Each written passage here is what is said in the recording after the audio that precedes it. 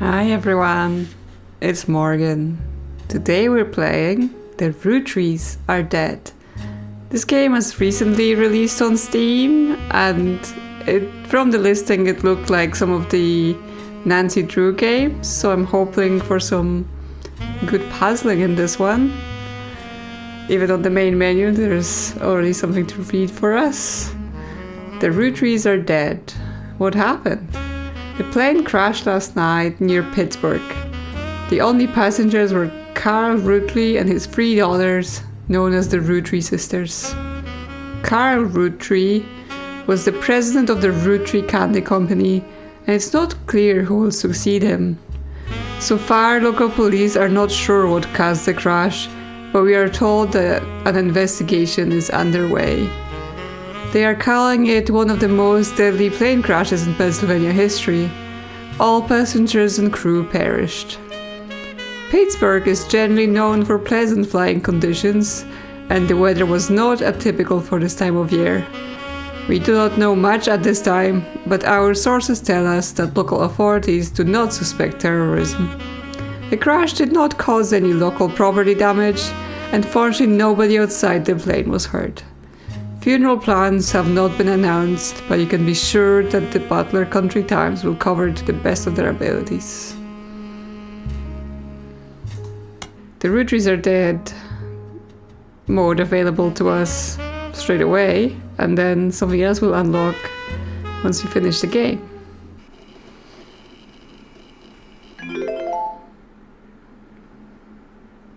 December 6, 1998.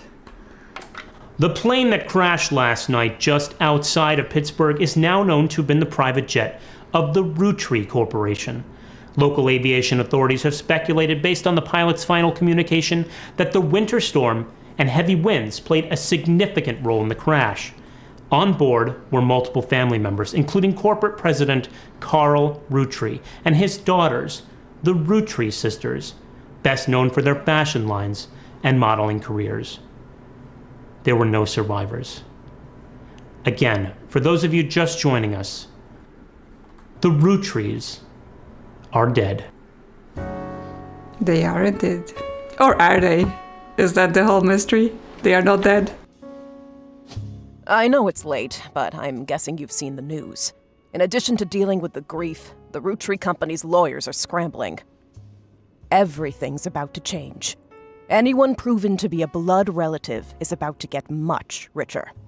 I'm here to ensure everyone is accounted for. I've heard you're an expert at sorting out complicated family trees. A genealogy genie, as it were. I'm going to give you a quick test. Pass, and I can promise you the job of a lifetime.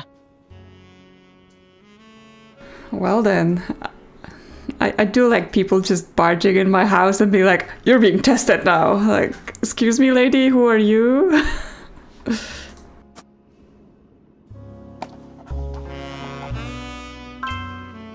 Complete the family tree of the Roottree Sisters.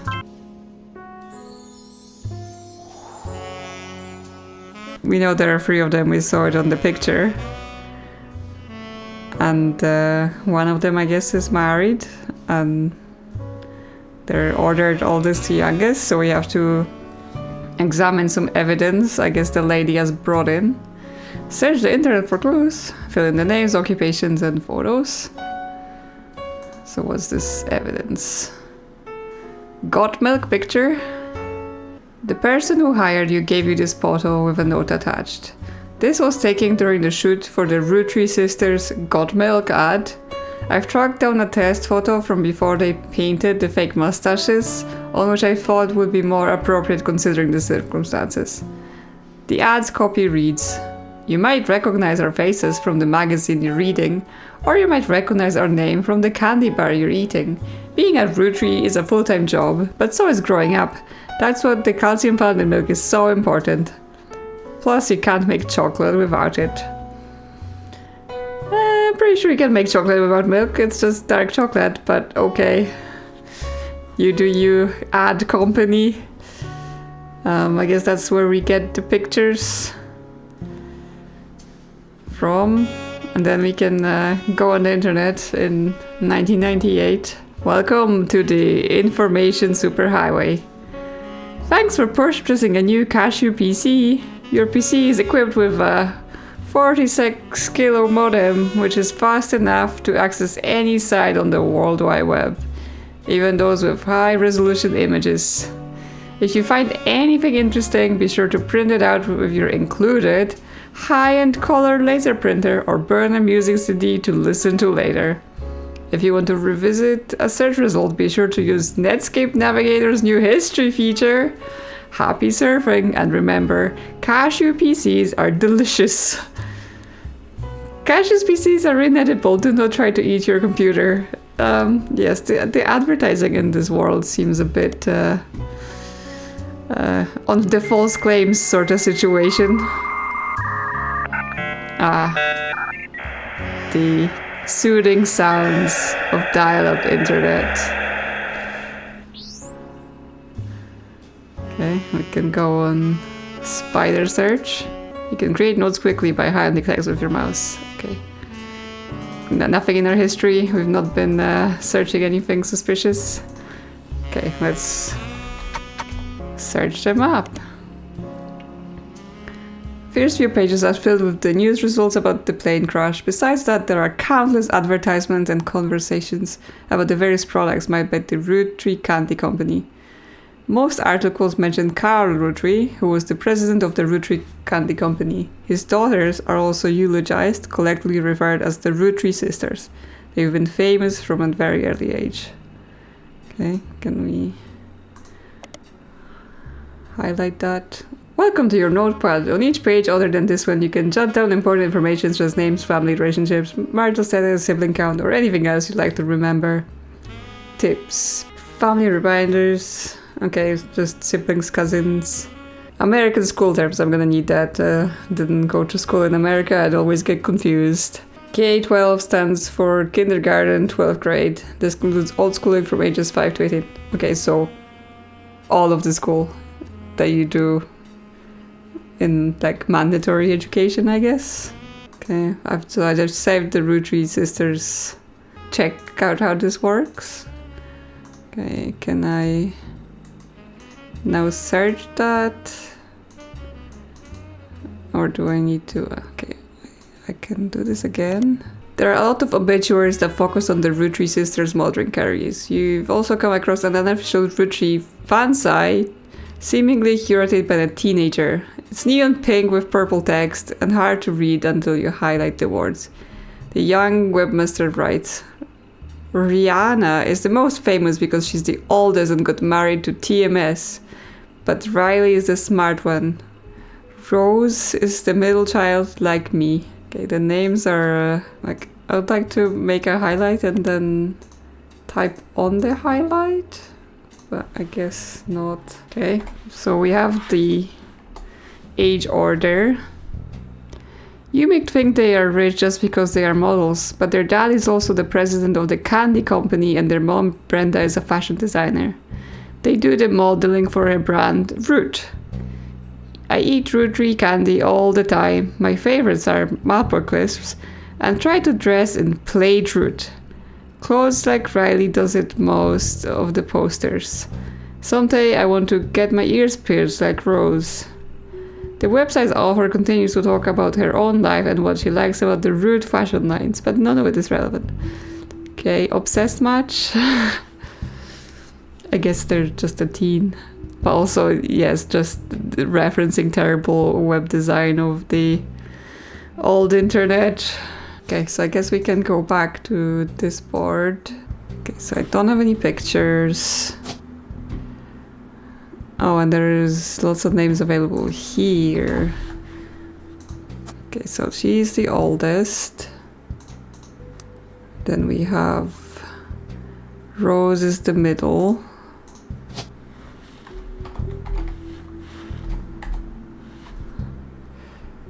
There isn't a Rose. Okay, so this is... we can just look it out. However, there doesn't appear to be a Rose here.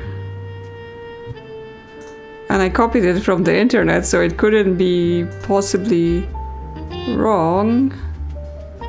And then there is Riley, yes, but she's the youngest.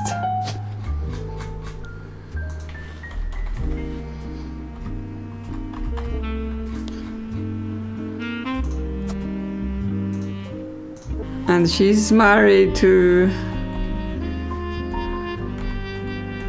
someone called TMS, but I assume that's just a stage name or some other nickname. Okay, so the jobs are also just listed.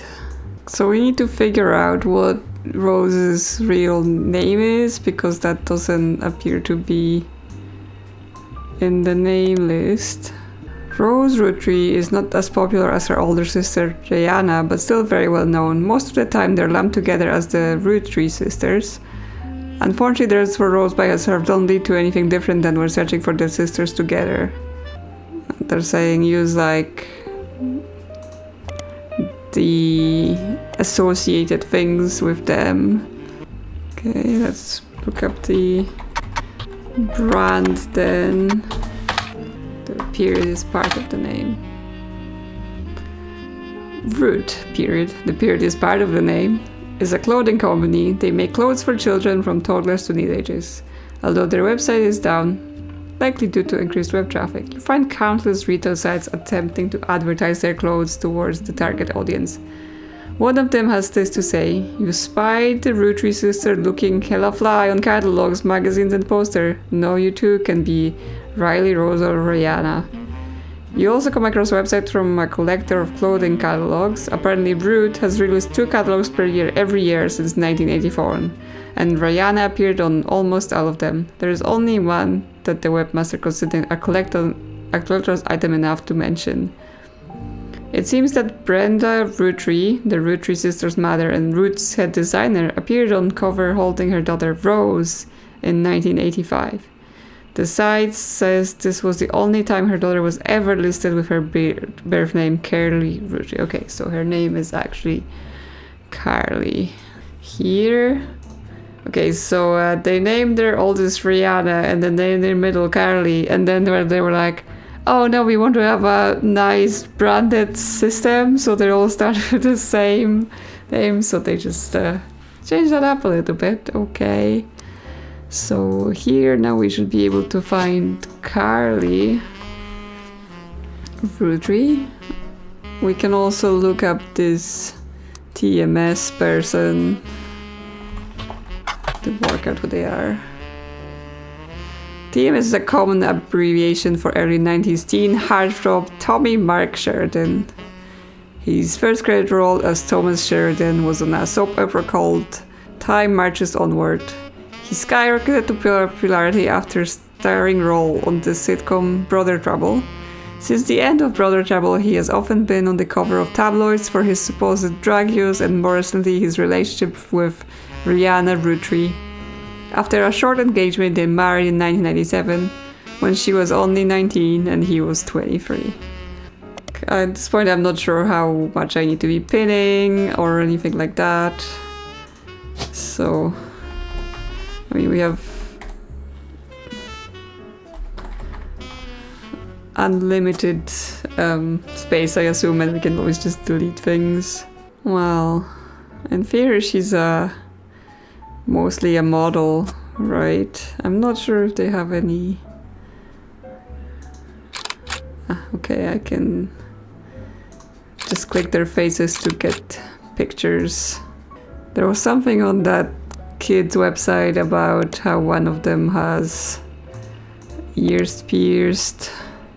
Okay, the Rose is the one with the pierced ears. Carly here. Are they all just models? Like, it doesn't seem to imply anything else.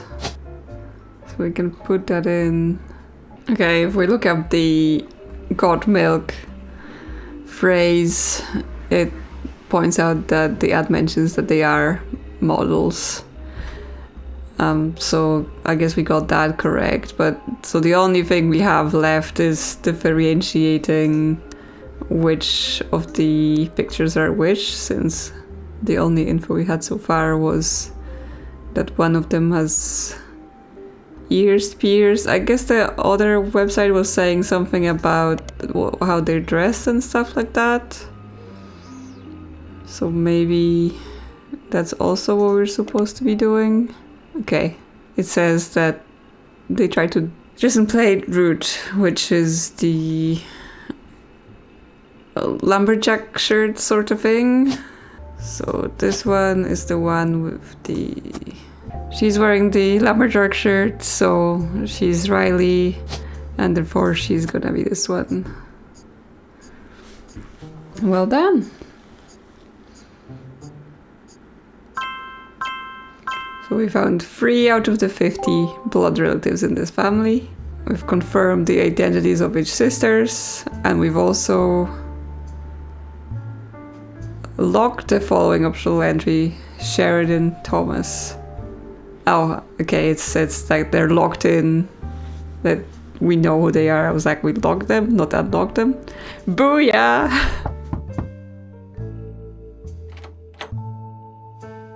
Sorry to test you, but I had to be sure you could use the internet.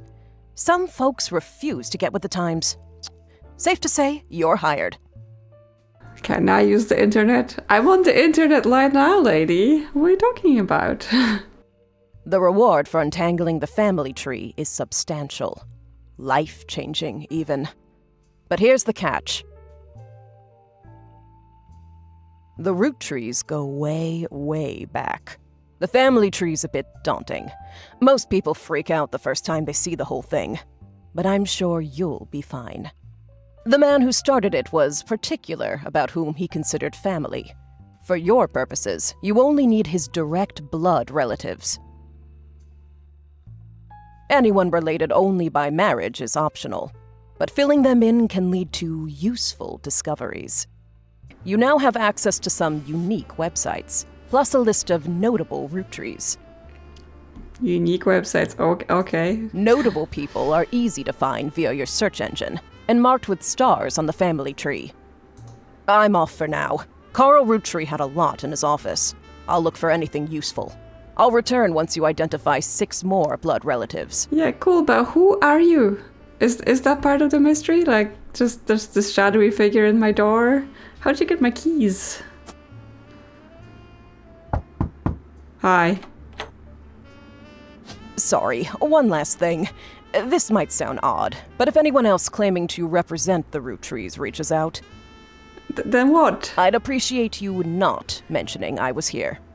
Thank you, and good luck. Okay, but how do I know I can trust you? How I know you're the real one?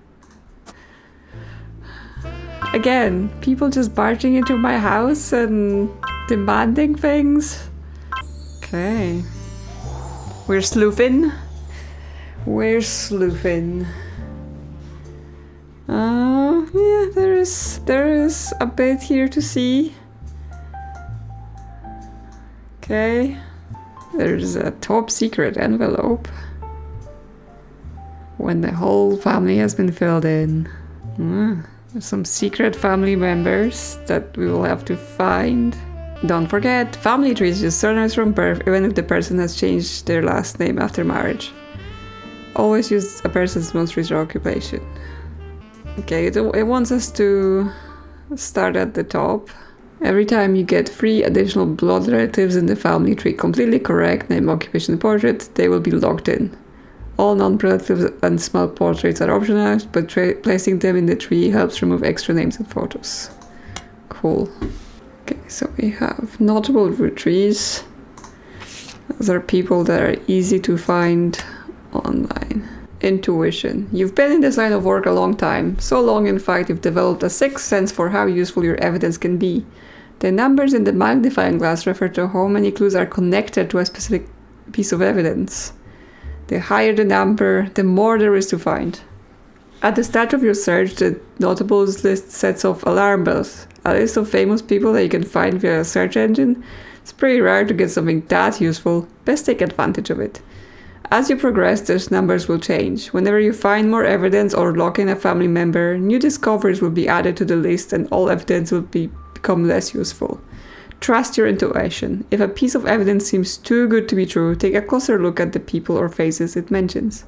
Often the most satisfying revelations come from retracing a path you thought was fully explored, armed with a new perspective. Sometimes the reason certain evidence has such a high value is because it can lead to finding more evidence. You may be missing a huge piece of the puzzle. Okay, so the higher number, the more there's to find. This one has a value of 35. But that's because it's literally a list of names that it's people you can look up on the internet. So we immediately see that Elias and Gwyneth Rootree are on this list, which are the people at the top of the tree. So we have the Roottree Sisters, Carl, so those are the people who supposedly died in a plane crash. Gwynn, Red, Jim, Lauren, and Merkel Jr. Okay, so they just want us to search up those people. Any entry on the family tree that belongs to someone on this list will be marked with a star. Not all Rootrees will be crossed out after they're verified and logged in. This is an advertisement for 5 pieces aimed at kids from the magazine Teen Blast. It mentions that the 5 pieces were named as such because the original creator had 5 children. The ad also mentions that the current 5 flavors are not the same as back then. There are 5 flavors because the original inventor had 5 kids. Maybe that's why kids still love them. Radical new flavors because it's no longer the 1920s. What is an elderberry anyway? Like, did they put that all on the packaging? It's again kind of strange. This one has a value of 11. I assume if you press it, it's just the same. The story so far. That's what we've been doing so far. Now, I know this game has a notebook built in and you can easily put things in it, but it's a bit like it takes a lot of the screen to have it open. Might start using manual notes as well if it becomes too annoying. Okay, so this page 1 is basically a tutorial. Let's go on the internet and look up Elias and Gwyneth Rootree. Okay, only one person at a time. Elias Rootree was the founder of and the first president of the Roottree Candy Company. You find what is essentially a propaganda site about him created by the Roottree Candy Company. At the top there's a picture of him and his wife Gwyneth. Okay, we've printed the picture. There's also a biography section with some additional information. Elias is credited for inventing 5 pieces, a popular maple candy. Before that, the farm he inherited by marrying his wife only produced syrup. After 5 pieces became wildly successful, Elias spent his time and energy on cementing his reputation as a family man. He is quoted on the site by saying, "Blood is thicker than syrup, and that any child linked by blood to me shall be linked by blood to my legacy." The site enthusiastically claims that he made good on that promise, but offers no additional detail. There are a few more quotes from Elias from a book called Family Man, The Roottree Legacy by Bess Williams. To say they are biased is a massive understatement. Below that, there's a long list of accomplishments and awards, and one stands out. Like his great-grandson Carl, Elias was voted Watchman of the Year. Okay, what is Watchman of the Year? Business Watch magazine, focus on companies, CEOs and economy, have been around for 100 years. Writes about major changes in management of famous companies. Every year, they offer an award to a prominent businessman who has furthered the field. They call it Watchman of the Year. You find through a few searches that 2 Rootrees have been featured as Watchmen of the Year, Elias Roottree and Carl Roottree. Business Watch does not host any online archives on the site. You can find via spider search, though you may be able to find individual articles and issues through your periodical search. Added new things. So we have the library. We can look for books, periodicals. Okay, so we can search for something. Okay, Elias Roottree was awarded Watchman of the Year in 1963 for his accomplishment of rolling out 5 pieces to the global market. Notes from the article and a scan someone made of the cover have been added to your evidence. And let's also look up Carl. Carl Roottree was voted Watchman of the Year in 1987 for his work with Root. The cover and a summary of the articles have been added to your evidence. Okay, we've printed some things. Let's look at our evidence. This is a famous picture of Elias and Gwyneth Roottree. It was taken in 1909 after they founded the Roottree Candy Company, but before it was a success. From what you found searching the internet, it seems quite difficult to find any site about Elias or Gwyneth that isn't accompanied with this picture. Elias and Gwyneth are on the notable Rootrees list in your evidence. They will be marked on the chart with star. Okay. So we have to press on their faces to get their portraits. And then we also got this business watch situation. You can press on his face again. They purchased every available maple farm in Pennsylvania. His son Elias, Roottree Jr., an architecture firm. They make a new factory and warehouses. There's also a What's Next section that claims Elias is going to pivot to ensuring his company's legacy and that the Rootrees Candy Company remains a family business. He plans to do this with his Clancy Trust. Okay, can we search that up? The Clancy Trust is a highly unusual corporate arrangement named after Clancy Edward Roottree, who was Elias's son and the Roottree Company's head lawyer at the time. Due to its unique nature, it's often brought up in online discussions about financial matters and inheritance as an oddity.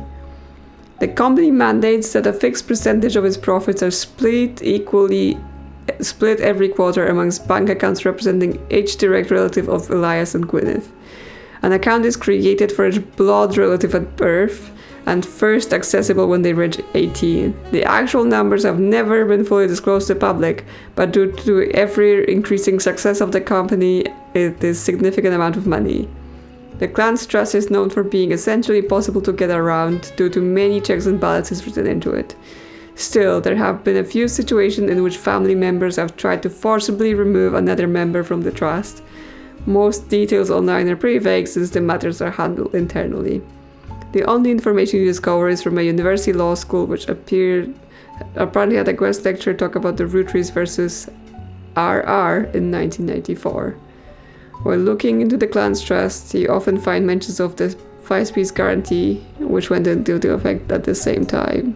So, the money is split every quarter, I assume equally amounts around every living relative at the time. So if you were, let's say, to eliminate 4 of them, you would be increasing your share. Very suspicious.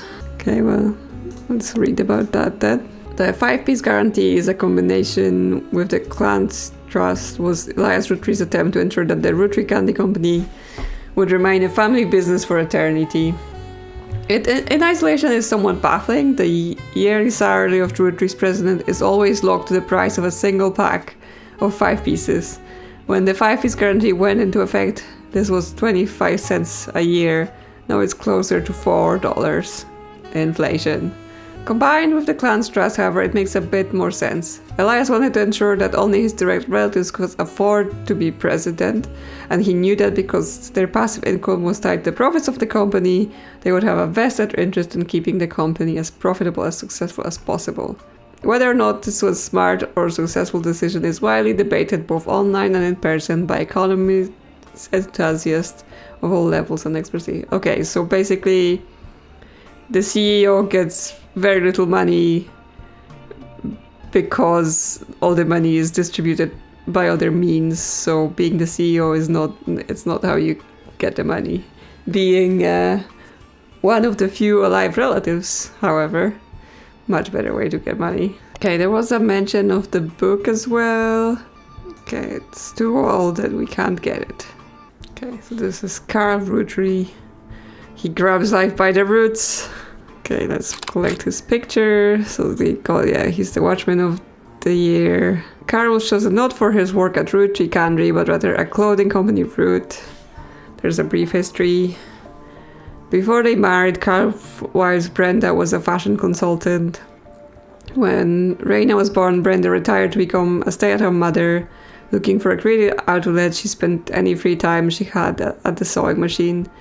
Elias' new clothes were a hit with other parents, including Carol's cousin Jim Rootree, a notable singer who had a young daughter around the same age as Raina. Word spread. By 1982, Brenda's patterns were being copied by other brands. Seeing that the Mad Carl and his second cousin Ernie Jr., who had just become president of Roottree at the time, spearheaded Root. Other blood relatives who have a say in the company's finances refused to fund anything other than the candy, so Carl personally spent his entire inheritance to bankroll the clothing company. When the profits began to appear, however, the rest of the family changed their tune. They repaid his investment and now Root exists under the umbrella of the candy company, and they all benefit. Per tradition and perhaps superstition, new clothes are always debuted the way the first ones did. Raina became the Cattrall's cover model. As she grew, the products line expanded to older kids as well. Her younger sisters were there recruited to show off the baby clothes. Went from candy to clothes, but now it's all the same company. There's lots of names here and like who's cousins and whatever, so we will need this in a bit. But really right now, what we're trying to do is just fill in Gwyneth and Elias. I'm just getting ahead of myself, trying to read all the bits and pieces. Oh, but what would her there? So there's 2 Gwyneths here, and obviously we have to find her maiden name to be able to fill this in. I've read the instructions, I should know this. So that's him, but what is his occupation? CEO, I guess. And, well, I mean, considering it was the early 1900s, her occupation is probably housewife, but let's just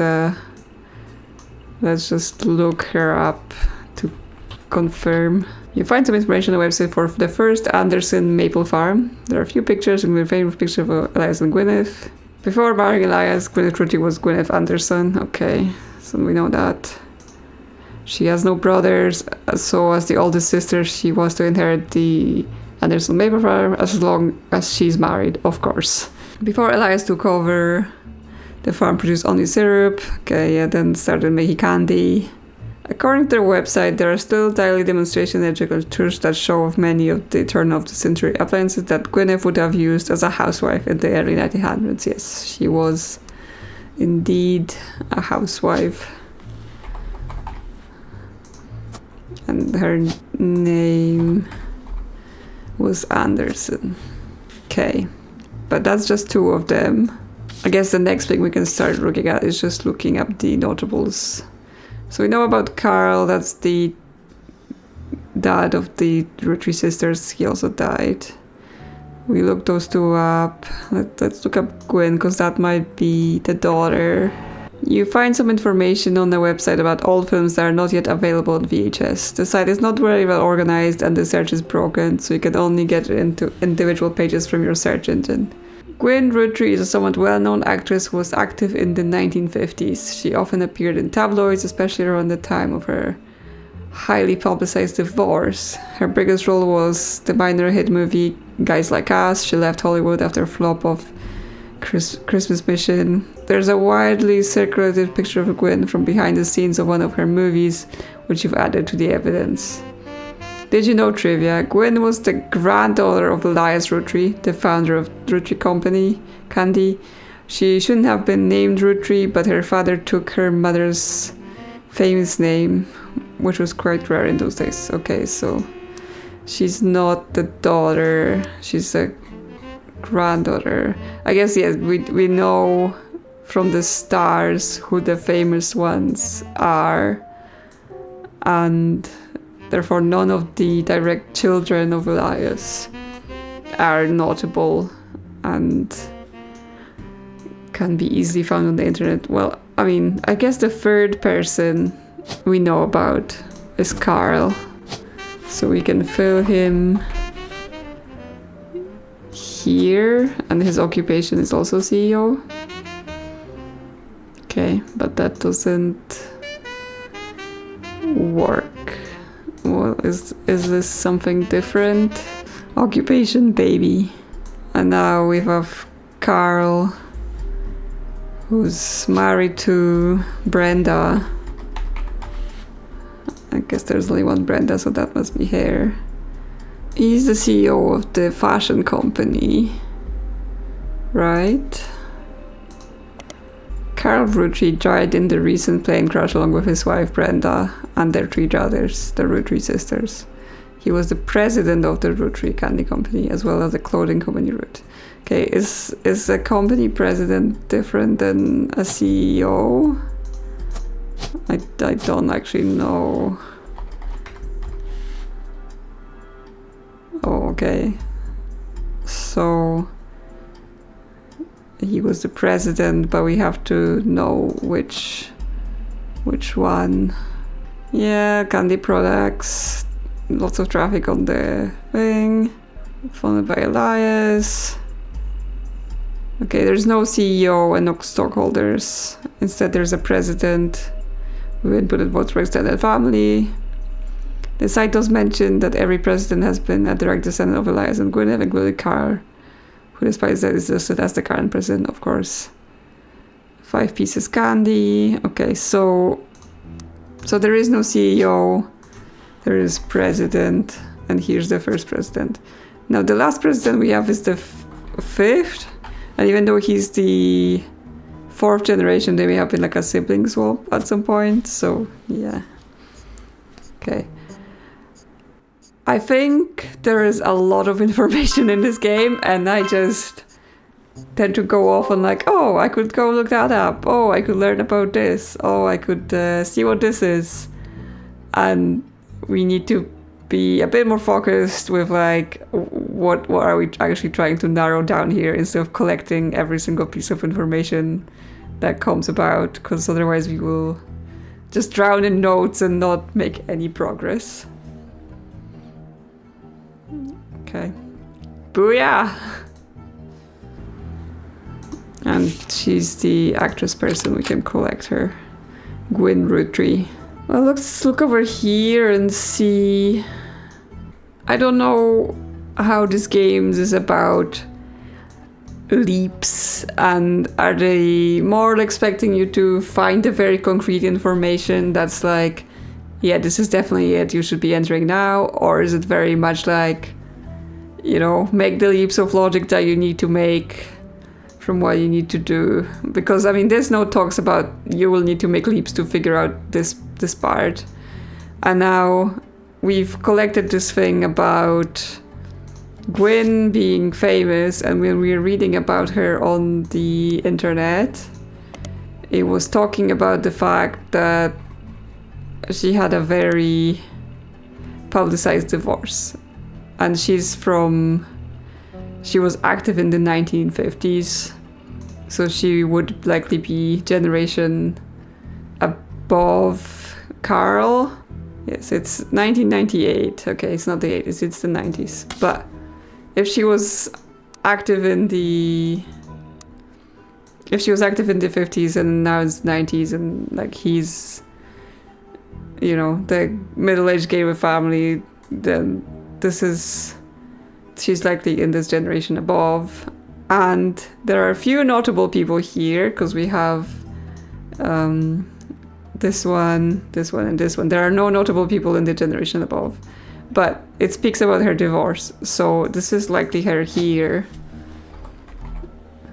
Gwynn Rootree, and this is her picture, and she was an actress, but it says to enter the most recent occupation, so it's unclear whether that will be the correct answer, or will we find out that she took a different job later.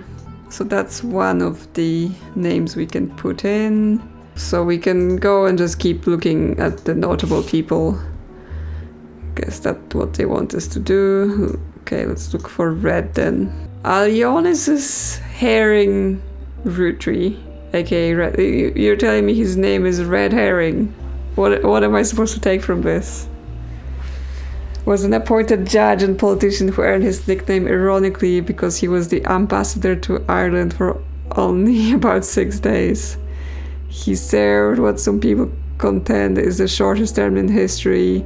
A few days after he was appointed, he was heard disparaging his position and the Irish people.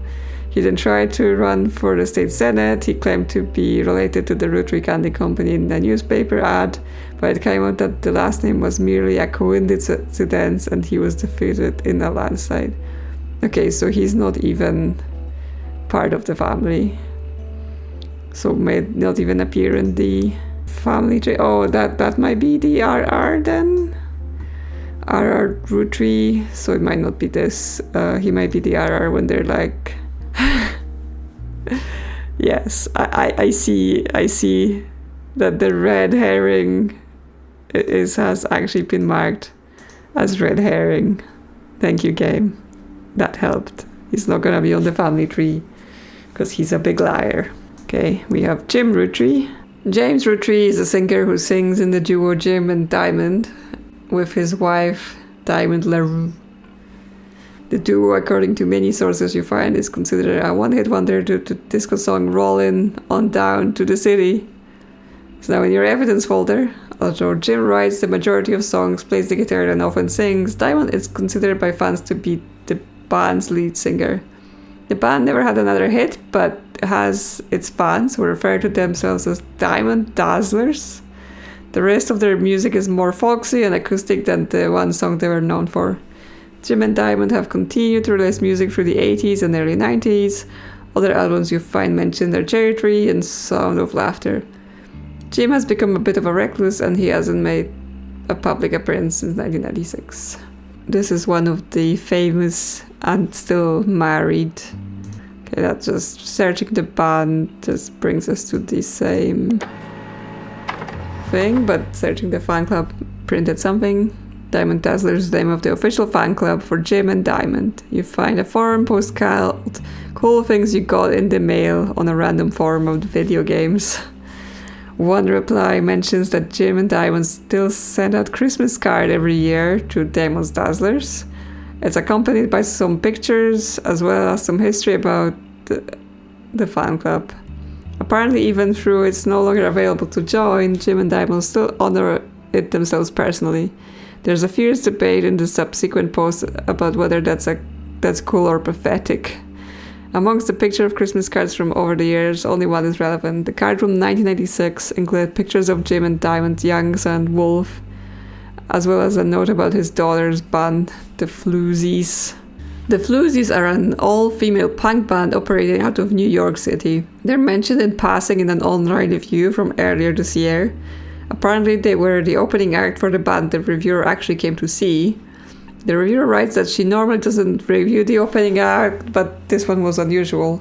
And not because of the music, which she described as loud, fast and repetitive, but no, in a good way. The trio was extremely cagey about their identities. The reviewer asked the venue who they were, and she was told they were rumored to be children of other famous musicians and didn't want that to be why they were popular.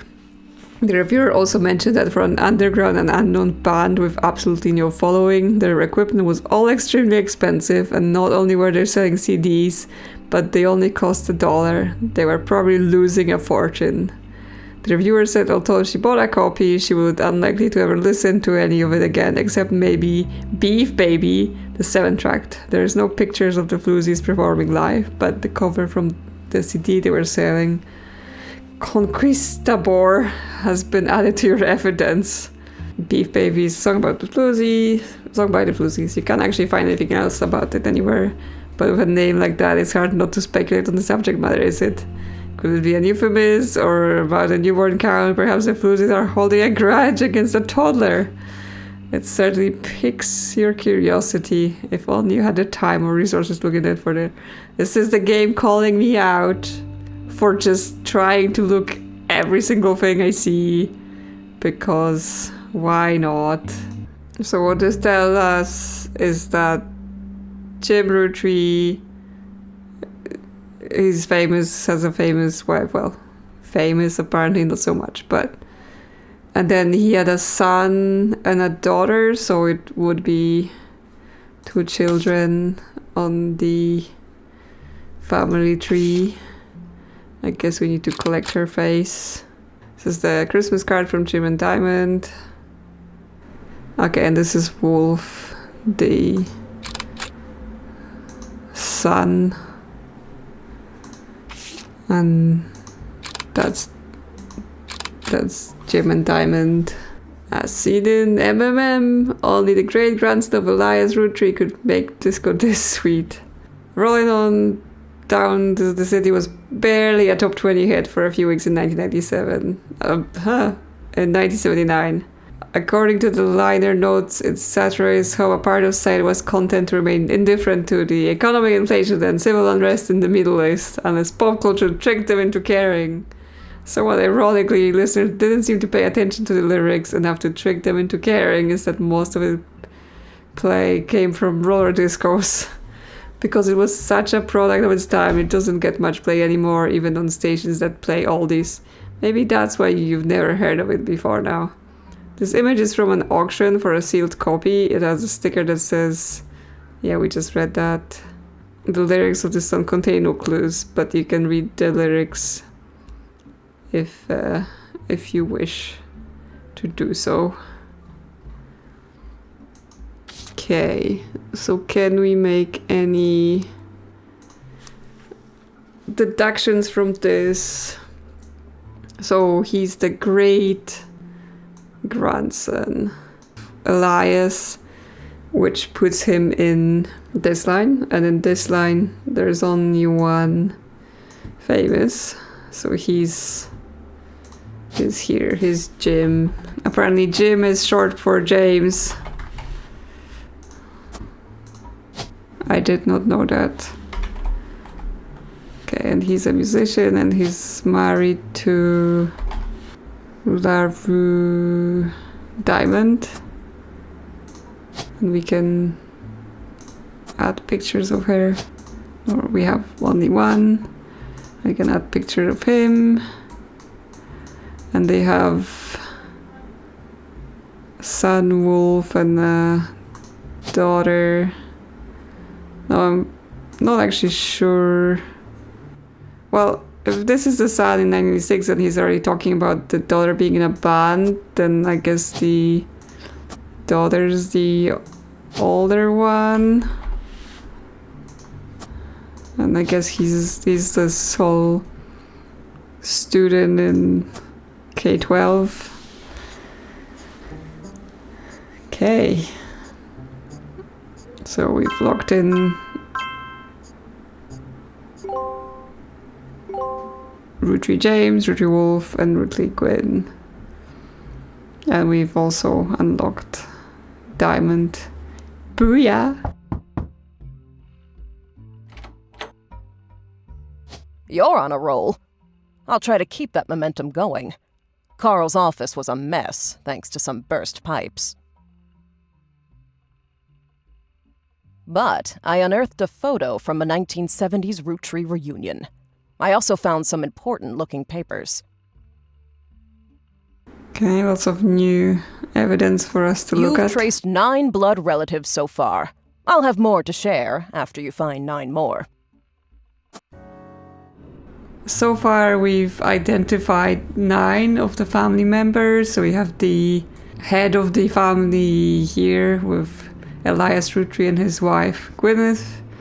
And we also have the Roottree Sisters, which are kind of the characters of the cover of the game, and their father and mother, Carl and Brenda. We'll also learn about the music stars of the family, James and Diamond and their kids. And the actress Gwynn. So the mysterious lady has brought us a lot more evidence to look at. And yeah, let's see who we can find today. Okay, so we have this campaign mailer. Vote for Stephanie Jones for City Council. This was buried under a ton of other mail that Carl left in his inbox. It had a handwritten note attached that seemed personal. It's a flyer about a candidate for local office, Stephanie Jones. On the back is an excerpt from a newspaper article from the Butler County Times about her campaign. Stephanie may have grown up in an unconventional family, to say the least, but in her words, it was still full of love. And now, 22 years later, with a baby of her own due around Christmas, Her message for votes is simply, love is our future. The handwritten note says, Carl, I know we don't see eye to eye when it comes to the candy company, but if you could talk to your girls about putting out a statement supporting Stephanie, she could use the publicity your daughters bring. Don't let our conflict spread to the next generations. CM. Could she be then related to someone else in the family?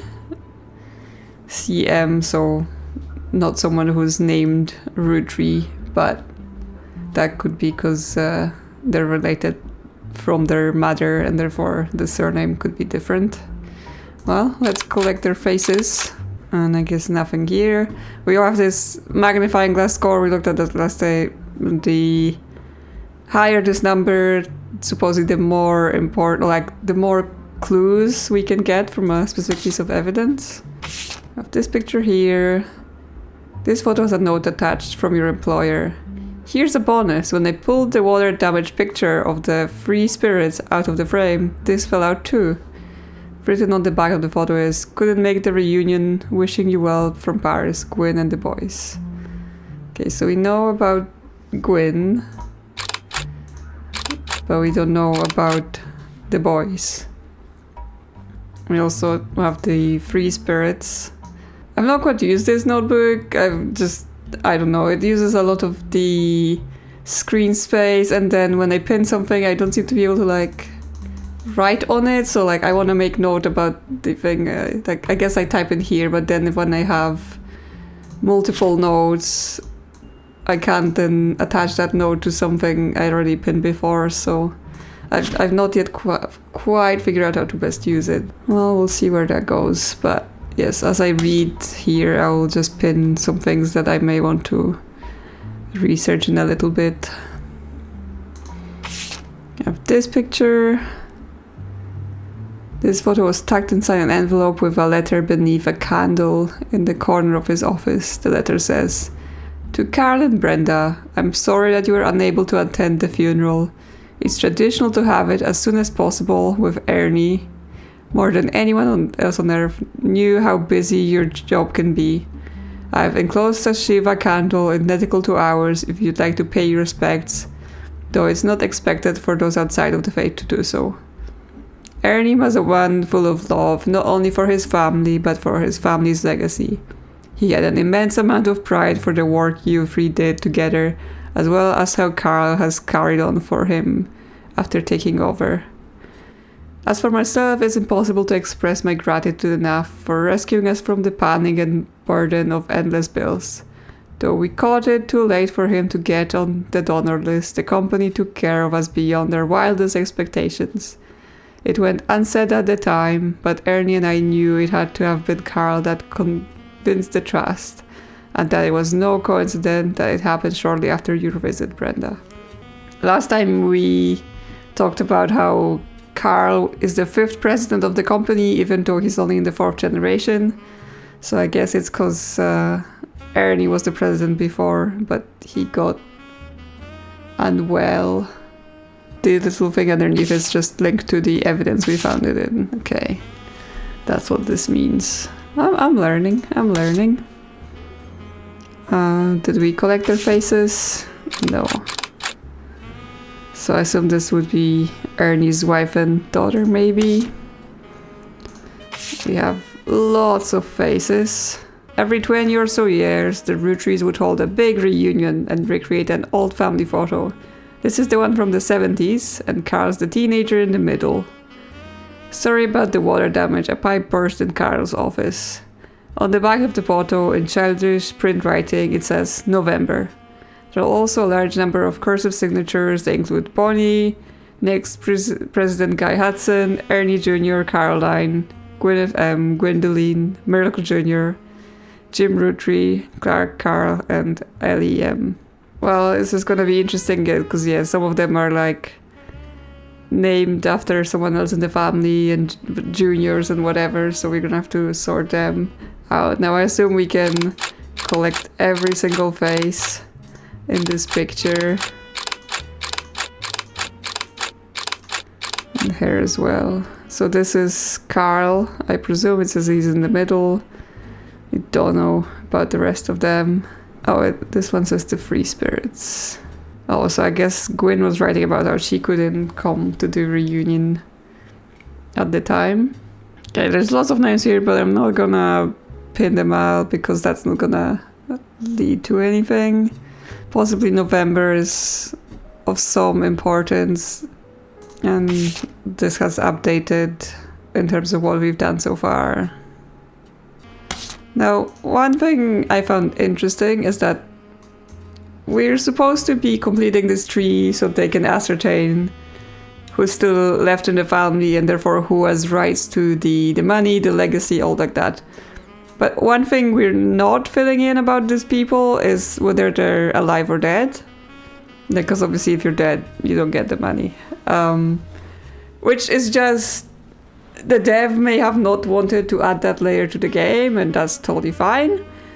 But it's just something that I've thought about because, yeah, like you're interested in who's alive, right? If you're looking for this information. But again, it might just not be part of the game, and I'm just reaching. Okay, so that's him here from this other picture. We've got him there. Apparently she's got an alternative picture available, but she wouldn't be in any of those. Now we need to figure out which threads we want to pursue. Actually, we still have a few notable Rootrees that we haven't looked up, so maybe just start here. Lauren Roottree. Author Lauren Roottree, assistant relative of the Roottree Sisters, is known for her book A Life Between Wars. Let's pin it and we will look it up in a bit in the library. According to a website about famous authors, in the early 1960s, Lauren released a few romance novels under her married name, Lauren Rafferty, to little fanfare. When her publisher learned she had been keeping diaries about her famous family, they insisted she release them under her original name, Lauren Roottree, to take advantage of her family notoriety. The selection of diary entries released in 1965, A Life Between Wars, spans from the untimely death of her husband in World War II to coping with the post-war world as a young widow and mother, as well as her perspectives on changing times and socialites all the way through the entry into Vietnam. While the content is not considered particularly relevant to modern audiences, it has found new life as an exercise in high school English classes to show an evolution in writing style and for a look into the previous generations. After the success of her diaries, her publisher re-released her romance novels under the name Lauren Roottree. This included Romance in Court, which gained popularity. She followed the re-release up by writing 2 new sequels, creating what fans referred to as the Court Jester series. You find no recent details about Lauren, although she is listed as retired. Now, in my look at everything mind, I of course want to just start clicking on the random titles and now see what other ways the game is gonna be like, hey, stop just going down random rabbit holes. Okay, well, nothing here. We can look up her books in the library.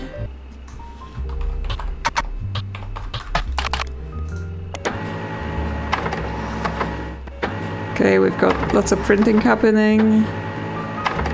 It seems you've hit a jackpot here. This is a book occasionally taught in schools. Do you ever find a hardcover edition for a student that has full-page, high-quality pictures in it? A summary of the contents of the book, photos, as well as some particularly relevant entries from the diary have been added in your evidence. Okay, well, we have 7 new things in evidence, but let's just have a little snoop on her other book.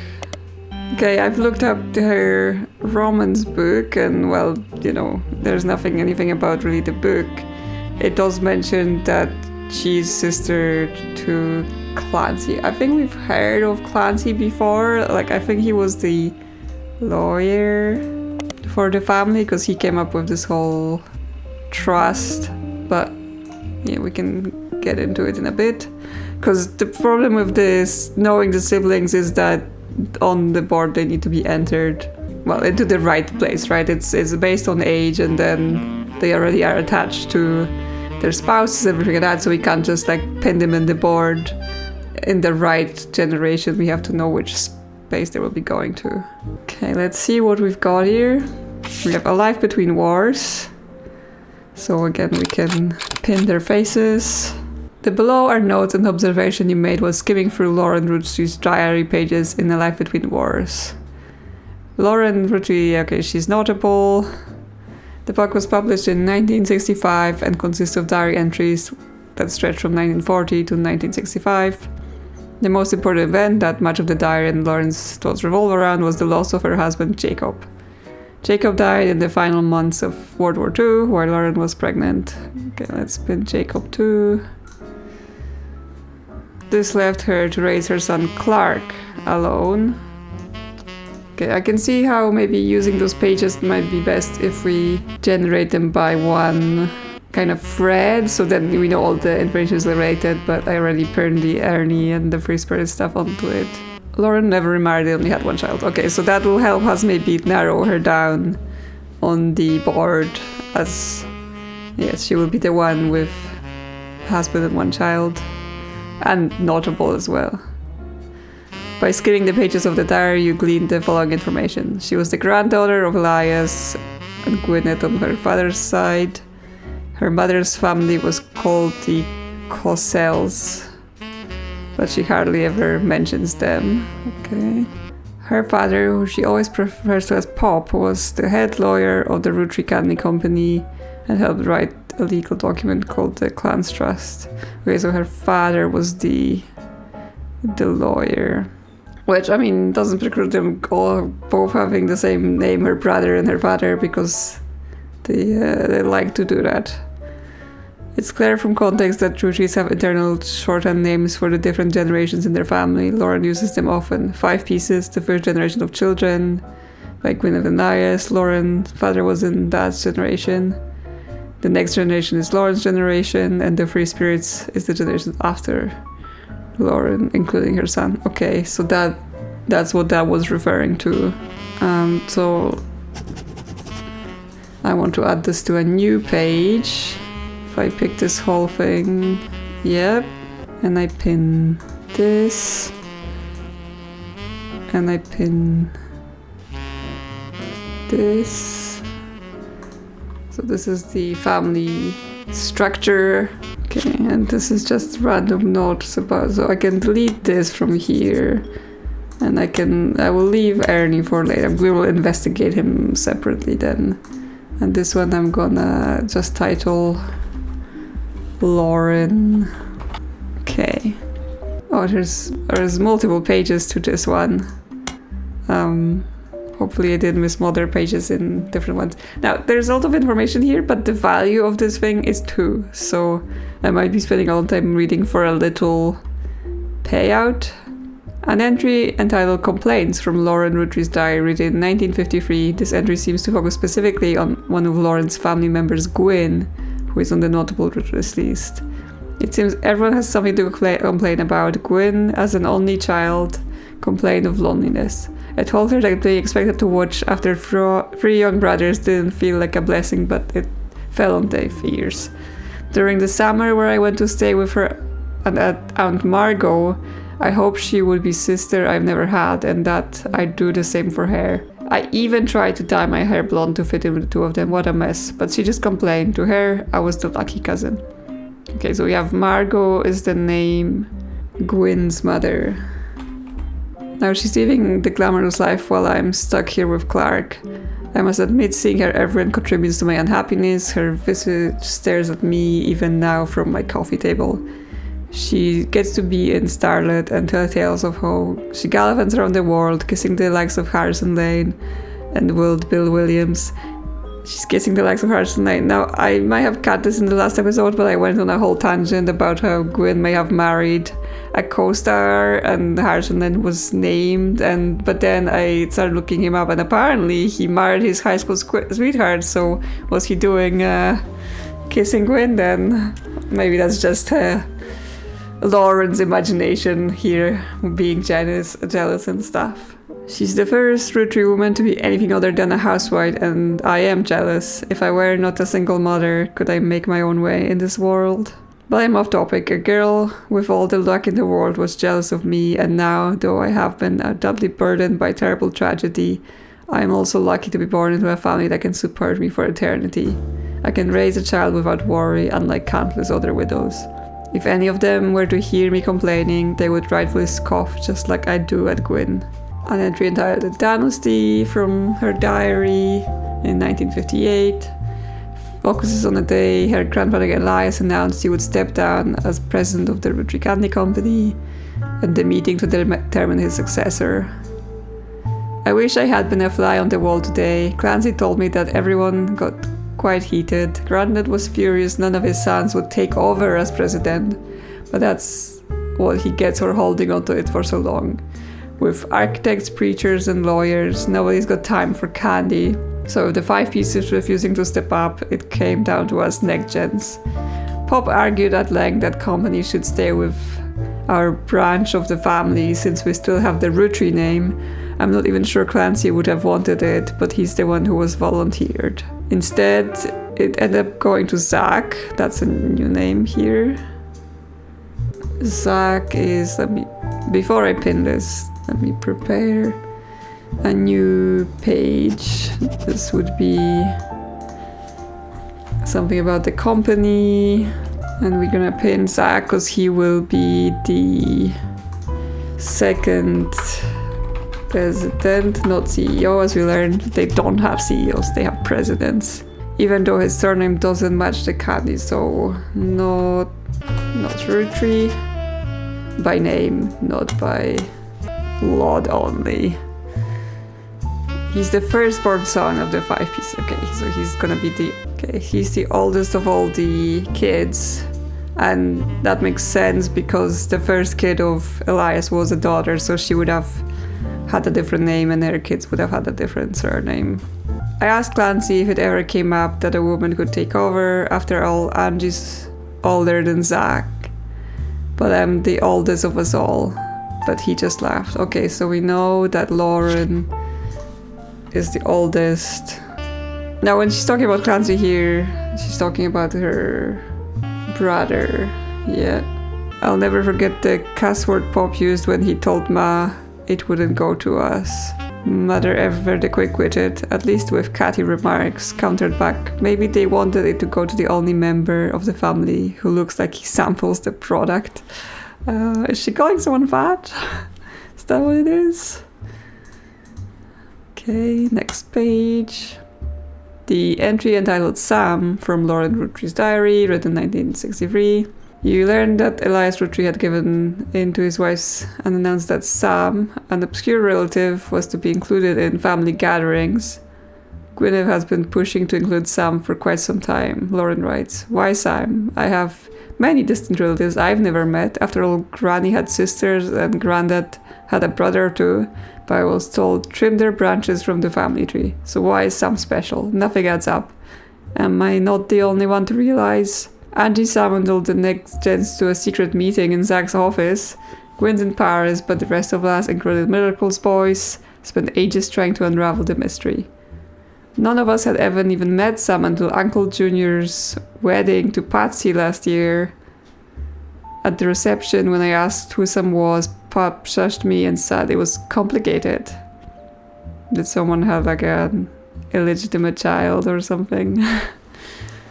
Clancy swore he saw Sam working alongside the farmhands, Easy and John, when he used to drive past the old Anderson farm on his way to work.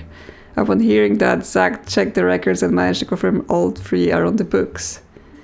Ellie, Miracle's youngest, not my brother, even chimed in. Apparently he was riding his mini bike alongside the farm a few weeks ago. Sam gave him some old tools that taught him how to make the bike's engine faster. None of us think that proper for a multitude of reasons, but Elias certainly seems thrilled. At the end of the day, nothing explains why an outsider has caused it into the family affairs, especially one who works on the farm of all places. Whatever happened to blood is thicker than syrup? Why is Granddad making an exception now? Yeah, why is Granddad making an exception?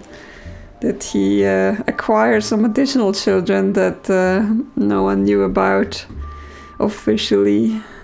Granda, what were you up to? One of the final entries called Clark from Roland Roottree Diary in 1964. Clark's getting married and, in my opinion, far too young. He's barely 18 for God's sake, and Danielle isn't much older. Okay, so Clark gets married to Danielle.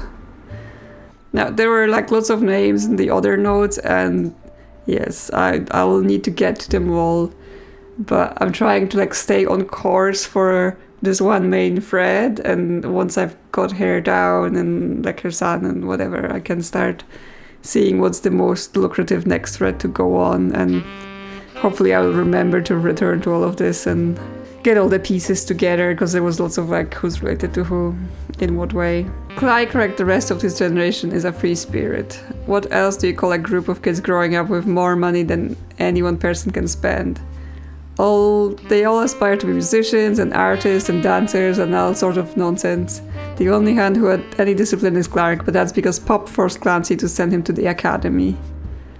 Maybe I'm just getting old, but our generation was never so bad. My brothers all seemed to pursue paths of knowledge, and the most rebellious thing any of us ever did was bring home someone who would be illegal to marry if we lived anywhere south of Pennsylvania.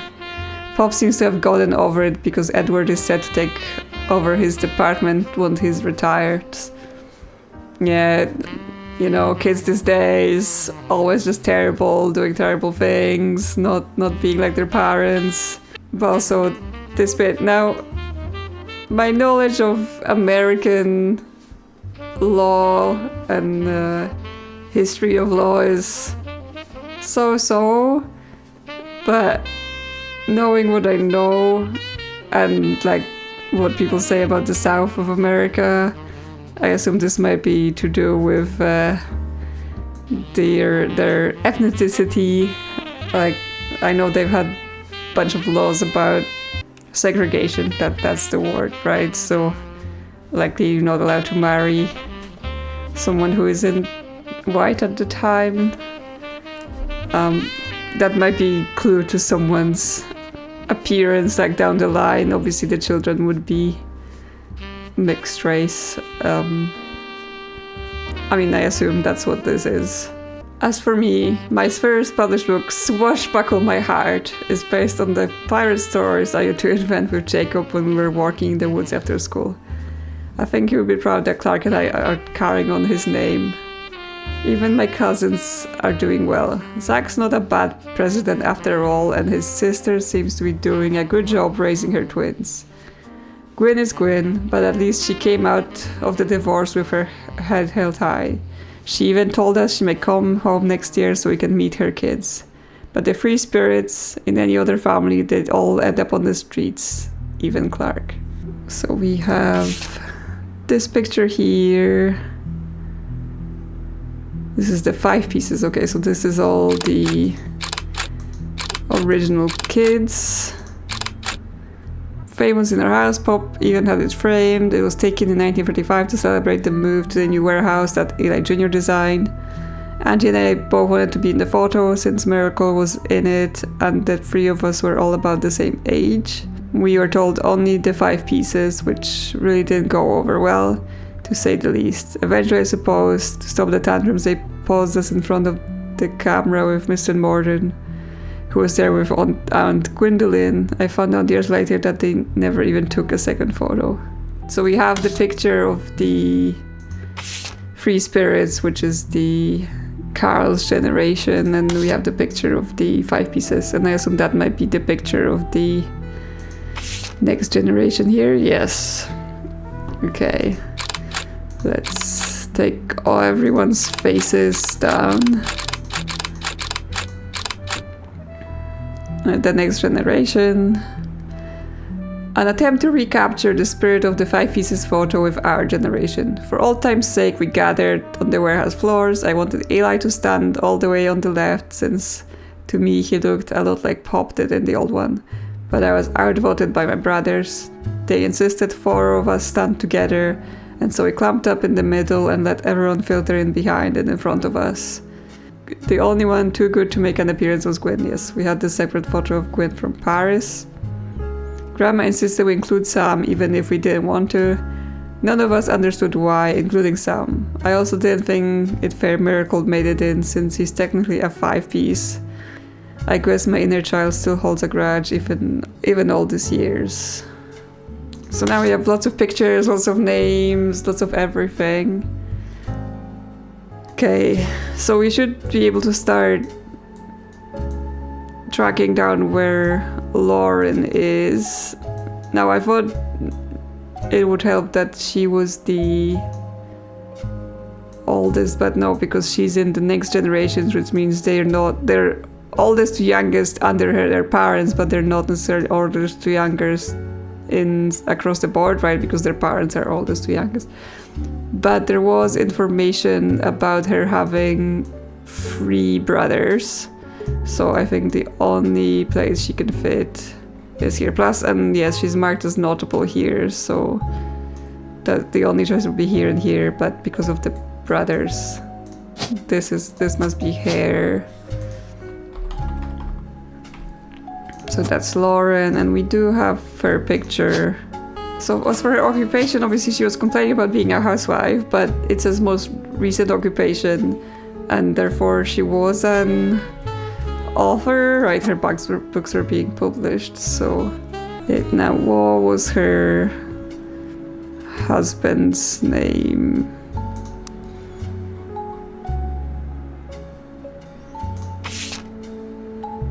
Yes, her husband Jacob. Okay, so the pinning does help because you have quick access to the document you pinned it from. Okay, we have Jacob Rafferty. That's the only one.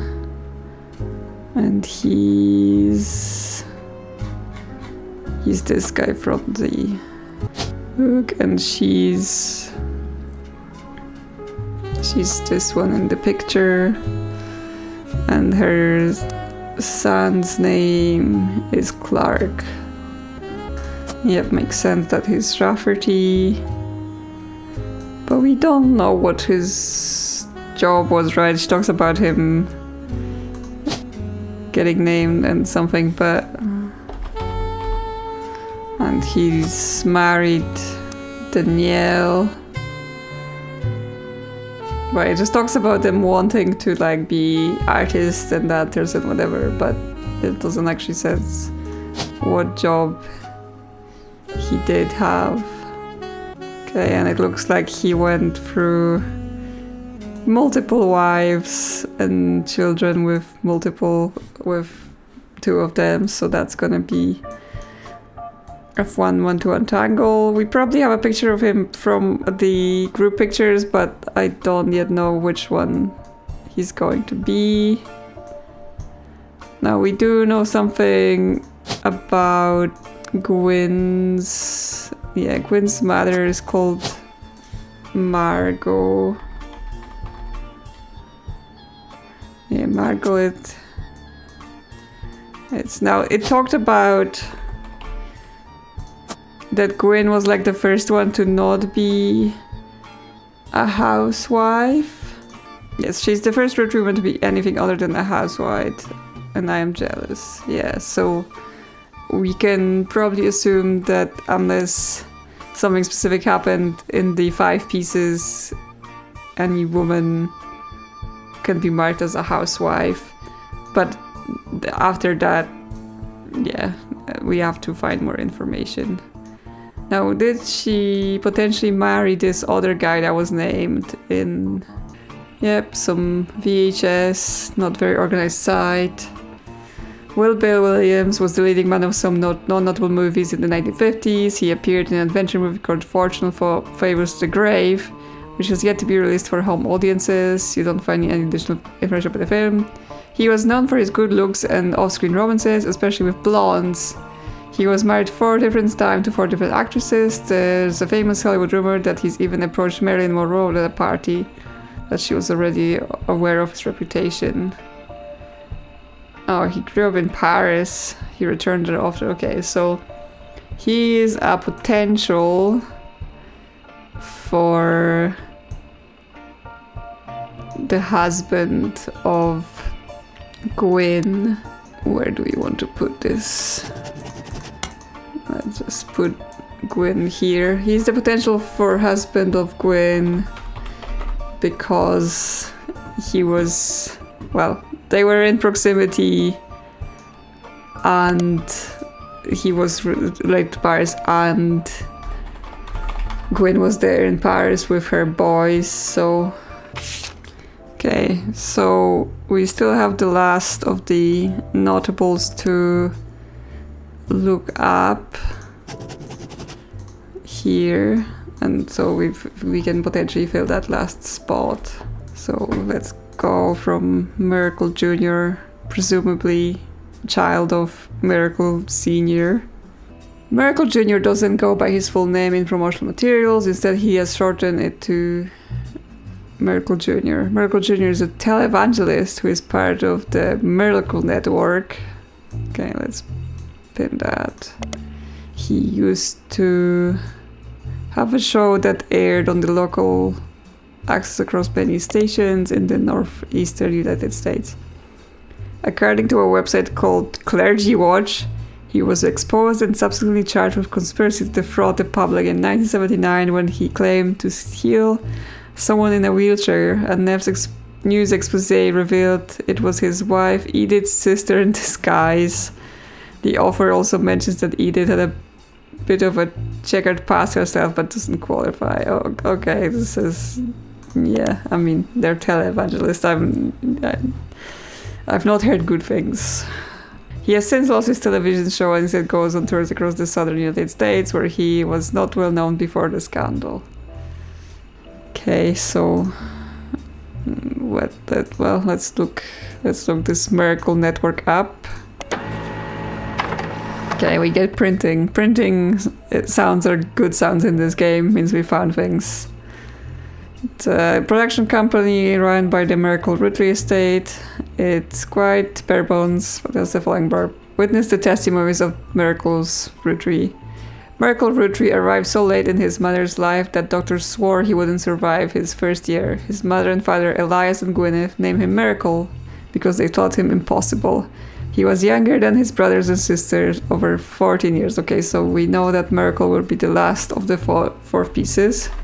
Okay, well, I am blind and apparently you can reorder the notes once you've written them. So yeah, if you write them at the bottom of the page, you can just move them about. I'm learning. With a birth this late, the final child of his generation was nearly torn apart by countless health problems, but still, with the power of God on his side, he persevered. He triumphed over his complications and even regained his sight to spread the healing word of the Almighty.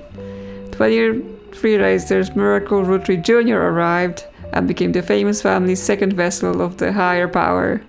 I feel he unburdened himself from the Roottree name and took his father's testimony to a whole new level. By the power of television, Miracle Jr. spread the gospel across the entirety of New England. He has since left a life of glamour and glitz behind to reach those places that didn't boast, to reach the places that didn't read his criminal history. The power of the Lord coming to a town near you. Okay, so I guess he's not the favorite of the family, maybe. Witness the power of the Lord in the summer 96 3 Generations of Miracles tour, featuring testimony from world famous Miracle Jr. and a special appearance from Miracle Roottree in his 68th year of God's earth. Children now welcome. Celebrate with your pastor. Miracle Third and his wife Nicole. Okay, so there's a whole line of people called Miracle, so I guess that is him. And that may be Miracle the Third here. Okay, so we have Miracle Third and his wife Nicole. Yeah, I'm getting better with this journal. I know I said like I'm not sure how useful it is, but now that I'm learning the interface more, I see how it lets us quickly access different pieces without having to click through go to the right part of the game and then find the right document. So we have Miracle here, and he was like the child on the original 5 pieces picture. This one. And yeah, and he's got an eye patch then because he had issues with his sight. Yeah, so we have Roottree Miracle, and then we have Miracle Jr. And then we have Miracle the Third. And his wife, Nicole. Okay, there's 2 Nicoles, so we can't yet confirm that one. Now what is tele-evangelist not a job? Okay, well, what kind of job could they be having? Preacher? I guess preacher makes sense. Preacher as well, and then it said a youth pastor, but yeah, I'm not, it might just be, yeah, it's just a preacher again. So if he was the youngest and then he had that kid at 23, it's possible that in his thing his kid is also the youngest. This is the Free Spirits, so that's not it, it's the next generation we're looking for. Yeah, so that's him because he's wearing that rainbow tie he has in the poster as well, so presumably this is his kid, Miracle the Third. Oh yeah, so that's him here, and there are additional pictures of him in that poster, and that's his, yeah.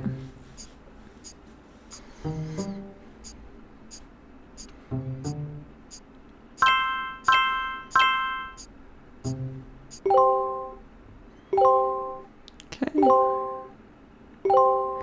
We've got a bunch of optional entries. We've locked Lauren, Miracle, and Miracle the Third. Not Miracle Jr. He's not done yet. Booyah! Cracks me up. Not sure it's because it's wrong or just that's how it picked the order of them. And I mean, that's also a picture of him. Like, I don't know if I need to change this at all. Not sure it mentions a sibling right now for Miracle. Okay, we need to find a new thread to pull on. Probably need to shake it out from some of the things we've seen already. It's just that, yes, it goes from like, oh, there's one quite clear piece of information to there is just about anything, like, you know, 5 names on the page, everyone's cousin, something's going on. Okay, I think we should have more about the 5 pieces. Like, we know something about them, we know about the orders, like, we know this is the Margolite.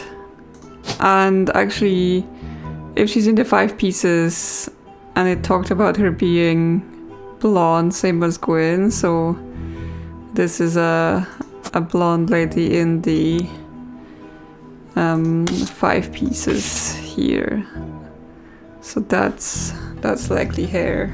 So Lauren refers to her father as Pop, and if we go to the picture of the 5 pieces, so obviously her father is one of the 5 pieces, so it chooses 2 men. But I think on this picture it says, yeah, I want Eli to stand all the way to the left since it looked a lot like Pop did in the old one. So that means her father is on the left side on this picture. So that's her father here. So we can add him from that picture here. Now, what is his name? I'm sure it's buried somewhere in there, like there. Now, by that logic, this leaves this guy to be Eli Jr., but we don't know which of the kids he is, and they're clearly not standing in age order. Yeah, it also talks about Aunt Gwyndoline, which, if we're saying that's Margolite, then Gwyndoline would be this one. But again, without having knowing where she's in order, we can't attach that picture to anything yet. But actually looking at it now, we know that the first child was a daughter, and we know this is in age order, so actually we should be able to now tell Gwyndoline Rootree, right? Because she's actually their daughter. And her occupation would be housewife, because we noticed that, yeah, until Gwynn, they were all housewives. That just quickly confirms, before I was even expecting it to. Okay, we've got all the notables done. So yes, we have Roottree, Margolite, Miracle Jr. and Gwyndoline. But we didn't get any we didn't get any optional entries. Booyah! You're listening to WRTD. It's time for your headlines. Once an hour, every hour, on the 45. It's a bizarre development to an already tragic tale. In the wake of the accident that took his life, some of Carl Rootree's belongings have apparently gone missing. Most notably, a framed photo of the Roottree family from the mid-1970s that Carl had on his office wall. We interviewed a local psychologist about who would do such a thing and why. For that article, search online for WRTD News. Again, that's WRTD. So there's been a strange lady coming into my house and giving me things. Could she have been ransacking the office? WRTD, is that what it was? WRTD News is your local investigative jazz radio station. During their news segments at 45 minutes on the hour, they have been talking about the plane crash. The most recent hour, they have talked about a picture taken from Carl's office after the plane crash and promised an interview online for a psychologist. During the interview, it's revealed there wasn't a break-in. Instead, someone with a key to the office took the picture after discovering the pipes burst due to the recent storm. This means it was likely someone close to the family who was aware of the photo's history and wanted to save it. The psychologist, however, also goes on to posit the culprit had an alternative agenda, specifically because nobody in their family has come forward to say they have it in their possession. A comment below the article says, "Don't believe their lies. This is just another instance of the Roottree curse being real, true thing. I bet you Carl was murdered and the picture has evidence on it." Now, okay, again, a weird lady has been coming to my house and giving me things she took from Carl's office. Am I getting arrested as an accomplice to whatever she's been doing? Like, hello? But also, a Roottree curse. What could that be? We're gonna look into the curse in a little bit, but first thing I wanna do is to lock in Eli Jr. because we have information about him. He's the last of the 5 pieces. And he's, well, so we know who he is and where he should be. So we're gonna put him in there and not forget about him. And now we can go and find out about this curse. There's a long, rambly conspiracy website with very small, very red text on a black background that says that the Rootrees are cursed. It has been very recently updated with the following. Important update with Carl and Brenda and their girls that makes 5 new deaths. Not only that, but 3 of the 5 presidents of the Roottree company have died mysteriously. They say Guy's car was hit by a drunk driver in 1982, but nobody was arrested. Then Ernie Madsen Jr. stepped down. He was poisoned. Now, just this week, Carl died in a plane crash. This cannot be a coincidence. There's another entry that claims if you connect the dots in the pattern of the 5 pieces raptor and creates a Mayan rabbi skull, a secret message meant to subliminally scare people away. I mean, they seem to be making really good money on the candy, so it's not working. The post before that has a link to a site that talks about how Earth has 4 corners, simultaneous 4-day time cubes. The author of this site seems to agree. An entry from a few months ago claims that the owner of the site received an email from Chris Raff75 at prodigy.us asking him to take down his site with fake proof that Ernie Madsen Jr. actually had a heart condition and wasn't poisoned. The owner claims that although the proof looks quite credible, he knows that the proof was fake because he's an expert at creating fake evidence. The first entry is from 1996 but has a blurry picture of the Roottree Candy Company factory, similarly taken by the website's author from behind a fence and through some trees. It seems that Operation RT29 is real. I witnessed a helicopter land on February 29th, 1996. The website footer says all images and ideas owned by Thomas Overwood. Okay, we're gonna get into pinning and researching all that, so this will be conspiracies. So we have the curse, we have 3 of the 5 presidents died mysteriously. Guy's car was hit by a drunk driver, 1982. So we know one of the presidents' name was Guy. Eddie Madsen Jr. stepped down. No, I don't think we need to be researching the cubes. I wonder if we can search this guy's email address. Operation RT29. Maybe he has another conspiracy. And this Thomas Overwood. Okay. So, I don't know if looking for Ernie Madsen Jr. No, that's not gonna yield anything. Wow, we got some printing going, so that's good. That's the sound of you found something. You find a sample page called The Art of Rafferty, copyright 1997. Now we've seen people called Rafferty before. They were married into the Roottree family, so some relation.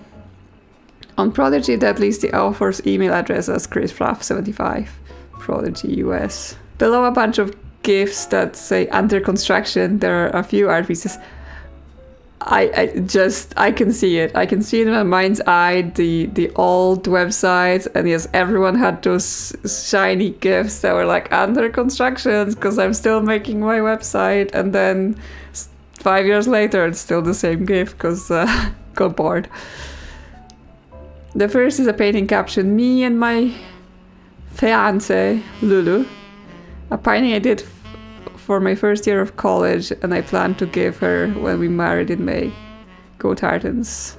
This might be Lauren's kid, I think, because I think she got married to a Rafferty, so that would be his name. There's an odd collage called Cousins, which seems to be made up of 3 scrambled images. The accompanying artist statement says, we had to create a piece of art about our family. I asked as many of my extended family of cousins for their pictures as I could, even some I've never met. Only a few of them got back to me, and my teacher said I wasn't allowed to use pictures of Rainer, Riley or Rose, so I had to get creative and use only my third cousins. This includes Davy, he swims for Yukon, and Bethany's yearbook picture. She's Davy's younger sister, and Stephanie, who is an only child. Okay, well, more information about who's whose cousin and who's sibling. How to best organize this. Can we can move this around, and then we can have Lauren's line of family. I guess we can use Rafferty as the name. This may not necessarily be Lauren's kid, this might be her grandchild as well, because I guess 1997 is a bit late for that. He sounds like he's in college, so I guess her kid wouldn't have been in college in 1997 maybe. Again, the game doesn't ask us to put like their years of birth or death or anything like that. So other than there being in generations, it's a bit nebulous, especially that like one of the first generation kid is almost the age of like the second generation because he was born very late. So it's a bit skewed in my mind. Chris Rafferty, Chris Raff 75. So I guess he was born in 75 because, you know, that's how you make your email. You put your year of birth in there if just your name is taken. And he's an artist of some sort. Seems to be going to college for art, maybe. I guess we can look up the Tartans and figure out which college. So we have Davy, who swims for Yukon, who's a cousin. Bethany, also a cousin. And Stephanie, who's an only child. So they're all cousins, so they're probably all in the same horizontal space. Okay, Chris Arbor has been added to your evidence, but the cousin's photo will need to be unscrambled before you can use them. You've downloaded a new application, Pixpop, to edit the photos. Okay, now we're photo editing. Next we'll be creating some fake evidence of our own. Okay, yeah, so we don't need to like arrange this, we just need to zoom it in the correct amount.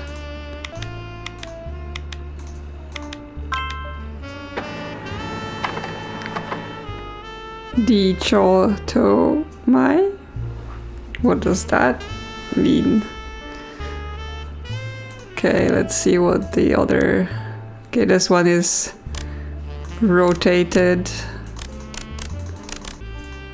She also likes lumberjack outfits. Ah, this is upside down. And we have one more. Cousin sliced. We need to move. Oh, okay, so they're connected, and I assume, okay, you're push the whole rows. Okay, well, we can reconstruct his head. But this piece is lower down. Okay, we need to bring this up here. Oh, we're gonna need to push it against something. Okay, this one is a bit more complex then, because we need the pieces to be going into right places,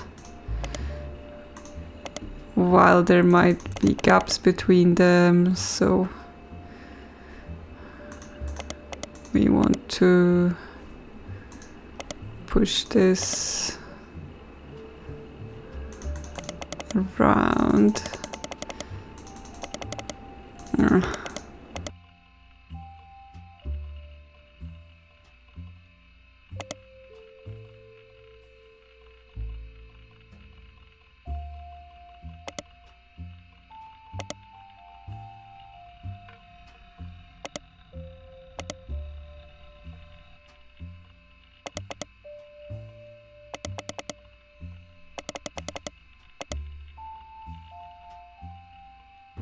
So if we move this here, and then we move this here, so we can construct it like that, but we're gonna have to do that about a few times.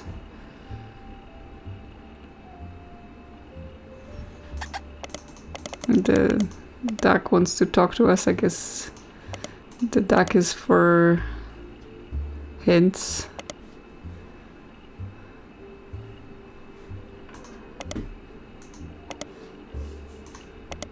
Okay, but we still need to get his shoulder in there. Okay, that works. Now this piece up top is, I think, okay, it goes into there.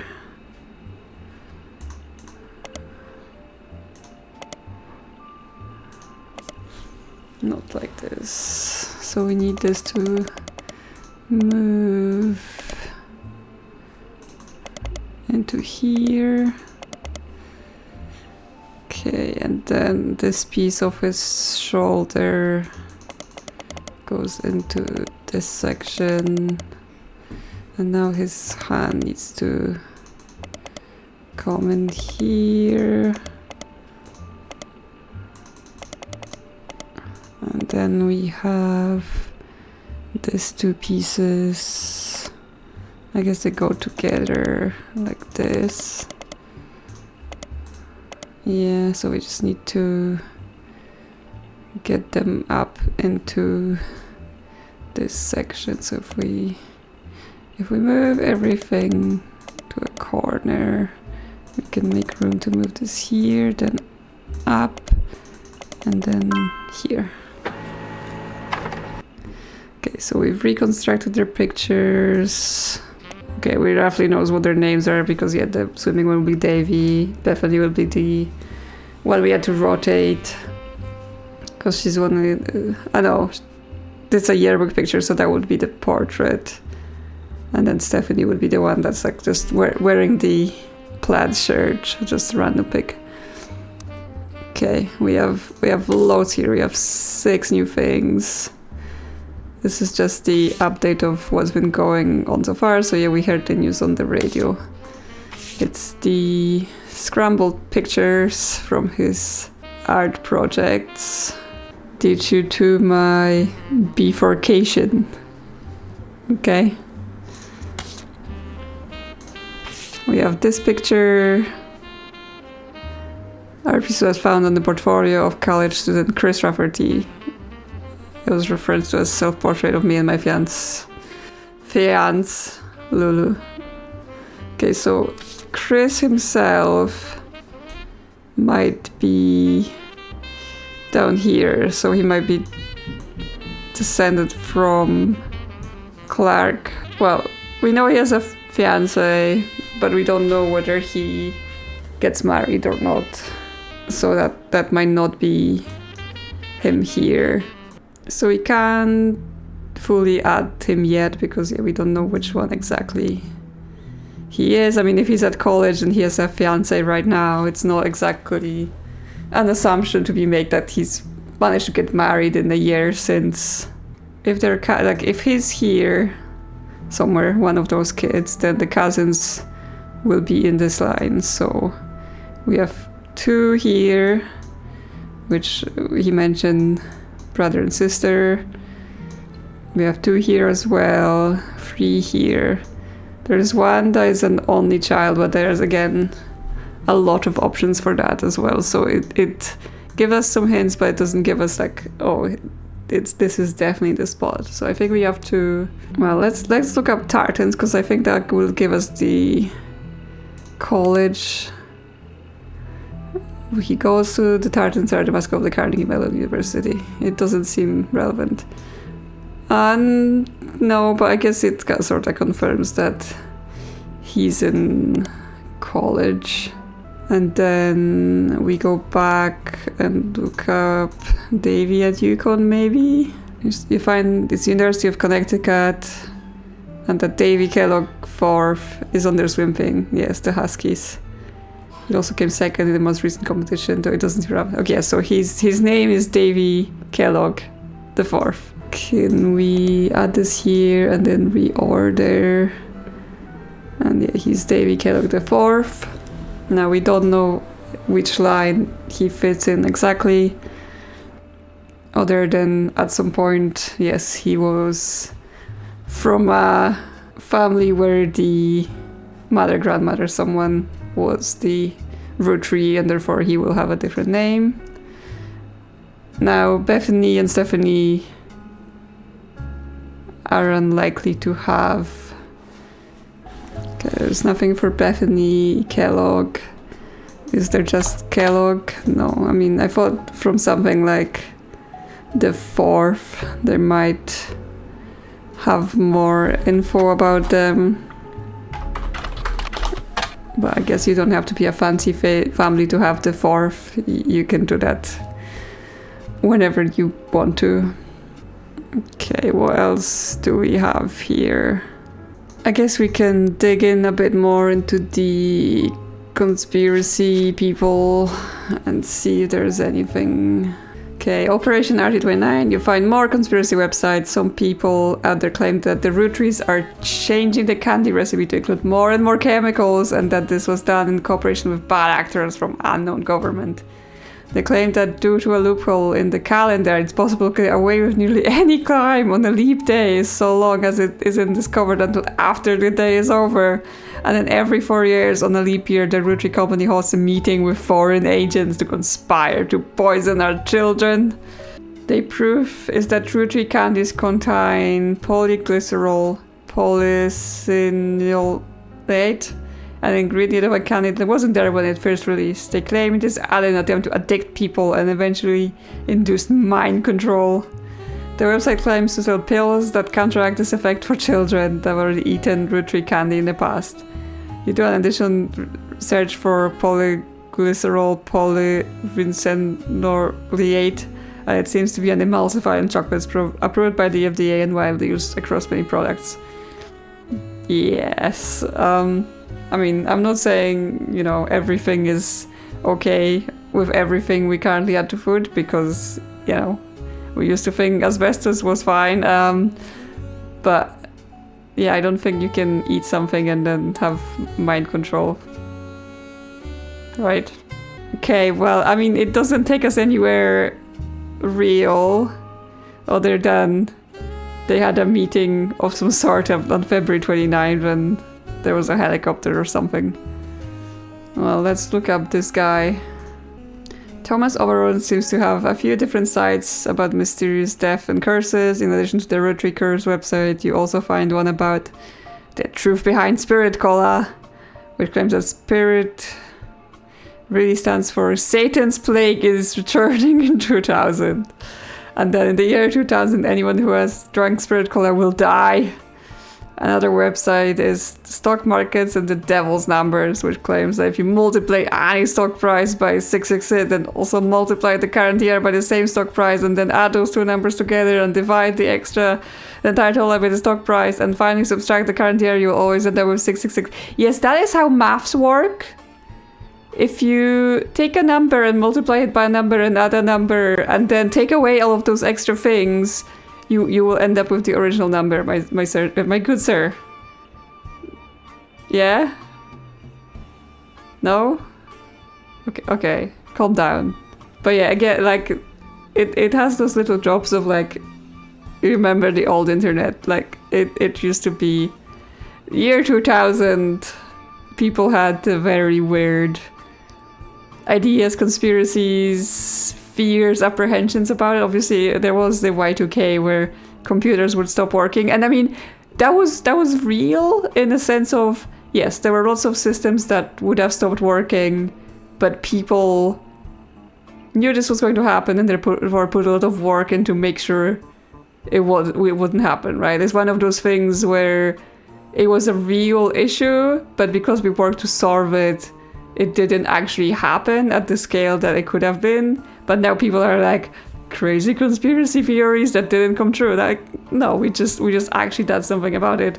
However, then there are also lots of other things where people are like, in the year 2000 world would end. Well, it didn't. We're still here.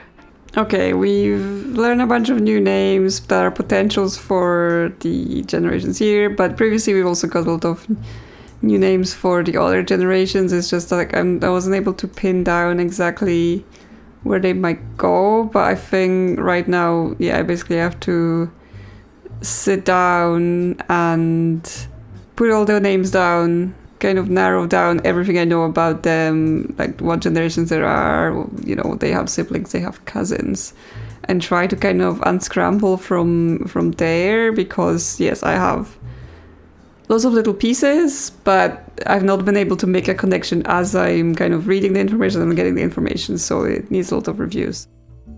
Okay, I am back with some newly reviewed information. There was quite a lot, so one of the things I've done is basically look at the evidence and see like the value of it, because like, for example, this is one, so there is one piece of information here points to the mother of Lauren being from a family called Cosell. So that should be an easy entry because we know she's here, she's confirmed. So we can look up Cosell, and there's only one called Sarah. So that's just an optional person we can lock in. There's 5 informations here. Now, one of the things is that there were like the different jobs the 5 pieces kids had. So we already know Eli was the architect, Miracle was the preacher, and we have a lawyer.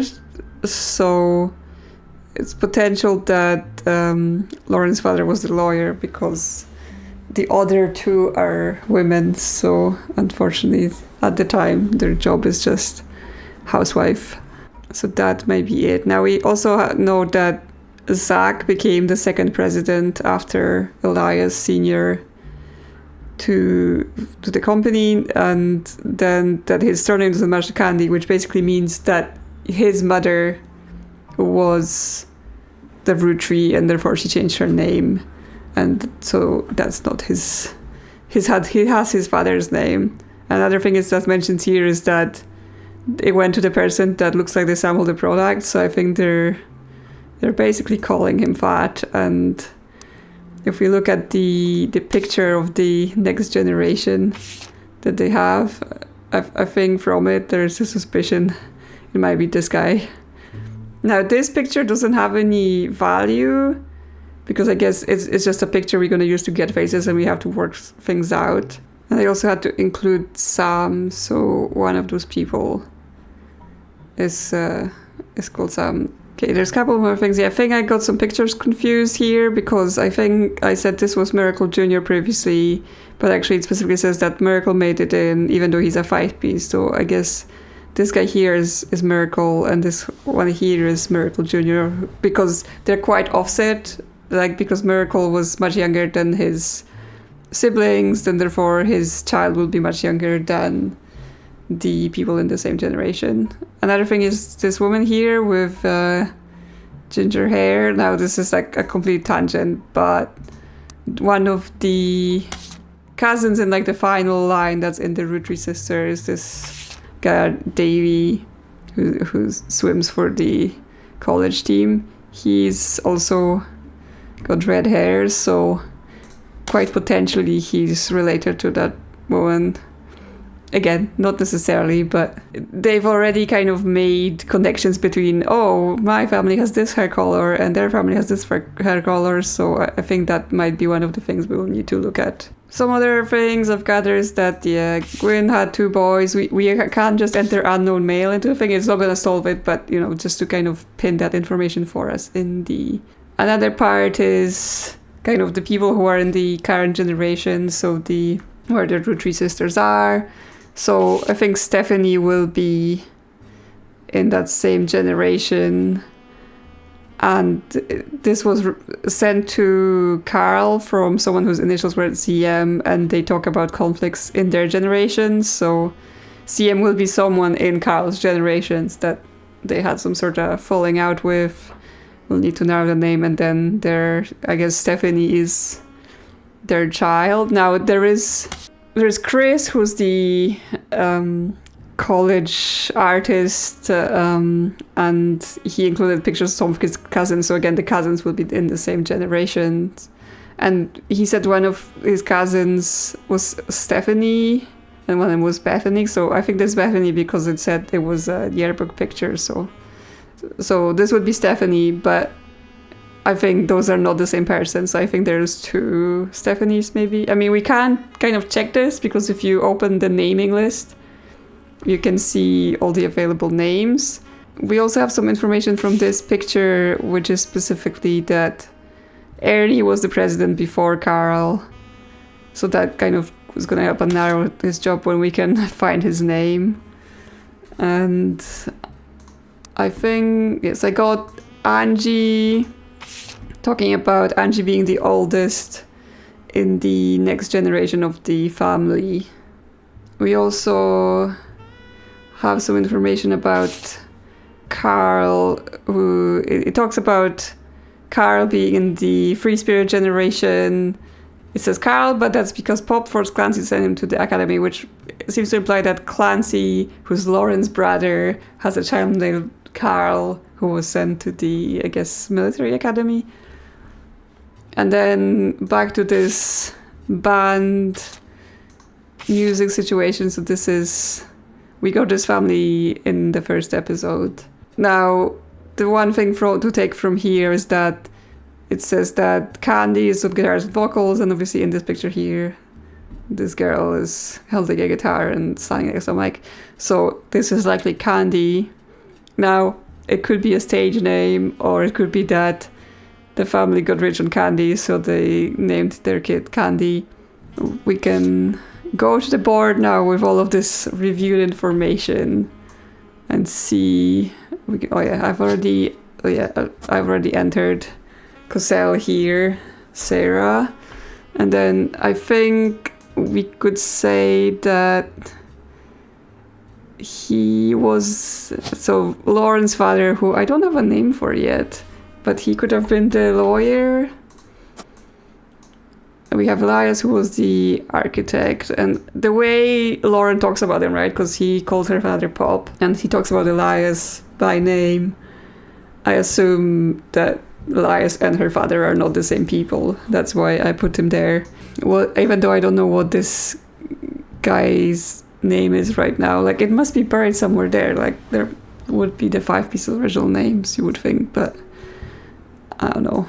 Somehow missed it somewhere. Now, so I think, yeah, we have the alternative picture for Miracle, because we're saying he made it into the next generation's picture, even though he wasn't supposed to. So yes, I actually had that wrong the first time. I was like, oh, he didn't lock in, but that was because I used the wrong picture due to the generation age difference. Because the remaining siblings, so we have 3 boys, so there would be the family would be Rootree.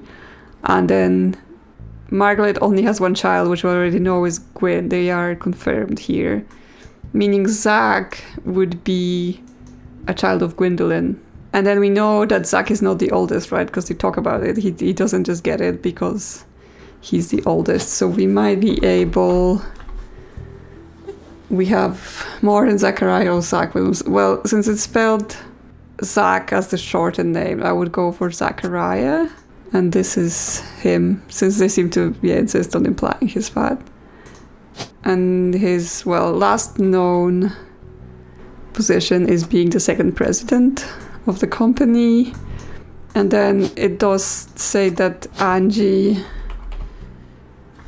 is the oldest, and she also is called Morden, so it makes sense that they're siblings. Now, do we have other Morden? Yeah, we have quite a few. However, all the other ones are Carol and Gwyndoline, and James is the only available man, so he's likely the spouse of Gwyndoline.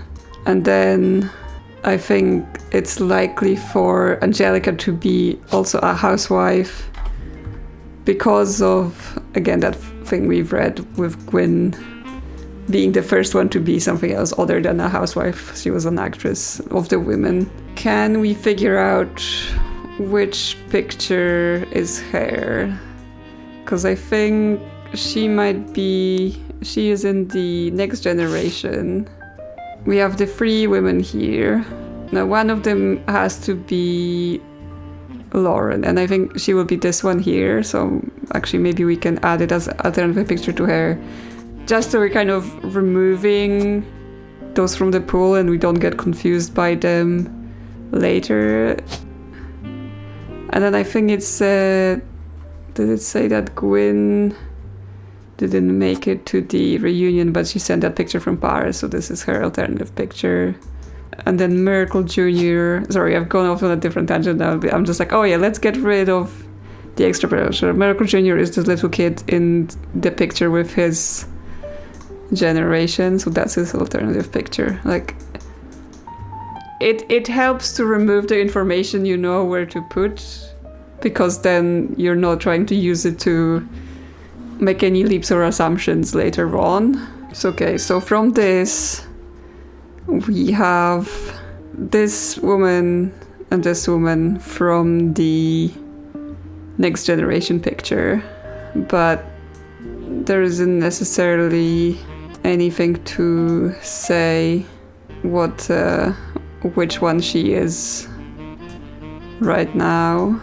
Now, as for Lauren's brothers, now we know she has a brother called Clancy, and she has a potentially brother called Edward, and we know that Carl is Clancy's son, so I think Clancy goes here. Okay, but we have Clancy Edward and Clancy Jr. Now, could the father's name... We know that Clancy... Let's see if we can look it up. There was the family lawyer who made this whole Clancy Trust. Yes. Clancy Edward Rootree was Elias' son. Okay, so we know who he is. We know who he is. Just at the time I saw that information then, we didn't know which way the siblings went, so I didn't know where to enter him. Yeah, so we have Clancy Edward, Elias, and Zach, and we've logged in quite a few pictures and names. Okay, that was a bit scrambled, sorry about that. I just kept, now I have all of these pieces of information, I want to put them in before they escape my head and just keep confusing us. Yeah, so forgot to say booyah, and my phone's ringing. A summary in a minute. So, you may have heard the news. Some of Carl's things have gone missing. That includes the pictures and mail I brought you earlier. I promise I didn't steal it. Oh yeah, you promise. Do you? Do you? But I did borrow it. I'll return it once we're done. Let me deal with my family in the meantime.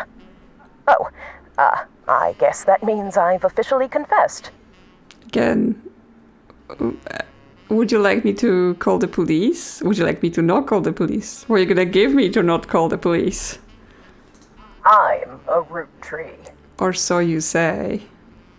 Is that what your deal is? You're trying to prove you're a Rootree even though people think you're not, so we have to prove that you belong to the family? I assure you I have a reasonable explanation for the secrecy. I'm about to do something big the family doesn't approve of. If you could just wait a little bit longer, I'll tell you more, in person. I'll return after 15 more blood relatives. Again, if you want someone to help you being cagey, I don't know, lady. Okay. Again, sorry. I've went off, scrambled all of the bits from my brain onto the board, got distracted midway through with extra pictures, then she's calling us, things are happening. We've locked in a lot of things. Okay, so what I was going to say is that, yes, along the way we see a lot of names that we can pin, but then we see them out of context. We just see, here's someone's name, maybe a job, or maybe they were someone's cousin. But at that point, there is nowhere to put it other than pin it in our notebook. But you pin and pin and pin and use pages upon pages upon pages. So it feels like I would maybe want the notebook to be more integrated into this board. Maybe I wanted to say here next to this guy's card, say he's the Pop and whatever else I could have said. And yes, I knew one of the children here was Clancy Edwards, so that was a lawyer, so maybe I wanted to pin it alongside this generation, even though I didn't know where to put him yet in terms of age. So I've kind of... Now I'm hybrid. I'm using the notebook in the game because once you pin something, it lets you quickly go to the place you got it from, so you can re-review. But I'm also using the paper notebook here to organize the information in a layout that may help me more.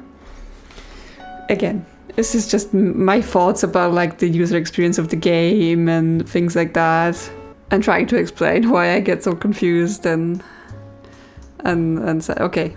Anyway, it will probably be just about an episode, but before we forget, now we know that this is likely Clancy Jr., one of Lauren's brothers, because we know about him having that Carl was his son, but we don't know too much about him. Otherwise, we're just looking at it. We also can do things like we know Gwynn had two sons, so we can put no male in here.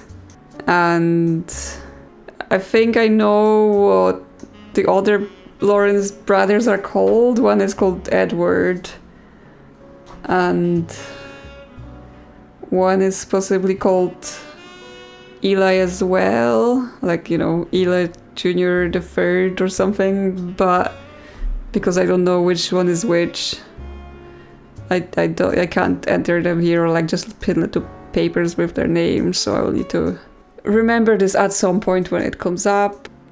We have it as kind of loose ends board where we just pin all the information we don't know what to do with yet, and then we can type in notes like we know Candy. Actually, that's the thing. Is there a person called Candy? Yes, Roottree Candy. Okay. Well, and I guess she's a musician. Okay, so we're gonna assume this is her, and then we can... Yes, maybe I just pin the information I don't know what to do with here, and then, over time we can chase out those threads and figure out where they go. So because you can click on it and go back to the source, I'm not like, oh, where did I see that? Where did I see that bit about something else? Narrow down a bunch more stuff. We had the phone call this time from the mysterious lady. She stopped going to our house now, admitting, she might not be doing this entirely above board. And she claims she's a Roottree, but is she an official Roottree? Is she in this tree? Or is she trying to prove that she's in the family even though people say she isn't? What is her deal? Are we gonna get arrested for helping her? Or are we gonna get rich for helping her? Who knows? We still have many more to find. Okay, so where we are in terms of who's partially on the board, and we need to figure out. Now, we have Angelica here, the daughter of Gwyndoline. We know she's likely here because, again, she shares the confirmed family name, and it was said that she's older than Zach, who is already confirmed. So she's likely here, and she's likely a housewife due to the information we have about, the women at the time. That was their generations, kind of, that's what they had to do. Now, we have pictures from the family gathering, so it's basically between this lady here and this lady here. I don't know whether there's going to be further information on, like, another picture of her where we can narrow it down, or we're just going to have to make a leap to it. Like, we could, like, make some guesses of, like, well, this lady seems to have dark hair, so maybe that's her daughter with dark hair. But at the same time, if you look at Zach, he seems to have sort of brown hair, maybe going a little bit towards brighter tones. So, she could easily be even this one here. I don't know, back in the days, maybe hair color wasn't as... it wasn't so easy to color your hair, so maybe we don't need to yet assume that, she could have had any hair color at the time. We know about Lauren's brothers, so we assume this is Roottree Clancy Jr. because there was a relationship implied between him and Carl, who, again, we already have confirmed. However, we don't know his picture. He's actually, he should be one of those two dudes, because Lauren talks about the third guy there looking the most like their father, who's here, so I would say, like, he's the most like the father. So this is likely her other brother, Eli, and then we have another name for a brother, Edward, but we don't know anything about their order, so we can't confirm them here. There might be some info later on about their children, because we know about James, so we can maybe figure out James's father or something like that. And we also have Candy, who is in a band, and the name is just on the cover of the thing. Now, back to what I was doing before, I think trying to eliminate any extra pictures that might be still in the poll that we don't want to be confusing us. So I think, this is Miracle here in his Generations picture. And also there's a picture of a guy with Eli on his name tag, so we will save that one for later. So this is likely Miracle here. Now we also have a second picture of Elias, the senior, that's here. So we also get that picture removed from the pool. And well, we have Chris Rafferty somewhere in this one of those three people is Chris Rafferty. Now, the notifications here is just for the story update that yes, the lady says she's a Rootree and it's all fine, but she might not. Now, the only suspicion thing here is this: we have this Stephanie Jones talking about her unconventional family, so it is a possibility that she's here. Because this is a child through adoption. So we have someone here was married, had a child, and then this person, actually it says they split up, so it's not a marriage end through death. But then yes, this child is adopted or at least looked after by the second spouse here. So I think Stephanie Jones, the woman running for office, might be here. Okay, well that might stop our ability. Oh, because she's Jones by name. Yes, she's Jones by name. And we have Jones, Brian, and Patricia. Okay, but that would make this guy here Brian Jones, and then she's married, but we don't know what her maiden name is, and therefore we can't add her here. But she's in politics. We can put that in, and we will put her picture here to say that it's her. We're also looking for who CM might be, because CM is the parent of Stephanie, because they are the one leaving a note for Carl about Stephanie. So someone whose initials are CM. So this is last name, so the last name would be M. So we have Morden Caroline, which would make sense because, she's related to Zach, so she would get the same name. But we don't know anything about her really. She would be... Now, the pictures for this generations get complicated, right? Because as we go on, there's more and more people. So the Free Spirits, which is the generation Carl is in, is huge. So... There's a lot of people here. What else we can possibly dig up here? Now, I keep thinking about Chris here, because we know he is from this Ryan Rafferty, and we know there's 3 available slots for him. And one of those people is married. I don't know what the game is trying to imply to me in terms of he talks about his fiancée in that college picture. But this is from a year ago, so are we supposed to assume that in that year he got married and therefore this is him? And especially that it says there is a picture for the said spouse. Or is that just reaching? Like, should I just do it based on that extension? Is he still at college? Is he now an artist somewhere? It's hard to say. Oh, did I not even... I don't think I collected their faces. There we go. So yes, we can say, or try to say, that this is Chris and is Lulu. There's Louisa, so that could be her. Yes, so now I potentially have 3 people where I entered something, because we have... I didn't enter... Oh, because I couldn't enter Stephanie's name. Well, I mean, we can now get into the Obra Dinn sorta confirming your guesses by the fact that you think 2 things are correct, so you use that to tease out information about the 3rd thing. But is that correct? Is that cheating?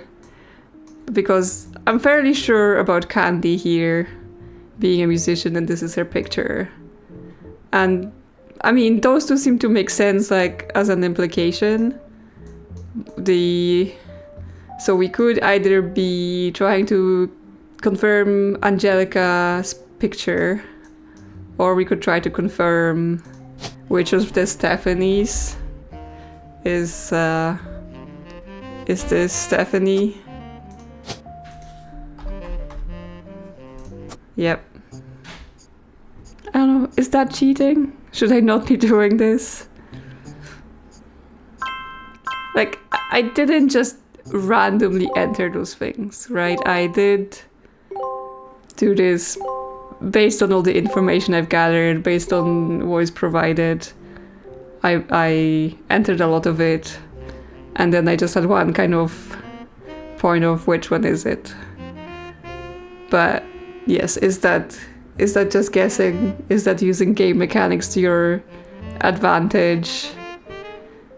I guess I may see later whether information comes up that would have narrowed it down by itself. And yes, we've locked a lot of the optional things, so hopefully some pictures are coming out of the pool for us to not worry about. Booyah!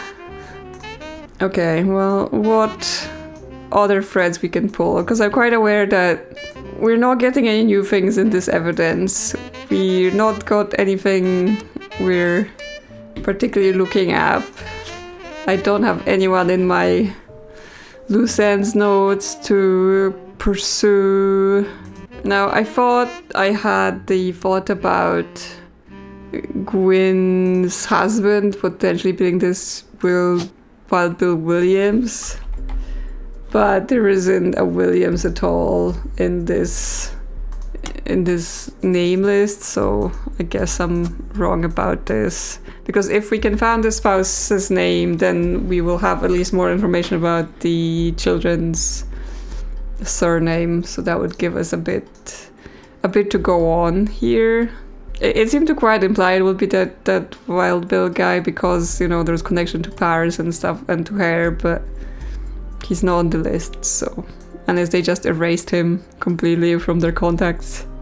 I guess since Stephanie is a politician, there might be some information about her on the internet. Okay, yeah, so we could look up Stephanie Jones on their internet. She was a candidate for the city council and she won her campaign on election day. Yeah, there's nothing about the Rootrees in the articles. There's very Bearman's website. It's simply a picture of her campaign mailer. Oh, okay, but read for article in the Butler Country title. Okay, so can we get the periodicals? Okay. Yeah, so she won the election. Okay, well, yeah, maybe I've skipped a few steps trying to use the game mechanics to work it out. I was actually supposed to look her up on the internet and follow that thread. What do we have? Her maiden name is Stephanie Landon, and she married Brian Jones. Yes, she didn't have a father. With my mother and her partner, I said she had entire female influence. Oh, interesting. So her mother is in a same-sex relationship then. So it's two women on that line. She's a distant cousin of the Rootrees. Her mother, Caroline, a local artist who appeared on the front page of the Butler Country Times in the past, has often come up opposed to the corporation's policies regarding deforestation of indigenous trees to expand their maple farms. Unlike my mother, I'm not a fighter. I want to bring love to the world. Okay. I feel bad for using the game mechanics to guess the results. I don't know. I guess I wanted to see if yes, I was close enough to the information, and again, what leaps can I be making here? But it was still worth looking her up because we have more things here. We know her mother is called Caroline, and that there's also going to be an article about her in the same paper.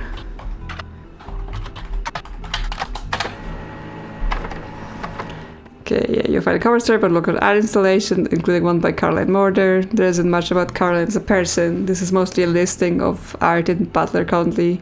She seems to get top billing. Accompanying the story, there is an image of Caroline standing beside a large metal sculpture of a mermaid. It's captioned Caroline standing next to her sculpture, Atlantis Burden. This sculpture is one of many works featured in her upcoming book, Self-Portrait, Art and the Beauty of Women. According to the quote further down, Atlantis' burden is meant to symbolize a society split by indecision over whether women should be equal or something to protect. The picture on the front page has been added to your evidence. Okay, so we will be able to have her picture as well. There we go. This is her. Collect her face, don't forget. Okay, and that explains this whole, her saying to Carl that they have a conflict because she's talking about like she doesn't agree with the company and she think they're bad. Now I do wonder if she's still taking the money that is distributed to them, or does she reject it as well? And she is an artist. Okay, so we have a new one that has a potential. We don't know anything about Elias Jr.'s family, and yes, there is top secret. Now we have this guy coming up called Sam. He keeps being mentioned. He was included in the picture of the next generation, which they weren't too happy about.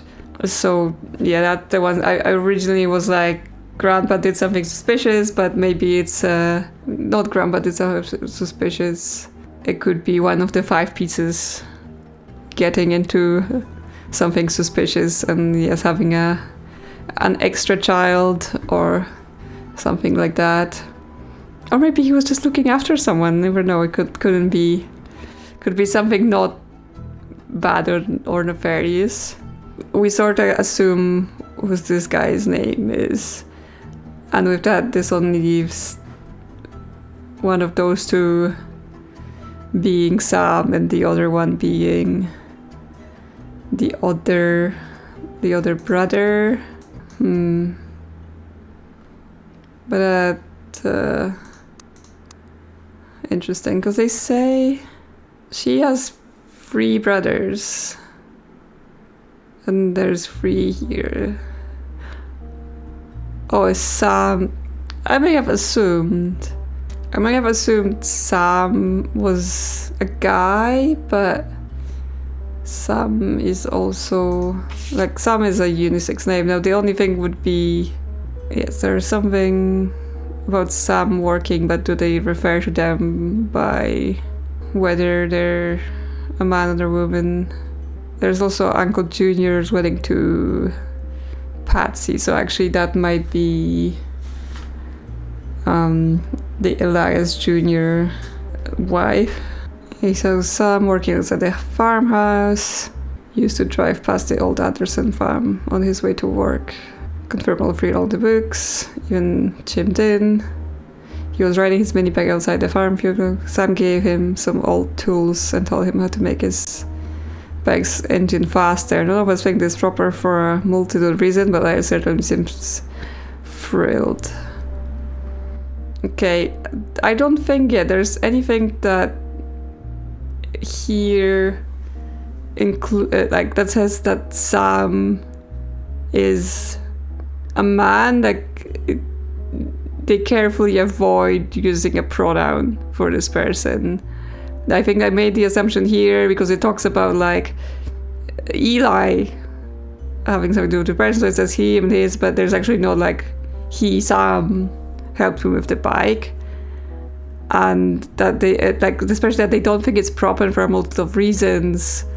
Could it be that, you know, not that just this person is helping the kid, but also like, oh, is a woman doing mechanics, you know, helping kids with bikes? Like, that's not proper. Women shouldn't be getting their hands dirty, even though she already could be working on a farm. So I wonder if that's the truth. Now, obviously, we don't know where to include Sam on the board. It might literally be in this top secret things. But I think the one thing we got from that is that Elias Jr. here got married to... Patsy would be Patricia. But there are 2 Patricias, so we're not gonna guess that. So we have some loose ends. We have Patsy, it's his wife, but there are 2 Patricias. So Sam might be one of the women on the picture then instead, because the three men would be accounted for as the 3 brothers. Okay, so what can we do with this information? Now we have the Kellogg's, the 3rd and the 4th. So we can assume they at some point come into the family, and that cousin we saw is the 4th. Well, if we know Chris Rafferty is here and that is his cousin, then maybe we can narrow it down, because, okay, so those are Gwynn's kids here. They are both male, but we have an unknown father, so we don't know what their name would be. So their name could potentially be Kellogg. And that would make, you know, one of them maybe David Kellogg III, and then one of his children, David Kellogg IV, because we know that David Kellogg IV, the swimmer, has a sister, because that's what it said. So that is potential here. Or Angelica could have married a Kellogg, which then she could have had a son who's also a Kellogg, which would then lead to 2 children in the last generation that could be Kellogg. So I'm not sure we can narrow that down yet, other than, like, if you're going with David the 3rd, the 4th, something, that line might be, like, they may want the line unbroken, so you all, like, the next generation is always called. So you always have a David Kellogg 3rd, 4th, if you don't skip a generation, which would mean, you know, by that logic it couldn't be this tree, because if David Kellogg the 4th is here, then David Kellogg the 3rd would be here, and we're missing a second that would be here. But it could also work if, I guess, David Kellogg the 3rd is here and David Kellogg the 4th is here, but at the same time... Okay, so so maybe this one doesn't work then, because we would have David Kellogg the 3rd here, and then David Kellogg the 4th here and not here. So yeah, maybe this is the tree. Maybe this one makes sense. So we could say that this is, again, am I cheating the game here? Like, I've used this before where I look at where the structure makes sense, and I think that's part of the game. I think they give you the information about this person is an only child, this person has siblings, so that you can pinpoint where this person is in the tree. So I don't think that's quite as cheat, like that. I don't think that part is cheating as much as, you know, trying to use a confirmation mechanics to figure out who's who that I don't have the full information about. So if we said this one was David Kellogg III, and then we had this guy doing swimming being David Kellogg IV, and he's a student, and we know who's his younger sister. Where did I get this in Rafferty? We have, yes, Bethany is his younger sister, so we have Bethany Kellogg, who's student Well, she could be at college now, or she could be in K-12, like she could be 18, because we had her, I assume this is a yearbook picture. Now, like, hair colors no more are indicator than that at this generation, like the hair color could be anything. Hair dye is now available as a box product you can do at home, or you can go to a salon, so whatever. Right, so a few generations up, you're like, yeah, it wouldn't be common to be changing your hair color, but here, I mean, not all the siblings have to have the same hair color because, you know, could be different, but also, yes, you could just go and change your hair color quite easily, so it's not an indication of anything. Back to the point, this would be Bethany, because I assume that's a yearbook picture. Again, I'm not from the States, we don't have yearbooks where I'm from, but just from looking at media, yearbook picture would be more like a portrait that was taken and not just random picture someone took of you outside. So that would make her Bethany. Is yearbook picture taken when you just graduate? Okay, no, she's still in school. Because I was like, oh, because we already saw the thing of like, well, he had a fiance, but then he got married. Would it be like, well, she had a yearbook picture, so she could have finished high school, now she's at college, but no. Okay, so we have Caroline Morden, we have David Kellogg the fourth, and Kellogg Bethany, and we locked in David Kellogg the third. Booyah! We're currently on 24 confirmed mandatory identities. We need 6 more before the mysterious lady will return or call or something again, steal some stuff for us and tell us what to do with it. I basically recorded 3 episodes in a row, just got so much into the game.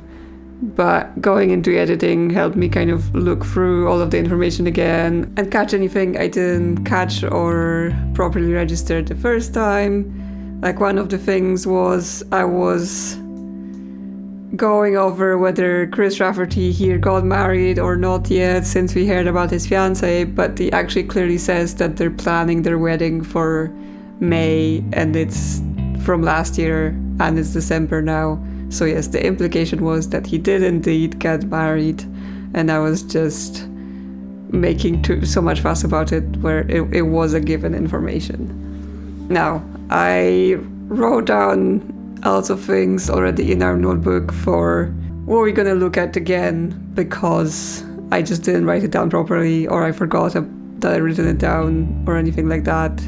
And hopefully it'll get us somewhere. Before that, one of the things I sort of managed to look up as well was I looked into Brenda. Now the thing about Brenda, she is Carl's wife, so he's the kind of one of the main people in this game because he died in the plane crash with his daughters. But there is other places that imply Brenda also dies in this plane crash. However, both the newspaper article and the news report we see at the start don't even mention her. Like, I don't know, she's unimportant, whatever, she died, who cares. But yes, if you look her up, you get this little blurb about her action for an original black and blue dress that was a Brenda White original, which was a white and gold dress. Yes, so this little tidbit of internet funny history, they're really going for it with like, hey, remember when that was on the internet? It also calls her Brenda White here, so I guess that was one of the ways to confirm her maiden name. But there's only one Brenda in the name list, so we got that done before seeing this. Now, to the list. So this is some other notes I had from before, like saying that Patsy is Elias Jr.'s wife, but there are 2 Patricias, so we can't narrow it down. And we also went down the rabbit hole of, I assumed Sam was a man, but actually from the people in the picture, it seems that the only unaccounted for person would be a woman. And yeah, there is actually nothing that implies a man. I just assumed it from the name and the fact that they say that they worked on the farm and stuff like that. But apparently I may have been wrong.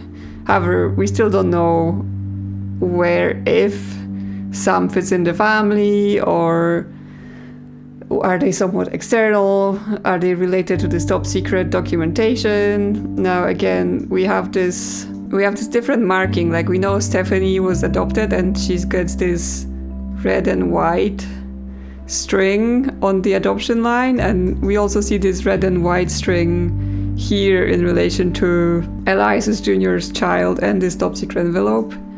We also get Gwynn's children. They are not directly linked even to her and her marriage. They are put in a little box of the red and white strings. So it feels like there's more to dig into here, but I've just not been able to confirm their names or anything about them in order to see this. So we will have this for later. Now, to the list. I took down names from the Free Spirit pictures because they've actually all like wrote their name on the back. So we know about Caroline because she is Stephanie's mother, so we already have her on the board, so we can move her off the list. So we have Bonnie, Gwyneth, Gwyndoline, Eli. We're gonna get to Eli and Gwyndoline. Okay, then we have Ernie Sr. and Jr. We know that Ernie's surname is Madsen, so that initially removes a bunch of the branches on the tree because he can't be here, because here the name is Morden and then Kellogg. Then we know he's Carl's cousin, so he has to be in this line. And that he had a wife and a single child. We know that from the picture that the wife sent us, and there's also name of the daughter Nicole, and the wife is called Debbie. So we know quite a lot about them, but we've not been able to place them. So based on that, we can exclude some people. It has to be in the line with Carl, so we're looking down here. Cannot be this person because it's a child with no spouse and no other child. Again, no family here, and he has 2 children, therefore no. Again, no spouse or children here. This is the Rafferty line, so we know this is not it, and this is the Morden family, a Kellogg family, so again, he doesn't put anything here. That means Ernie Jr. is one of those 2 people. Now again, similarly to Chris Rafferty, we could go for, well, we have a picture of their spouse and there's a place for the picture of their spouse, so that biases me towards this thing. But that also means, yeah, that the only place where Ernie Jr. and Sr. will fit in are in this line. We know therefore that whoever this is must be a woman then, because the name is Madsen, so they didn't keep the Rootree name. And then, so we can likely assume that this is Ernest Sr. Madsen. We don't know who this is. I'm thinking still this might be where Sam goes in the family, but I am not that sure. Do we even... Yeah, okay, so we have Samantha, Rootree, and Cattrall, Sam, but we'll leave that for now. Now what we can do with Ernie Jr. then is we can place him here, and this is his wife, Deborah Bean, and this is their child, Nicole Madsen, because that would be their family name, and she's still a child, so we can say she's a student. We don't know, actually, yeah, we know Ernie was the 4th president, but we don't have his picture narrowed down yet, I think. Picture of the Free Spirits has quite a few unaccounted for men yet. But we do have the picture of the wife and daughter available to us. But the wife is an optional thing, so she will not count towards getting the confirmation. Okay, another thing we can look into then is Eli. In this diary book from Lauren, when they talk about Sam, it actually mentions specifically that Myrtle's youngest child is called Eli, as well as Lauren's brother is called Eli. So there are two Elis. One goes here and one goes here. Now, I don't yet have the confirmation which is C, which is M, but one thing we did see is that on the picture from that generation, we have this guy with a name tag that's Eli, and he looks very similar to Miracle Jr. So I think it's safe to say that that is his picture. Oh, actually, we get two things from this picture. He is the only person wearing this sort of overalls with a name, and in the diary there's mentions of him like, oh, he was riding motorbikes and then Sam helped him do things with the motorbikes. So I kind of have the thought that he might now be some sort of mechanic or something like that, because I mean, obviously it doesn't mean that if you like bikes as a child you definitely become mechanic, but again, in my mind, like of American media, when you see mechanics in movies and shows, they often wear those sort of overalls with so-known name tags. So it's just instantly gives me that picture of that's what his job is based on his outfit. I might be wrong. It's just like big vibes. But also on this, it specifically calls out that he's Eli M. So that solves that mystery. So we can actually pick the right Eli. And I do want to say that he's a mechanic based on that. Okay, so we have this one as a potential here to be confirmed. We have this one as a potential to be confirmed, and Ernie cannot be confirmed because we do not have a picture of him. So far so good. So far we're not in the land of we made a mistake. Now, the next thing to look into is this quote here. It talks about, again, this is Lauren's diary talking about, the family, the different generations.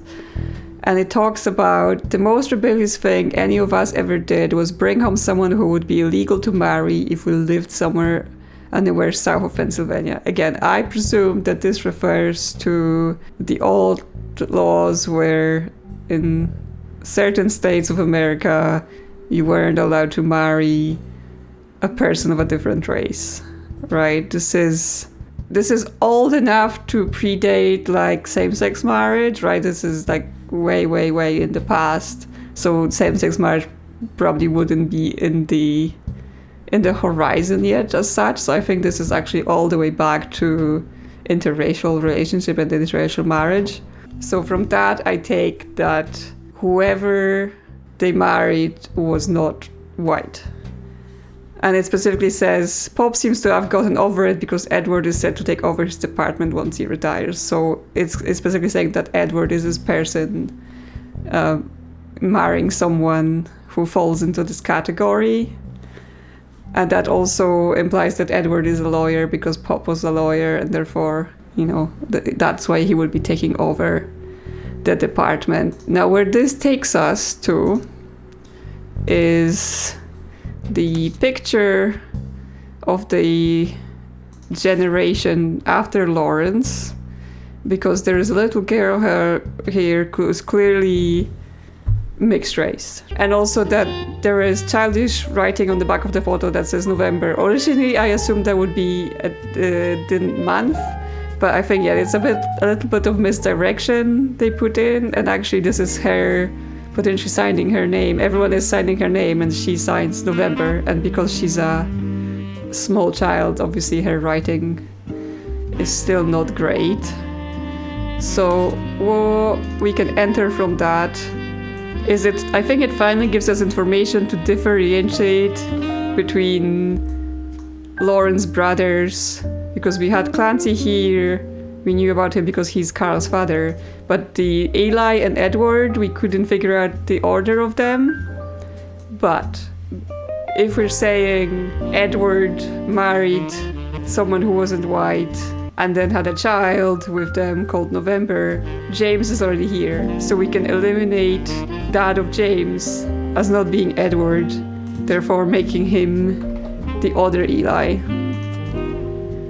We don't know what his job was yet, and making this one Edward. His occupation is lawyer then, but I'm not sure we can yet put a picture because he is going to be... We can put a picture of Eli because, again, this is the one I was coming back to where Lauren kept saying, like, Eli looked exactly like Pop in that other picture, so I think the similarity is mostly here. Now, here, we can tell that of the two remaining people, this is distinctively a younger person, right? It's not that he's short, it's that he's clearly much younger than the rest of them. So I think by the fact that this is age order, we can just go for this is Edward. There we go.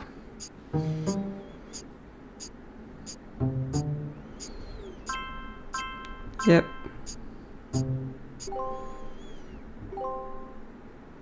Okay, yeah, we get the optional entries confirmed. Booyah!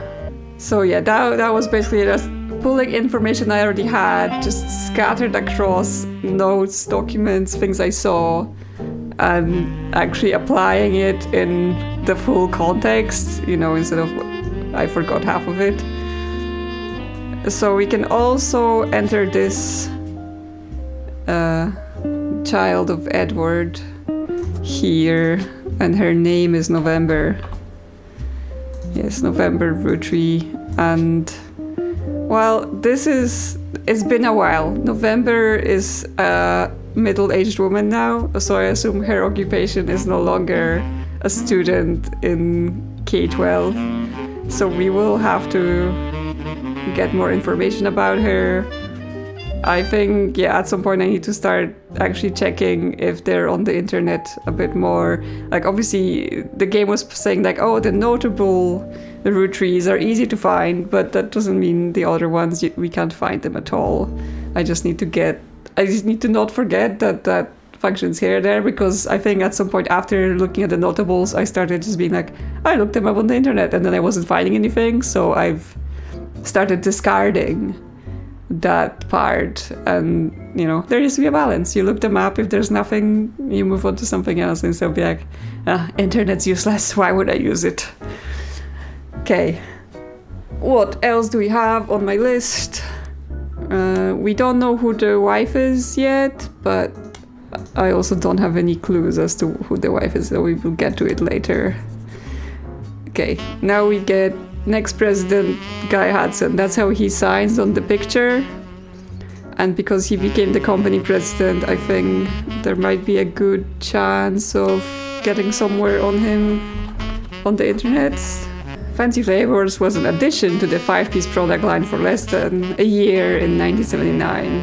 It was Guy Hudson's first and historically most cited move as president of Roottree. In an attempt to cater more towards what he thought an average person wanted, Guy looked at his own wealth, which was often a source of envy for others, and decided to tap into the idea that if he added fancy flavors to 5 pieces, anyone could live like the wealthy. This philosophy led to a flavor in 5 pieces that was meant to mimic caviar. 5 pieces sold less that year than it had any other year except in some foreign markets. Yeah, caviar in chocolate? As far as I know, that's just salty, fishy flavor, which, I mean, yeah, it can work on certain things. Chocolate? No. No. Fishy chocolate? My dude. It was very quickly announced that caviar was meant to be a limited flavor and would go back to normal as soon as possible. Oh yes, we didn't mean to do this. Okay, so this guy, a little bit out of touch. Just a tad. Okay, Guy Hudson, along with his twin sister, are no strangers to the public when it comes to Roottree snack. Now, we know that Angie had twins. It said that somewhere. I think in Lauren's notebooks, which, yeah, will fill that section quite a bit. So Guy Hudson, along with his twin sister, are no strangers to the public when it comes to Roottree snacks. They both appeared in the company's advertisements as children during the Boys and Girls Agree era. Okay, we'll pin this because we may be able to maybe find the bits of this advert to get picture. Now Guy is taking over the Roottree company at the end of the year. Who would have known that one of the two adorable redheads, again the redhead line, Guy credits his mother and father Angie and Christopher with providing his fiery dude. Yeah, that's leads us to very lucrative things for that part of the family tree. Arguing over everything but chocolate would grow up to take over the whole company. Guy's uncle, the current president Zacariah, has decided to take an early retirement to focus on traveling the world with his wife. Zach was quoted as saying, "Now that our daughters have started families on their own, Clara and I plan to reflect on a life well lived." Guy is new to the business world, but he's family. We at Roottree have faith in his innovative ideas and he's eager to share them with the world. We'd like to thank that Boys and Girls Agree that he's ready to succeed. Okay, so Clara will be Zach's wife. Wow, we've hit a gold mine here. I think that's a good place to start entering then. So first of all, Angelica, we can go, she is the redhead of the family. And his father was Christopher Hudson. Yeah, that makes sense. And that we know this must be the sister here. Yeah, she changed her name to Kellogg and had two kids named Kellogg. So this is Guy Hudson here. And he was the third president. Yes, he was the third president. And I guess out of this guy, he's the ginger guy. And we also had Zach's wife was Clara. And do we know who his sister is? Did it just say it? Okay, her name isn't here, but her name is possibly here. Okay, so we have Bonnie, Gwyneth, and Gwyndoline. Now, I think I have another note somewhere. Yeah, one of those kids is this person, which their name will be Morden, and that's Gwyndoline. So that immediately removes Gwyndoline. So we have Gwyneth or Bonnie remaining for Guy's sister. Actually, we can just look up Hudson, right? And see, yeah, we have Hudson Bonnie. This is her. And is there a ginger woman in this section? There is. That's her. We don't know what her occupation might be. Can we look her up? Did anything come up for her after the adverts? Okay, there is nothing about her. Now, is there anything more about this? You find a site about successful ad campaigns. One of the ads listed is from the late 50s, Boys and Girls Agree. It's a series of television and magazine ads for Roottree chocolate bars. The ad campaigns describe as having the premise that boys and girls often diametrically opposed, except when it comes to one thing. Both of them agree that Roottree is their favorite. The first advertisement in the series was the most memorable due to the bright red hair of the boy and girl involved. One of their magazine advertisements has been added to your events. There we go. Oh, we already have their picture, but we can have alternative pictures of them for later. Okay, so that cleans up some of the stuff. Now, another thing is we have the periodicals and we can add the Teen Blast, which the way we know about it is this advert we received at the start. And apparently it's still worth 5 intuition points, so yeah, let's see. And maybe just Roottree. Yeah, Teen Blast has played host to many Roottree advertisements over the years for many of their products, including 5 pieces. They flood the results. One of them was already in your evidence. Okay, well, we have the Teen Blast, but we're not sure who we can look up there other than just the Rootrees channels. But we also have the book by Caroline, dedicated to Eloise and Stephanie. Okay, we can probably guess that Eloise might be the wife partner of Caroline then. Mostly black and white pictures of Caroline's art, the 30 piece of full-color nude self-portraits at different ages stretching from 25 to 30. They certainly have not been added to your evidence. In the intro, Caroline talks about influences. She was one of the youngest in her generation, and in her late teens, she felt betrayed when her sister Gwyndoline and cousin Bonnie gave up on dreams to settle for boring men. She especially dislikes her brother-in-law, Dr. Wilson, who she calls completely bogus. Okay, well, we want to save Dr. Wilson for sure. Their marriages led her to double down on her passions, art and the environment. She even married a man who was the opposite of boring, which was an overcorrection. She comes out strongly against the Roottree company's effect on the local environment and rues how she was not able to convince her father Zach to make changes to policy. She also explains that her marriage to Mark led to the most volatile moments in her life, all negative, and the only good thing he ever gave her was a daughter. Leaving them all behind for good has pushed her to pursue her true loves, art and the beauty of women.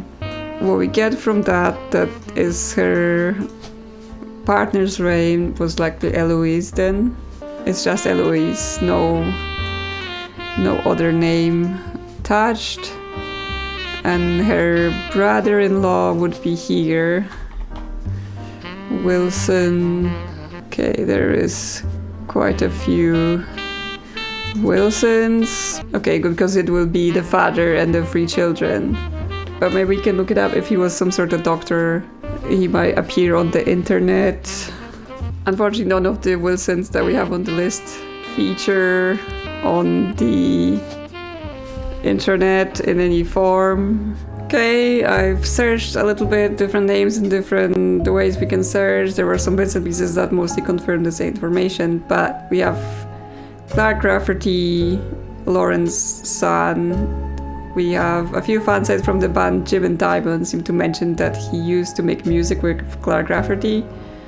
They mentioned an album called These Times. A band called C and J plus and D released a single called These Times. Someone with the username XXX Diehard Dazzler XXX scanned the cover and noted that it cost him over $200 at an auction.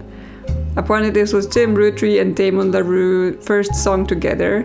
He also mentions that it was performed with Jim's cousin and Diamond's sister, and that it was only somewhat similar to Jim and Diamond's later work.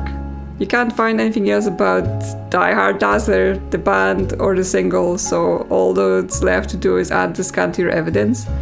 After a blazing, fast 35-minute download, the track is also available.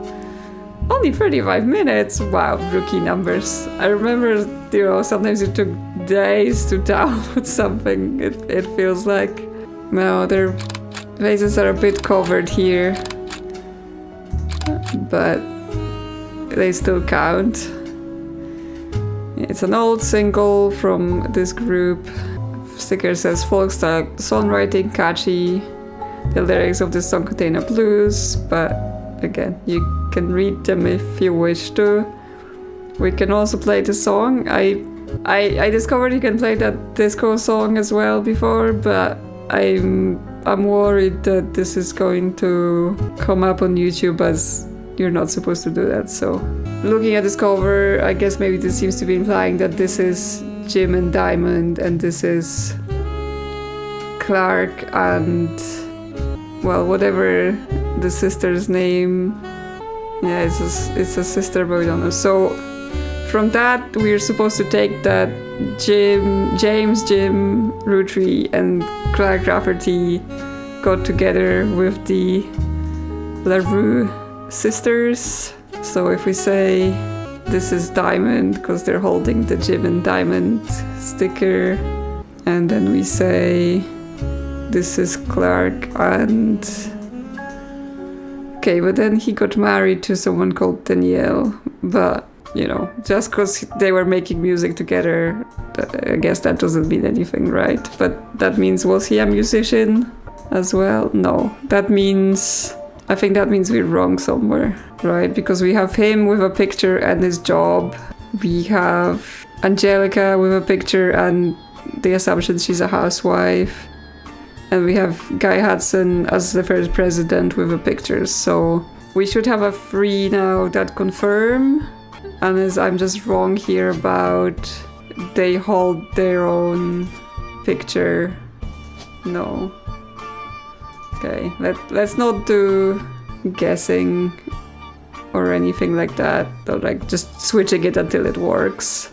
Because there is more LaRoux, and especially there's Rafferty-LaRoux as a surname, so it is still possible that eventually Clark got together with the LaRoux Diamond's sister, and they had those 2 kids here, right? Because that would track for this situation. But he went through 2 other wives first.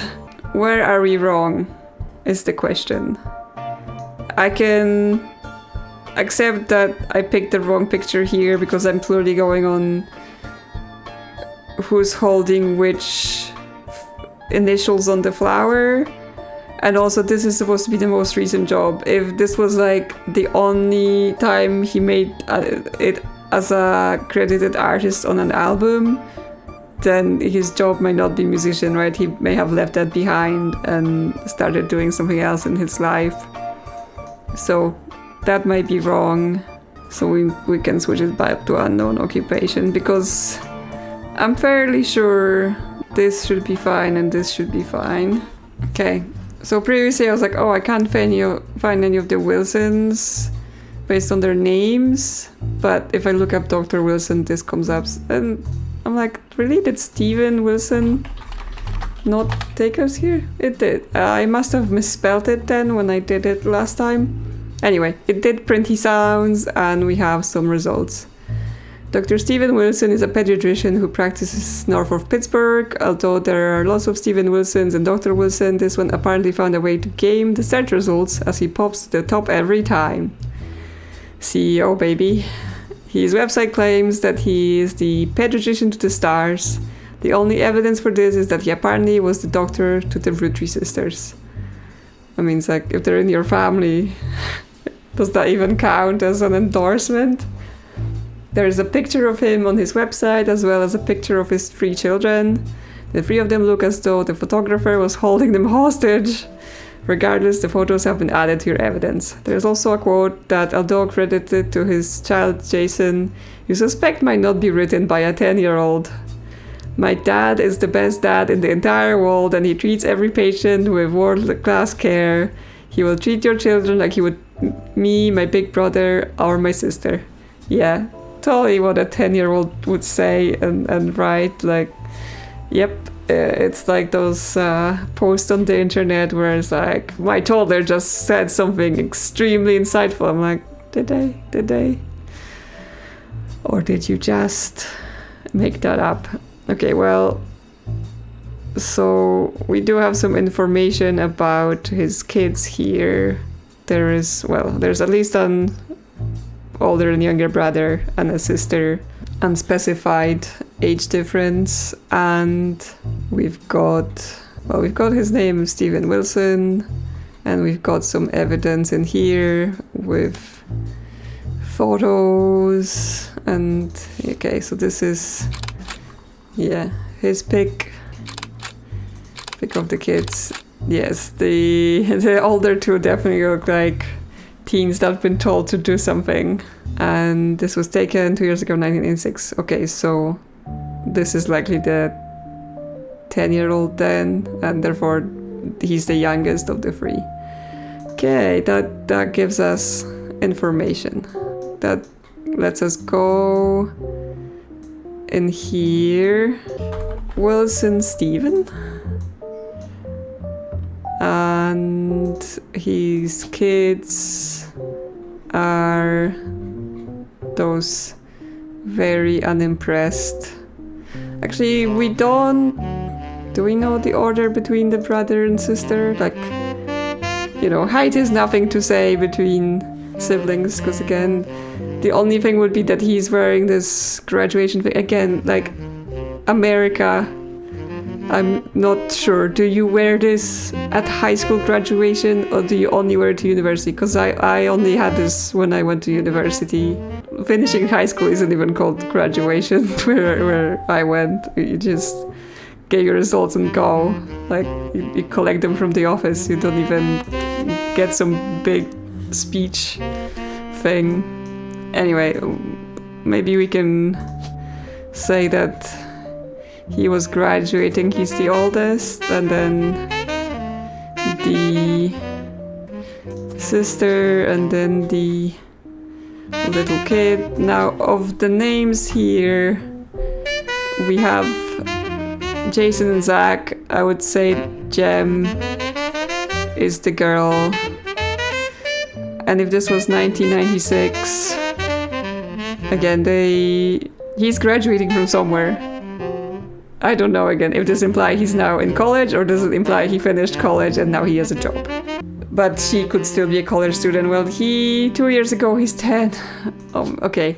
It said the K-12 is from kindergarten to 18. So 2 years ago, he's 10. He's 12 now. He's still in K-12. That's at least easy. Yeah, but they could be anywhere. They could be in high school. They could be in college. They could have graduated. We have a picture of him as well. Yeah, but he's not a main blood relative, so that gives us nothing still. So we've added more information, but that doesn't get us any confirmations. Actually, I think this is just randomly, but yeah, this is going to be Clancy then, because on that picture with the rest of them, it specifically states that Lauren and her brothers were all together, and then everyone's around, and we've already confirmed that this is Edward, and again, we've went over this clues a million times. Elias looks like Dad. Okay, I guess maybe who we have remaining on the pictures. We have her unconfirmed, but we assume she is Angie. We just don't know their job, so we can't confirm her. We just had those two. This leaves this is Sam. Like, there's no other way about it. Sam is a woman. Now, if she's under Elias Roottree, then Samantha Roottree seems to make the most sense.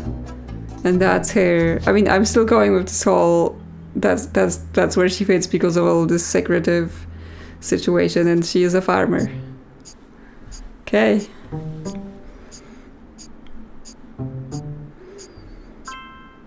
Yep, she's correct, Angelica's correct, and Guy Hudson is correct.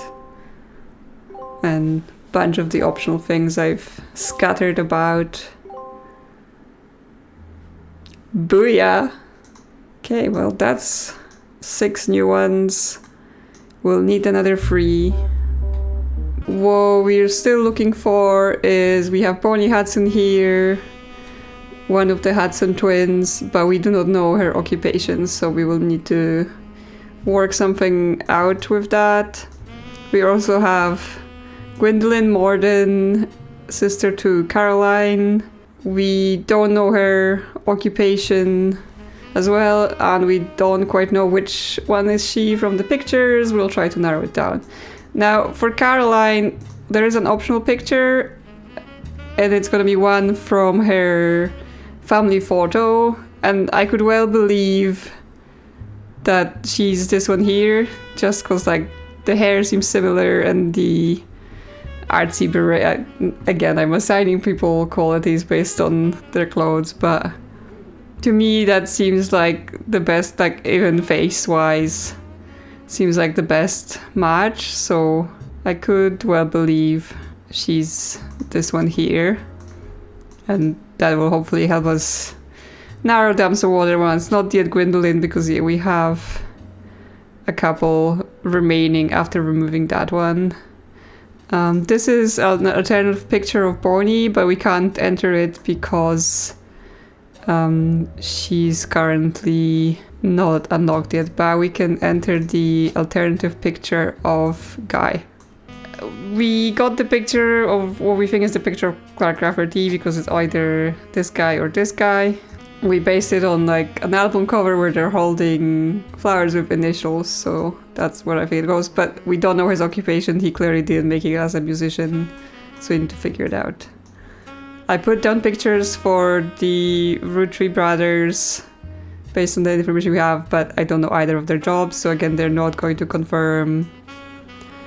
We have November Roottree unknown location. Obviously here she looks like a little girl, and this is the only picture of her as well. There she doesn't have additional pictures, but she's from this generation, even if she's like younger than them a bit, like in the picture, you know, they're teens or you know, maybe young adults, but she's still a child. But even with that, by now she would be an adult, right? If those people are like middle-aged, she's an adult. We have to figure out what her job might be. She might come up in some family document later. So we also have the children of Gwyndoline, Morden, and Stephen Wilson, which I arranged based on what I perceive as the age, based on this picture of him graduating, and I assume Jem is the girl, but then we have Jason and Zach, which I cannot confirm which is which at this point. I do assume he's a K-12 student because that picture was only 2 years old, and therefore he's unlikely to have aged out of education, but those two could be in college or could be working.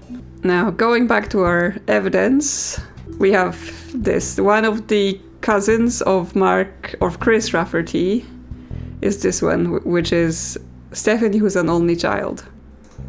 Now, because we've already locked down lots of the only children locations, and we also know she's Chris Rafferty's cousin, the only remaining slot for her is here. Stephanie, the other remaining Stephanie, Cattrall, and that's her picture. And because this is from last year, and on this picture it clearly says middle school, like in the background, we can assume she's still a K-12 student, because even in a year she would just move on to high school at best. Now, because her name is Cattrall, that leaves us with her mother. This is her mother here because she would be Ernest. She would be Madsen, but then the name got changed. The name of the child is Cattrall. So let's see if you have... Yeah, we have Sam Cattrall. That will be the dad of Stephanie then. And then we're looking for Madsen, additional Madsen to fill in here. We have Gwyneth, which we've been looking for the last time, but we don't know anything about her job or anything like that. So she is potentially ready to be confirmed, but we don't have anything that she would pair with right now. Inspecting the pictures help because it helps to see who's logged in. It helps to see maybe we're missing an obvious thing, like the whole Sam is a woman and not a man, and therefore this is how they have to fit together. The 5 pieces are all done. We have them locked in. Oh, I was like, oh, there's some dudes in the background. So he is not one of the 5 pieces, but this was taken on the warehouse floor, and there is some mentions about people who worked on the farm in one of the journals, so we may need this for later. Again, they are farm workers likely, or it's an alternative pictures of someone else from the family, but we still have this whole Sam mystery, right? Like, she's marked weirdly on the board with the secret envelope and stuff, so she might be actually related to someone who worked on the farm, and then they've taken the child in, or something like that happened. So that might be related to that situation. So even though I thought we were completely done with this picture, apparently, yeah, there is a secret person. This is the Free Spirit generation, so quite a lot of them are unconfirmed. We have her down as November, but because we don't know who she is right now, can't confirm. This is the one I think is Caroline, but that still leaves us with 2 other women, and we still have 3 guys to figure out who they are.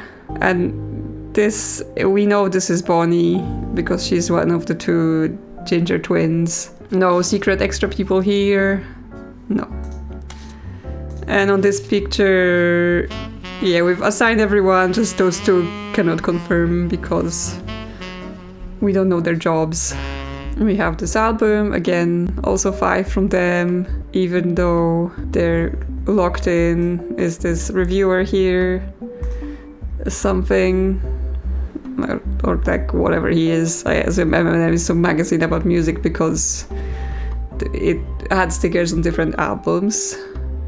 We have both Jim and Diamond are done, and it says there's nothing in the lyrics. Can we make any assumptions about the faces here? I think I could well believe that this one here is James Roottree or Jim Roottree.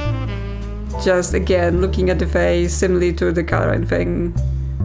Neither of those guys look like they're it. They look quite different to me. So I think that is alternative picture for him. And we know those 2, they're on the separate picture. And then we have someone else, but we don't know anything about their gender or appearance. Although this family seems to lean very blonde. But again, depending on the mother, that could easily have changed. But also, it's not guaranteed that this child here is on this picture because Miracle is 14 years younger than his siblings. So when they take a picture of his generation, he's a little child. And then again, Miracle Jr., when they take a picture of him, he's a little child alongside like late teen, young adult peers in his age group. This is the younger child after that, so he doesn't even feature in the picture that is for his generation. So then him having a kid, that kid could be literally so young that he doesn't even make it for his generation's picture. Like I think even Miracle the Third. So yeah, this is the picture of the Free Spirits, which is the 4th generation. So we have the original Elias and Gwyndoline, and we have the 5 pieces, the next generation, and the Free Spirits. So this is the 4th generation where we have Carl and stuff like that. But this is Miracle Jr. and his younger brother, which are on the generations above. So yeah, the age gap has gotten so big that they are basically now treated into the next generation down, which means yeah, their kids didn't even make it in the picture. That would be for their generations. They're like shifted down, so we can exclude whoever this is from appearing in the group picture. They're too young because the Miracle the Third also doesn't appear in that picture. And again, likely to be older than whoever this is. So that, and with those 2 being in Paris, that basically leaves us the people in the picture are those people here. So like alternative picture of Jim. One of them is an alternative picture of someone else, and one of them is Ernest Jr. Who could this be an alternative picture of? It can be, one of them could be an alternative picture of Clark then. If I was to take his parents, I would say that is him. I think he has the most similarity, leaving the other one to be Ernie Jr. Here again, another thing we can look at is that there isn't an alternative picture for this person, right? We're not gonna get another piece of evidence with a picture of them, which means this is it. This is it in terms of pictures. We have to make some choices. Okay, but that leaves us with Stephanie here, Ernest Jr. as potentials, like they have the entire information filled in. But we don't have a third person to confirm them with. Now, didn't we know? Was it another case of, yeah, his wife's name is Nicole. Oh, but we eliminated one Nicole. Yeah, need to come back to that and say, now there's only one Nicole left. So that can be his wife. We have Peter Yanovich. He's a music critic. You find him mentioned on a fine website about band unrelated to the Rootrees. He used to forward for the Modern Music Monthly. So that can be our new periodical. And we can look up Jim Rootree. There are too many double letters in this word. We're printing. Oh no, we're not printing. That's just you find the new periodical notifications. I get excited because printing is good in this game. A review and interview from 1979 titled "A Reluctant Hitmaker, Jim Goes into His First Band." And until a few years ago, Diamond and I were in C and J plus J and D. Like, I'm not sure that rolls off the tongue. With my cousin and his ex. Clark never knew his father, so our grandpop insisted he spend time with my dad and me. As a result, Clark and I grew up like brothers. Diamond and Jane, on the other hand, are actually sisters. Okay, so we know it's Jane, Diamond. So the four of us had sort of a cutesy family band thing going on. Not our finest hour. Regardless, when Diamond walked in on Clark in the bed with her and Jane's other sister, everything exploded. No more family band. Well then, I guess they really were the free spirits. And there was lots of love going around. The only thing Clark and I had in common was music. But even then, we never agreed on what it should be. He was always more interested in catchy tunes. Something you hum a week later, I've been told Rollin is like that, but that wasn't my goal. When he called me up and said he liked it, I took it as a sign I was going in the wrong direction musically. That made him laugh, but I'm trying to make art. I don't mind saying any of this because he'd agree. For most of the decade, he was a mess. But he's a lot happier now. He started Raffer tunes, and he's a much better jingle writer than songwriter. Okay, so that will probably tell us what his job is. One of the benefits of our famous family is a massive company willing to be a client. That's also how my father was connected to Rootree. All of his old ad campaigns were hung on the walls over the record player, but I was never interested. I just went straight for the music. I guess Clark was paying more attention. Okay, so their father is some sort of ad marketing person. Some good information here. Well, we can... I don't know. If we look this guy, I assume it's going to be all the articles he may have, written for this magazine. Okay, what's Raffer Tunes? Just search it on the internet. Now it's printing. A website about Raffer Tunes, Clark Rafferty-LaRoux, advertising firm. On it there is an about page and you find a picture labeled the inspiration for the famous Super Bowl ad campaign. Below that is more detail. Clark was in a department store getting a family portrait with his wife and children, and when his wife was trying to get his youngest, Katrina, to calm down for the picture, he had the idea for the Roottree Super Bowl ad. Okay, well, we've hit another minor pot of information. So now we have a picture of him here. That's his wife, and that's the two kids. That's one grumpy child. we can use this picture of him because that picture will for sure confirm, and then the younger pictures we can do for later. So we know he eventually marries one of the LaRoux sisters, but we don't know which one because it seems he was double dipping in that pot. So maybe the two spouses is two of them. He just swapped which one he liked more. I don't know what to say, Clark. It's quite something.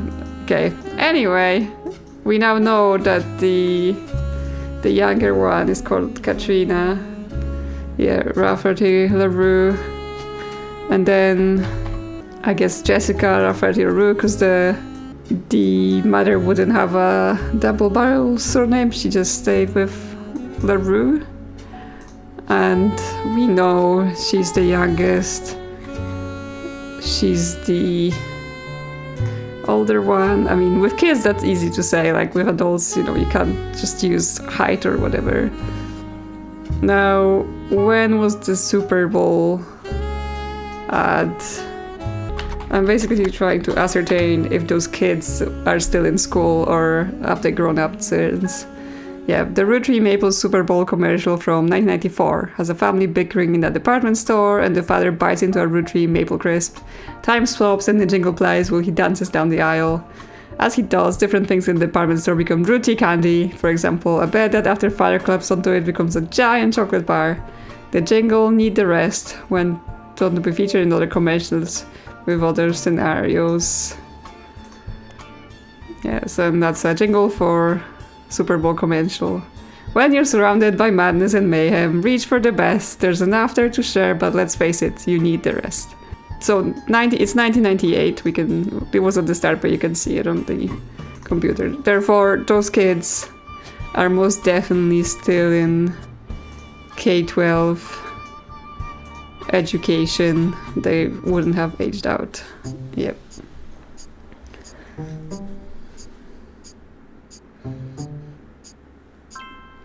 Yep. Stephanie, who's an only child. And we got a bunch of alternatives. Okay, I am glad that for the alternative pictures and who's who, they did really do it in a way like you can look at the picture and be like, oh, that's the younger version of this person and stuff like that. Okay. Booyah. The lady's back. On the phone, I said I owed you an explanation. But I can't reveal everything. Not yet. I'm sure this all seems like deception for deception's sake. So I'll try to explain why. It's true, I'm working with lawyers. But not the candy company lawyers. My publisher's lawyers. I'm on the verge of releasing a book. And it's not kind to the Rootrees. Especially Elias and the 5 Pieces. The truth often isn't. But with the plane crash, the publisher is rightfully worried it'll look like I'm making things up to exploit a tragedy. So they're doing their due diligence. That's why you're here. To be sure there's enough evidence for an expert to unearth the whole story. If I tell you the whole story now, we can't prove that. I hope you understand. That said, I can say that the work you're doing is very personal to me. To my story, one spot on the tree is more important than the rest. You've likely noticed it. It's locked for now. I'll return one final time, after you fill it in. Also, there are fewer Rootrees left. In a sense, that makes it easier. Use process of elimination. Do you mean fewer Rootrees because we've got so many, or because you killed most of them?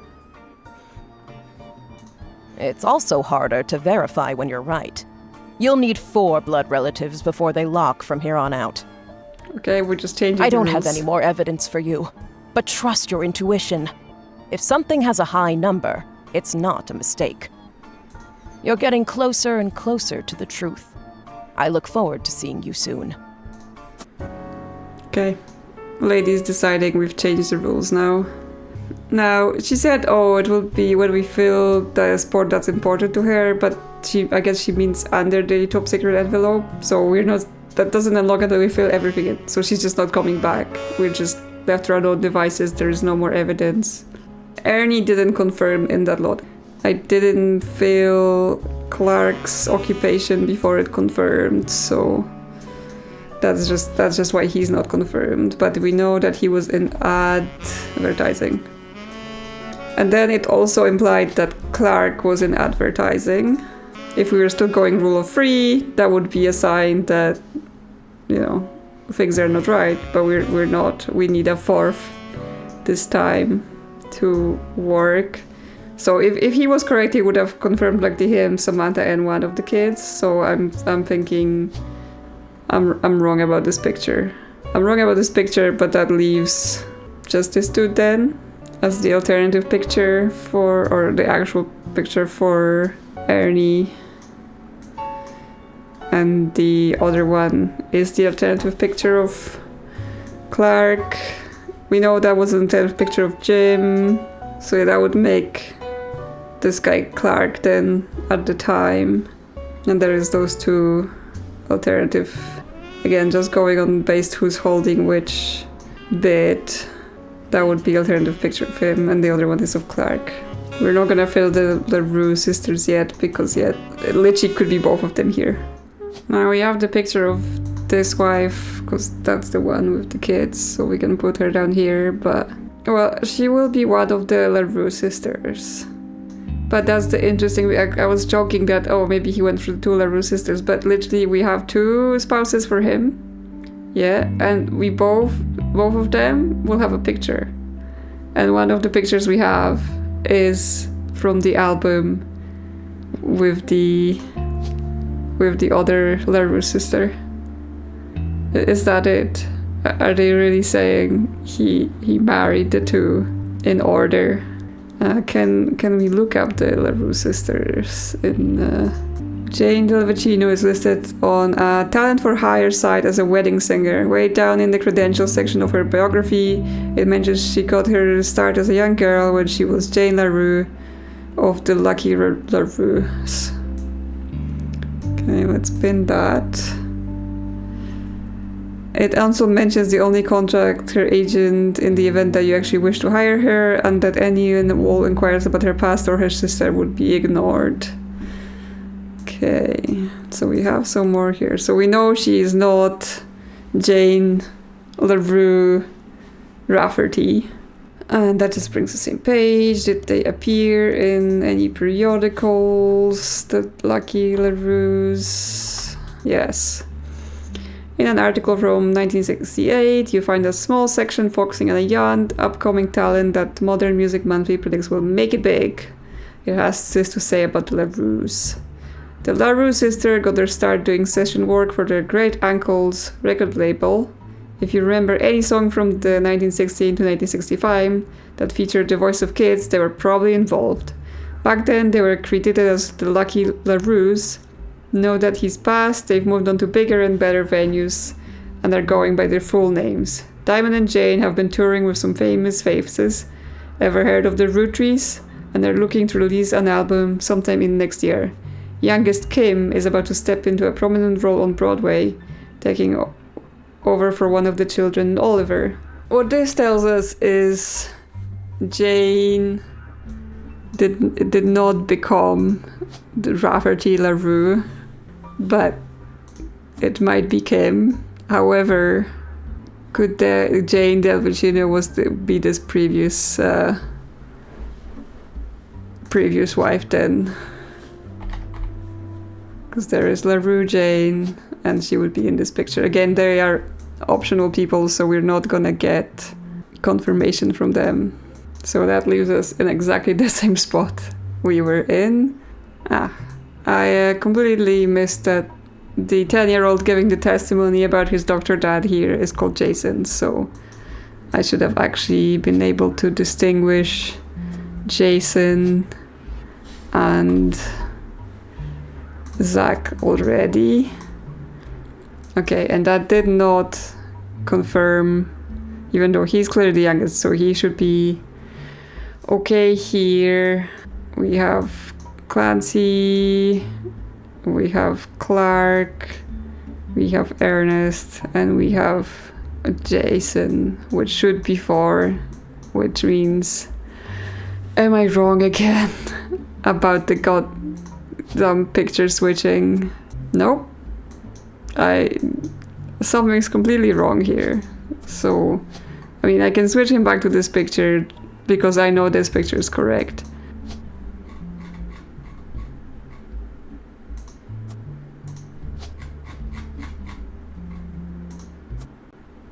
Okay, so just assuming those kids are students has done it. And Clark indeed married both of the LaRoux sisters, one after another. Clark, you're dirty. Booyah! We were trying to narrow down pictures for Ernest Jr. and Clark back at the reunion for their generation. I've done some swapping about, but I just could not get it down. Actually, we do know now because we put the picture to Jim from this album that this is likely Clark here. We have Clancy with his job in advertising in a picture, but it did not confirm, so I'm not sure if I got confused about his job or did I get confused about this picture and I've had it wrong the whole time that this is Elias's picture and this is Clancy's picture, or what's happening. The mysterious lady that says she's a Rootree, related in some way to Sam, says she's writing a book about the family and she just wants to make sure she's got all of her facts straight and they're verifiable. Unless she's like from Sam's line, like, you know, there was a different family here and she's like a child from the same family down, so she's not actually on the tree. I don't know. But because we need 4 to confirm and we have barely any information, things are getting harder. Now, in my desperation, I've written down all of the names remaining in our name selector to kind of get a feel of what's happening. Now, there's quite a few women here, mostly not Rootree women, and quite a few less men, so they might be easier to track down. We are missing a lot of wives that are not required for confirmation. There's just optional, so this is likely where a lot of this comes in. Where we have still Rootrees, a lot of them, or basically all of them, will be in this section, right? Because in the other sections, we either have people filled in with names, and further down this side, they don't use the Roottree name because it was changed through marriage. So we have the 2 sons here that we know of, so they will be 2 of the Roottree men. And then we have an option for a son here or a son here, one of those. Now, I am assuming that the son's name is Roottree, because otherwise we don't have 2 other men whose surname is a match. But I might be like, I think we know that Margolite's husband kept he took his wife's name. This is why Gwynn's name is Roottree. But there is something weird going here with the link, right? She got married and divorced, and we read about this divorce. But then the way the kids are put in a box instead of connected, we don't know what exactly is happening with it. But that leads me to believe like they might still be Roottree because, you know, she was the famous one, so they kept the name or something like that. So it does leave those 2 other guys basically as the potential husbands here, because even though the husband took her name, like, he would be listed under his original name, not the Roottree name. Because I think everywhere else we are looking for name for wives. So that's what it is. Now, I am yet to find the name of Gwynn's husband, which feels like she was known, she was a movie star, even minor movie star. And her divorce is mentioned, but we haven't seen who is she married to, who was she married to. So I'm trying to see if we can look up any of those guys. There we go. Okay, again, information about movies, so that should be good. Walter Forsythe is listed in the cast of a movie called Gal in the Gang, which was directed by Bruce Throckmorton. It appears to be a low-budget comedy, but there's no other information about it anywhere else. Okay, could this be the husband then? Again, do we get anything from search, even though it says there is no more information, just to make sure. Yep, can we look up Bruce Throckmorton, because maybe she got married to him, but then we don't have his name on the thing. Okay, he was a movie director, released movie every year from mid-1960s until his death on set in 1993. Most of his movie could be described as camp, especially those from the early 70s, although you notice some critics seem to take offense with that characterization.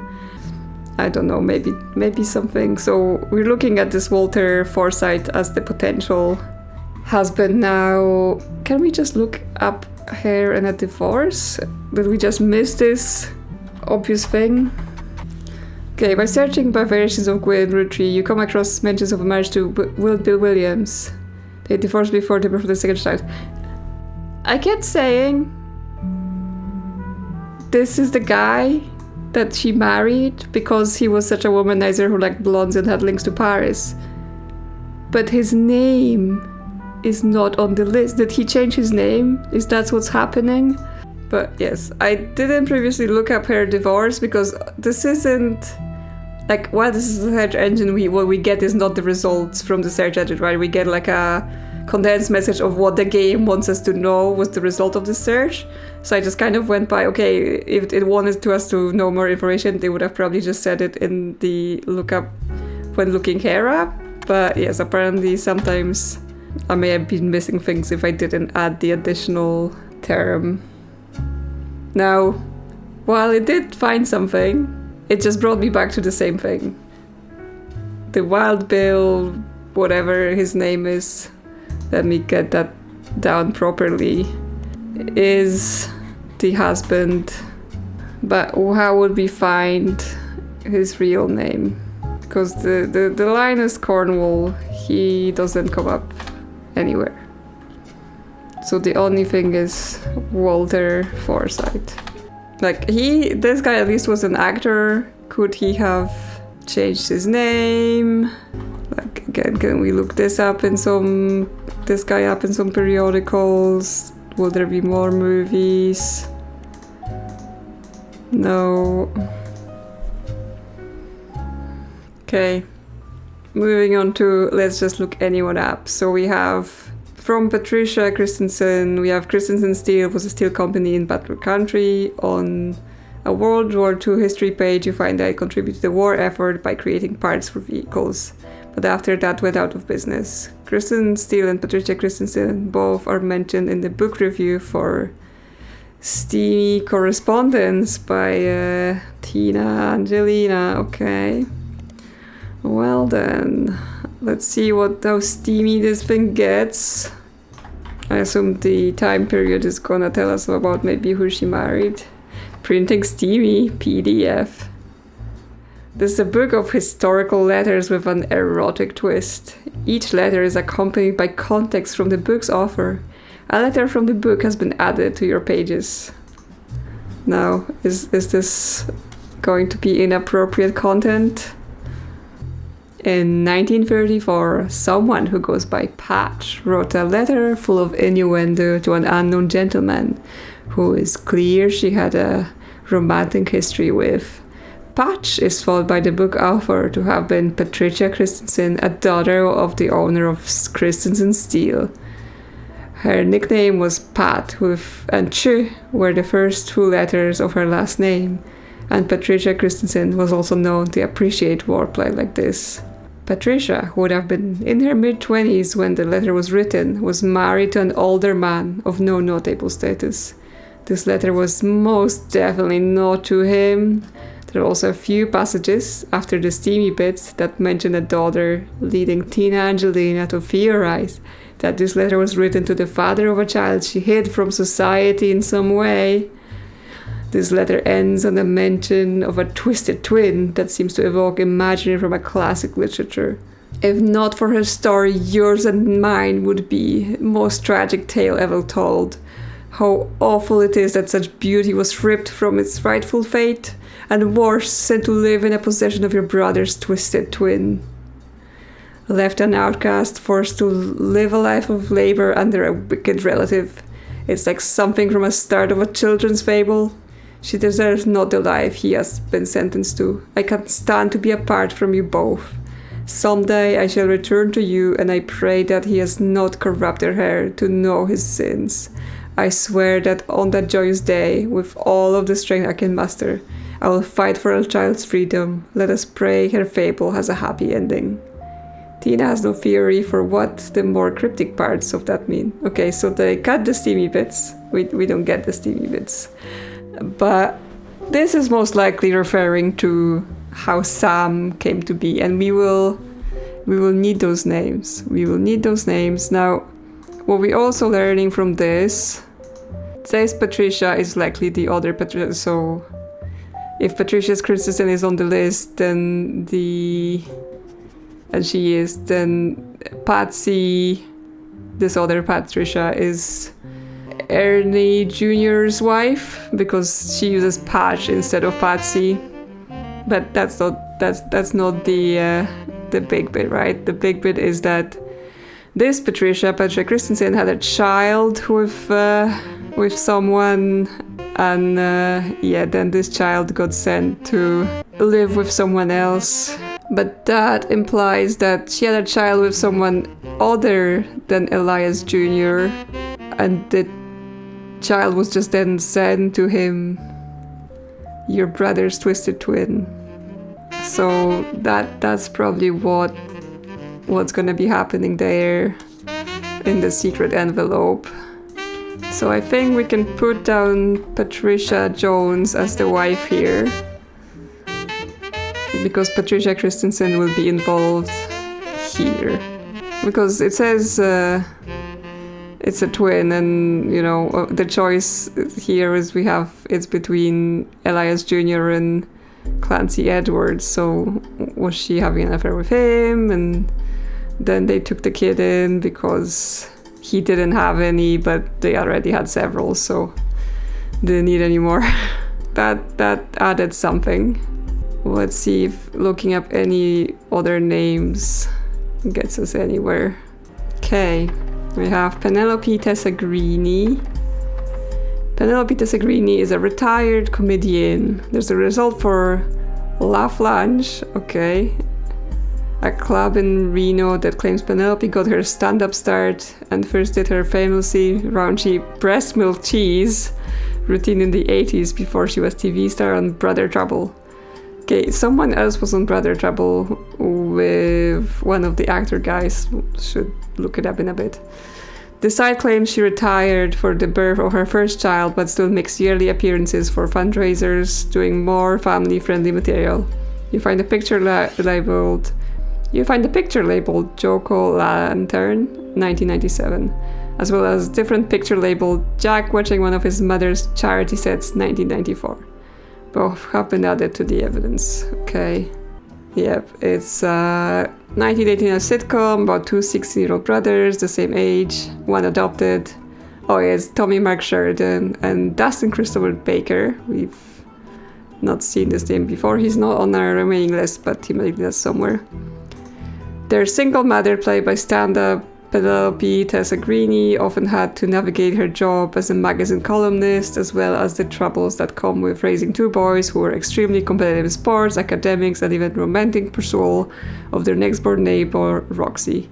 The showrunner was small screen director Ron Roottrees. Is that the guy that lied? No, because Ron could be Ronald, actually. The show had strong ratings through the entire of season 1, rocketing both Sheridan and Baker to instant stardom, mostly among the teenage girl demographic. However, it was cancelled in 1991, midway through the second season, due to a significant drop-off in ratings. Okay. Now, we know about Tommy Mark Sheridan, like he was in the tutorial because he's married to one of the Roottree sisters. But it seems like more of the people from the same situation may have worked itself into the family. Okay, well, who is this guy? Okay, so Dustin Christopher Baker, DCB. He has teenage fans. Since leaving Brother Trouble, he has appeared in a few straight to VHS movies that adapt classical literature to a family audience with minor success. The most popular of which was Jane Eyre, reimagined the Charlotte Bronte novel as a high school romance with focus on skateboarding. He doesn't seem to be associated. Yeah, this is not it. So, okay. And Ron. Yeah, Ron Roottree, small screen director, the head of RR Productions. He directed episodes of a few other shows before showrunning and creating Citizen Heat Brother Trouble.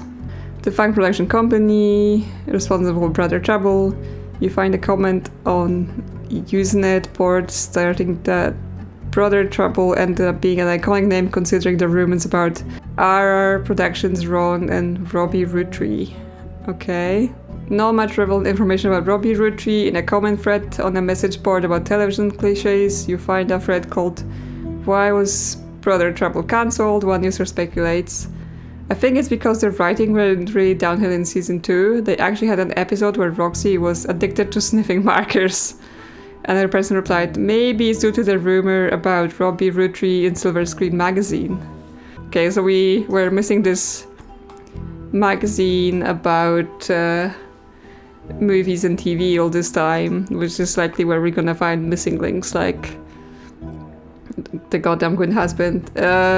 Robbie and Ron sound like Robert and Ronald, which in my head are highly likely to be the Gwynn's two boys, right? Like they're two brothers and they get into like TV and movie production, so that sounds like something that would be in a family. Did you mean Silver Screen magazine? Yes, I did mean that. Okay, now we've uncovered it. It's a Hollywood Insider magazine, less about actors and actresses and more about the nitty-gritty of writing, directing, costuming, set design, film promotion, other elements of filmmaking. Ran from 1983 to 1993. It was bought by a bigger, more recognizable magazine a few years ago, and the website now really directs to the new magazine, but the new magazine is no relevance. Okay. Now we have it, so hey, first can we look up I know this is not like a gossip magazine, it's about like actual industry, but yeah, nothing here. Okay, let's start RR Productions. A small rumors article from 1992 that claims that television screenwriter Robbie Roottree was allegedly tried and convicted under the name Robert in French court of law. Okay, so again points at the Gwynn's kids. It seems he, again, allegedly embezzled from the company RR Productions to fuel a gambling habit that left him hundreds of thousands of dollars in debt. He fled to Paris, where he grew up, and then Silver Screen continues to insist this is all very much allegedly, assaulted an officer who came to question him. The article's author says they were unable to get a statement from French authorities, but received information from an anonymous source and were able to confirm through public record that there was a trial involving a Robbie Roottree around the time that Brother Trouble was cancelled. Okay, so one of the brothers was in trouble, and again, it just confirms those links to Paris. Now, can we therefore figure out what this guy's name was? Like, will he appear under some other listing? You come across a small mention of Wild Bill. Apparently a director who considered Wild Bill his friend once hired him to make a small cameo in a war movie called Christmas Mission. Apparently Wild Bill lived up to his reputation. He showed that drunk 3 days in a row. I couldn't remember his lines. He also kept hitting on an actress who was supposed to be doing a very somber, serious role. Wild Bill was dropped from the picture. He and the director no longer speak. Okay, but that still doesn't tell us what is his name, because he's not on the list. How do we know what his name is? Okay, there's an article about Ron Roottree, 1984. Don't blame nepotism, he gets results. After finding some small screen success, first as the director of many soap opera episodes and then stepping in as the showrunner to turn around a few struggling productions, Ron has decided to start his own television production company. Ron was born in the US but grew up in Paris with his once famous mother and his brother Robbie. He gobbled up American cinema whenever he could, and when he was old enough, returned to Hollywood to attend film school. He brings a special kind of charisma and an eye for unusual shots, particularly when it comes to comedy. Those he's worked with have gone on record as saying he's an attentive director who can work with actors to make sure the timing of a joke lands perfectly. Okay, so him and his brother have a very different reputation in the industry then. Ron plans to pitch a new show to major television studios as soon as 1986. Until then, he plans to find the right project. He has occasionally called upon his younger brother for script punch-ups and has thought about bringing him into the fold. So potentially we could see that one of them is married to the Penelope Tessa Green, right? Because she ends up on the show that they make. I mean, I'm not saying he hired his wife, but he may have, or that's how they met and then they got married, right? That's possible too. Okay, so we've got the magazine, we've looked up the production company. Okay, so now we know that Ron is the older and Robbie is the younger, so we can now go to the board and we can enter those two. So we have Ronald Roottree and we have Robert Roottree, and that's the wife. And then they have a kid called Jack as well. Yeah, there is some new evidence from that. Okay, yeah, so here's Jack, and here's, okay, that's her and her kid, I assume, so we can, okay, it could be, I guess they have two kids, so that could be the two different kids. So she has this picture, and then, well, she's got two kids, but because we've used up the Roottrees, yeah, so we have Jack, and then they have a daughter. They must have a daughter afterwards because, well, we're out of men in the Roottree line. So what would his job be here? He's a director, and then there we go. But then is it again telling us just work it out from the pictures, like do some picture swappy thing? Well, which one looks more like a gambling addict to you? Because yeah, we didn't stumble upon any pictures while we were looking into that. And I guess we could get Jack here as the older one. And then this baby is the other child, maybe? But it could be Christina or Tessa. Now, I know she's Tessa Greeny, but that's her surname, so I'm not sure she would be naming her child that. But this was 1994, so he's still in K-12 education for sure. Are you taking over?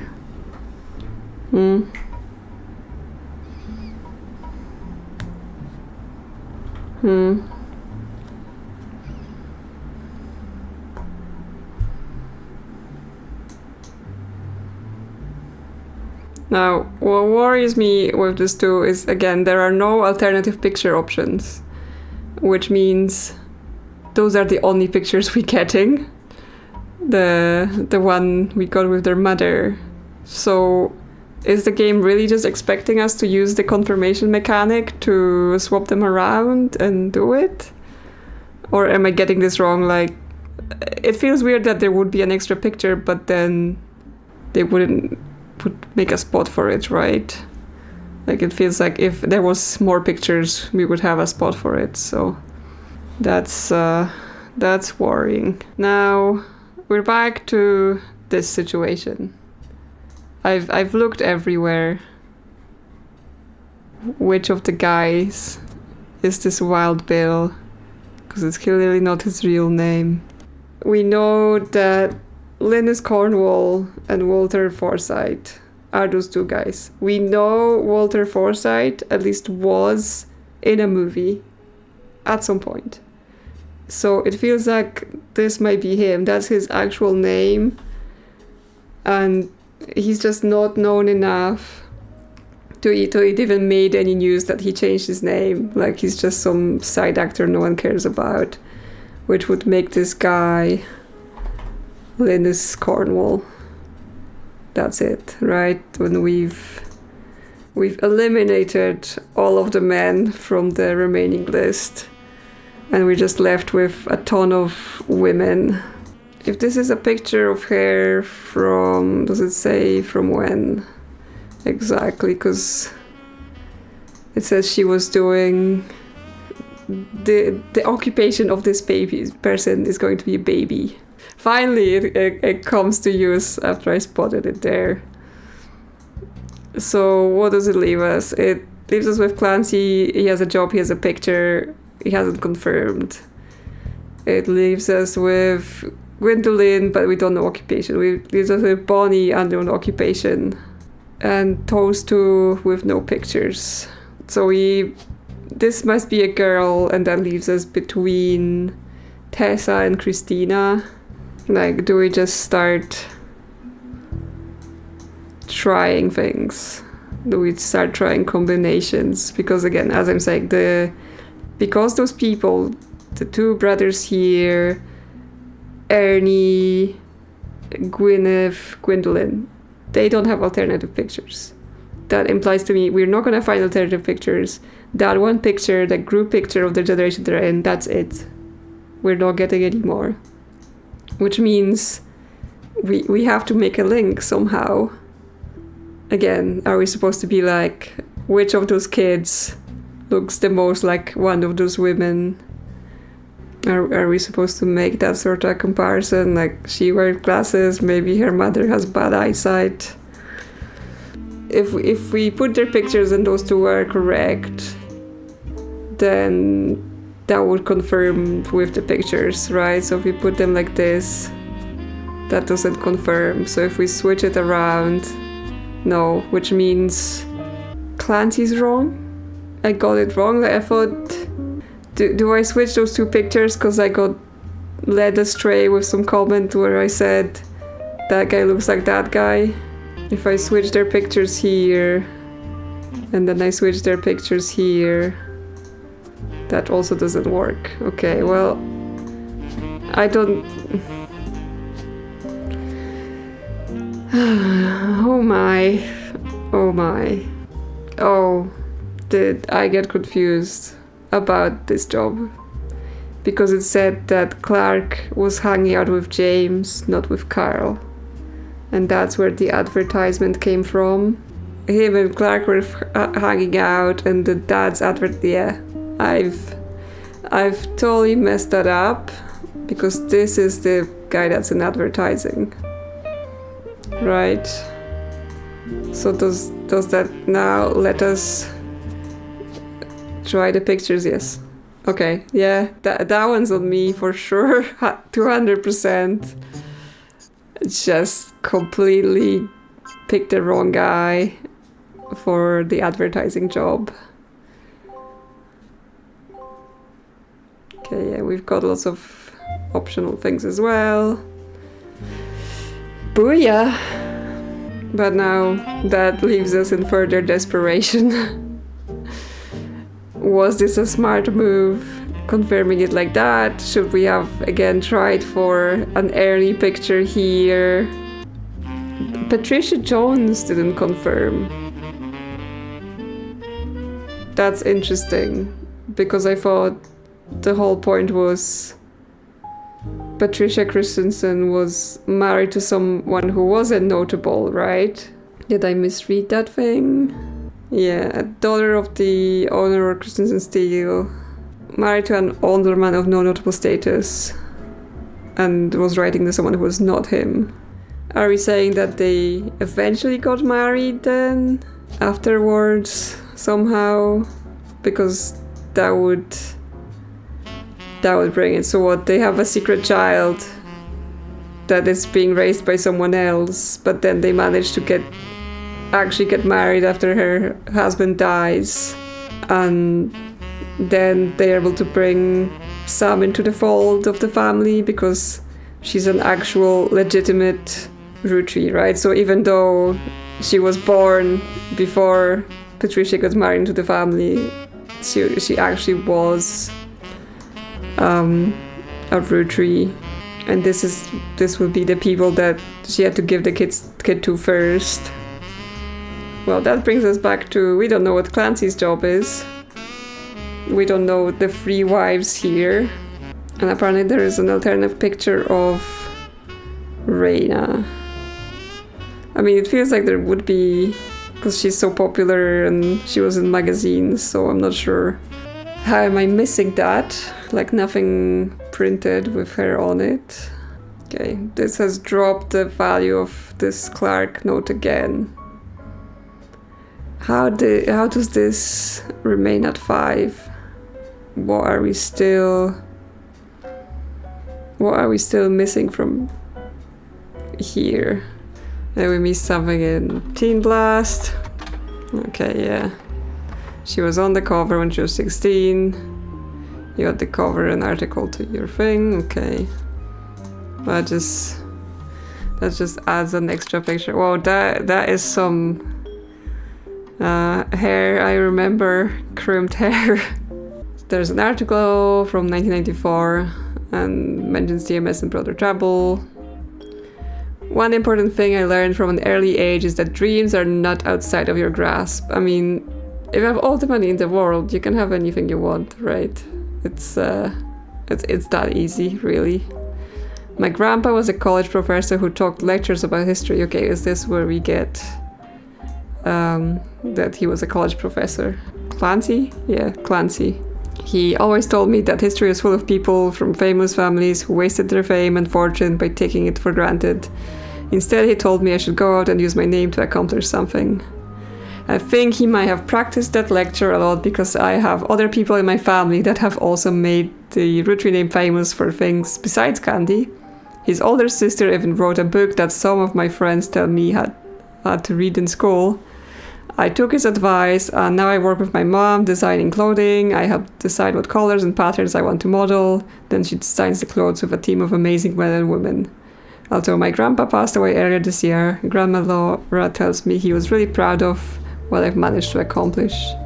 Okay, so he was a professor.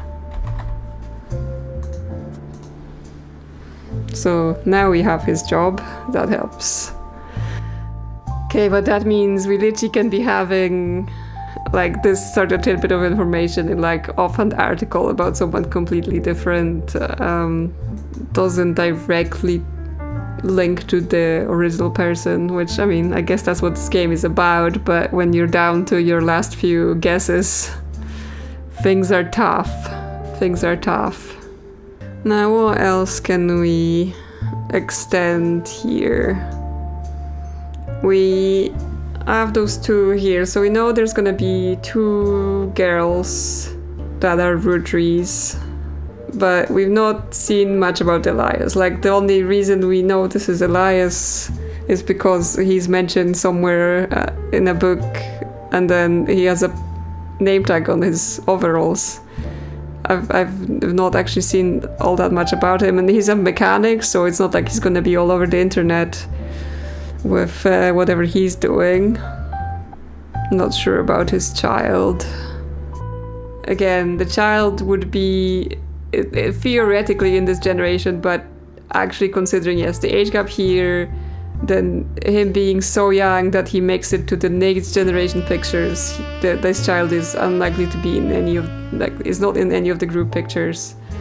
Is gonna be a picture somewhere else, maybe again as a baby with someone. Now, Caroline did talk about how her sister and cousin just marrying boring men and having boring lives, so it is possible that the two just ended up as housewives. But I noticed that, like, news anchor is an option. It was the guy that was on TV reading the news at the start of the game, also a Rootree. Just probably not, but that would be funny. Okay, well, can we make any assumption here about the looks? Like, again, if I was going to guess, I would say this is more likely to be Caroline's sister, like, from the look and the fact that they're next to each other on the picture. And again, they only have one picture, so we're not getting anything else. And this, because this other girl also very much reminds me of Sam. But we don't know what her occupation would be. And is that now? That's 2 potential, 3 potential. Yeah, okay, so we don't have a... Well, we could start drawing Ernie's pictures again. No, we're wrong. We're wrong again. Can swap those. Okay, yeah. I don't know if there's any other way to distinguish them that tells us this is this person. They have a single picture. There is another picture coming to compare their face. And I don't know what else was there to say about their appearance to know that it was them. The housewives I got from other one wrote about them. They had boring lives with boring husbands, so that sounds like they just went up being housewives. But yes, I was right about Clancy's face all along, and I just got so confused because I put the wrong job and I didn't have the little bit about him being a professor from that Teen Blast article. And again, the pictures between Ernie and Clark. But well then, and it was the Patricia Christensen, so she did indeed eventually got rid of their bowling husband and married the guy she had a fire baby with before. Booyah! Naturally, after tracking down everyone else, we are left with those we know the least about. We have Gwyneth Morden with her picture, but we do not have any hints to her occupation other than making another guess that she could have been a housewife. Then there is November, which we only saw in the one group picture from the 70s, so while in the photo she is a child, by now she will be an adult with a job, assuming nothing unfortunate has happened to her. Then there is an unnamed baby girl, daughter of Ronald Roottee. We know she's born recently, so she's still a baby.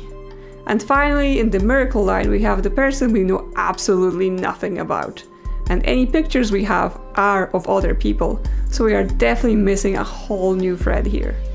In terms of evidence, we have 3 things that still have a value assigned. Interestingly, one of them is the 5 pieces ad. As far as I'm aware, this was supposed to be a clue to the names of the original 5 pieces kids, which I have all locked in, but there's more here. Turns out, I never actually looked up 5 pieces by itself. We already know about the candy at the center of their family's success, but this search leads us to a mention of a book, The Sweet History of Candy, Volume 2. And the book itself lets us print an old ad for this candy. But since this is Volume 2, can we check out Volume 1? Yes, we can, and we get another printout for our 5 pieces ad. While I checked them out in evidence, I don't assign much value to them. As I have all the 5 pieces kids locked in, this would have been useful when I was dealing with them, but now it didn't seem important anymore. However, I do have questions. What kind of flavor is egg cream? Anyway, this is finally all there was to find from the recent ad of the candy, so we are done with this one. Stephanie's campaign leaflet still has a value of 5, so there is a lot more hiding here, but where exactly? I end up spending some time researching Butler County and trying to see if there is more about her or the council. But instead, I stumble upon a little meta Easter egg about the Rootree Are Dead and the Rootrees Are Bread. Apparently, the brothers from a family of duck got turned into bread by a witch and then eaten by other ducks, leaving the player to identify all the ducks, their lineage, occupations, and figure out which of them killed the Rootrees. And one of the ducks is also a bank robber called the Safe Quacker. Wow, we have gotten way off track here. Without further idea about what else to take from Stephanie's leaflet, I go back to Lauren's book to see if there's anything more in there. I've had the long highlighted passage about how the kids and generations after her all want to be artists, musicians, and dancers, and we've not yet had any confirmed dancers, so I assigned this occupation to November because I think that might have been the clue here. I did look November up in every source we have, with nothing coming up, so this offhand comment is so far the best lead here. After reviewing some of my footage, I realized I missed a clue to one of the optional entries. In the Teen Plus article, Raina mentions her grandma Laura, which I originally confused with Lauren, her great aunt. But actually this gives us a name for Clancy Jr.'s wife. But this really doesn't bring us any closer to the answers we really need. Time to really lean into things I might have previously discarded as not relevant, because checking on the same things all over again gets us nothing. In her diaries, Lauren mentions her first book, Swashbuckle My Heart, which she just didn't seem important, but at this point, I am desperate. Nothing about it is on the internet, but in the library, there's a mention of it being re-released under new title, presumably after Lauren's diaries became more popular and well-known under her Roottree name. While the book in question turns out to be irrelevant, the blurb on it mentions that she has released another book, where she revisits her diaries. So we finally get a bunch of new evidence added to our stash. Because of how far we are into the game, only one of the pages has any value, but each offers additional context to the entries we read in the previous version. We get direct explanation about how Sam was finally included in the family after her father finally marries her mother. While they had Sam many years ago through an affair, Patsy, her mother, was then married off to another man and Sam was sent to be raised by two farmhands at the Roottree Maple Farm, EC and his roommate, Mr. Miller. They refer to EC as confirmed bachelor, and with the roommate in the picture, I'm pretty sure this is a euphemism for them being gay. Another piece of information here is that while Sam was not included in the family trust and given any money from the company, instead she inherited the original farm. Her daughter Gwyneth also inherited her green thumb, so I think this might be a pretty good indicator on what she ended up doing in her life. There is another page that talks about Clark, which has now divorced and remarried, and we know this wasn't even the end of it. We also have proper confirmation of Gwynn's marriage and divorce with Wild Bill, but even here he's not mentioned by his real name, which we did have to work out from other clues. Another page is about names in the family and the fact that a lot of them repeat and are close to each other. We already resolved most of what this points to, like the two Elias and all the Edwards and Clancys. But another mention here is how women get their name by mixing of names from previous generations, which might be a clue to sorting out some of the women that got married into the family, but we've seen no mention of, other than on the list of names. She also makes an offhand comment about seeing mail for her father with his names backwards. Right now this seems like nothing, but we will get back to this later. Last page is something Lauren wrote as a child, when she recalls getting angry at another girl for claiming Lauren's father is her father. I assume this probably refers to Sam, and since their fathers are brothers, they could resemble each other and this could cause her confusion. At this point, I was not sure how much Sam's biological father had contact with her. She was being raised by the farmhands, but that means she was in close proximity to the family at the time. With the info about names, I decided that November's mother was likely April, as this links the two together with names of the same theme. While this new book confirmed things we already knew and gave us small pieces of new information, it was not everything we needed. I'm back again to this campaign mailer, which is still worth 5 points. Eventually I realized I never looked up Brian Jones, Stephanie's husband, because he just didn't seem important. While searching for him in local press, it turns out he inherited a printing company from his father, and they have been behind printing quite a few advertising campaigns and other promotional material in the area, including some of the things we already have in our evidence. Upon checking out their fancy website, we find a few things we might want to look up, including Rootree Motors and a theatre performance for Children of Eden. Rootree Motors immediately sounds like a great clue, as we know Eli was a mechanic and we are still missing all information about his child. While they have no internet presence, their ads have been printed in the local newspaper. Children of Eden turns out to be another Easter egg, but the game directly points us to instead checking out who was performing this musical. Butler Samuel Theatre cast list doesn't have any relevant names, but it turns out the choreography was by November Studios, so she really was a dancer. The studio has no internet presence or mentions in the press, so this will likely have to be enough confirmation. Back to Rootree Motors, we get a clue that it used to be Wilkins Motors, which again is likely a clue to the identity of Eli's wife, as he probably takes over the shop from her family. But in the most recent ad, we learn about Tessa Roottree, who is the newest mechanic there, giving us all of an information in this single piece of evidence, so without it we would never have been able to solve this one. By process of elimination, this also gives us the name of the remaining baby as Christine Roottree. I had the two swapped as I thought the baby might be Tessa as a play on her mother's surname. And there we go, the final confirmation before we get into the contents of the top secret envelope. My genealogy genie. If you are reading this, it means you've locked in 49 blood relatives.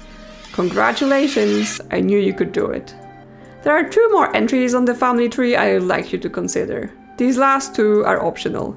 You can summon me whenever you wish, however this will end your search and reveal the truth, so make sure you're ready. I like how she just stuck this top secret envelope to the family tree and basically counted on us just not opening it before we completed it. So while we don't have to do this, that would be a strange choice since we've been building up to this the whole time.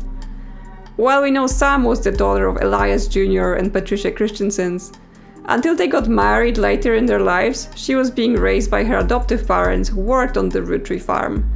And this is who we have to identify here. This time we have to enter the names manually, as it would be too easy to use a list. We have definitely seen EC mentioned alongside his roommate, and actually both of Lauren's journal lead to this partner's full name, as he is mentioned as John Miller. As for EC, I get a bit turned around at first. For some reason I remember the Steamy Correspondence mentioning the child being sent to live with a brother, and I assume it means her brother. And with the last initial C, that matches with the name Christensen, probably on purpose here. I end up researching the family some more, finding mentions of the steel mill they were running, and how even the Vice President of United States visited it. So I tried to find out more mentions of that, thinking it might lead to the identities of her brothers. But nothing relevant shows up. I eventually end up rereading Steamy Correspondence again, and realize that Patricia refers to a twisted twin of the person she is writing to, and not just a brother. I also realize I still have the picture of the person hidden in the background of the original 5 pieces photo that I have not used, so clearly this is our missing man right there. And upon closer inspection I realized that he actually resembles other Roottree family members, and it's all starting to come together in my head. The twisted twin, Lauren mentioning mail for her father but with his names reversed, child Sam confusing Lauren's father for her own, the 2 adverts for 5 pieces where not only the flavors change, but one of the initial goes missing from the list. What happened to egg cream? Edward Clancy Roottree.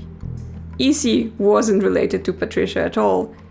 EC was a twin brother to Clancy Edward who got cast out of the family for being gay. As soon as this was confirmed, the mysterious woman returns, this time not in the shadows, and reveals her identity. She is Sam Roottree, and she wants the truth about their adoptive father to be known. She also runs us through all of the clues we were supposed to use to work out this information. Some of those I have not quite connected, like the fact that Ernie needed help with his medical bills because Sam's line was excluded from the trust and therefore they were not rich like the other Rootrees. Now she wants to fix this for her daughters and granddaughters. And we will be getting her share of the trust as payment, so I guess this all paid off and we are set for life now.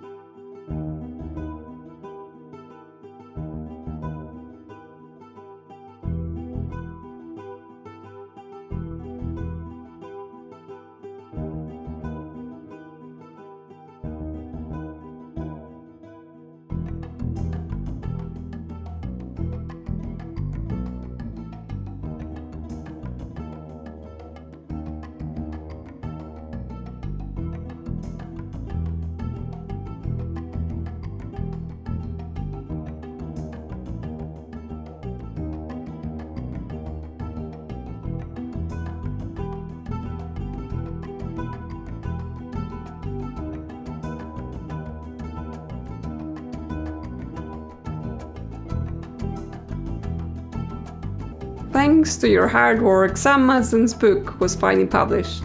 It received mixed reviews. Life went on, and a new president took over the company. The Roottree family faded from the news cycle. And then, everything changed.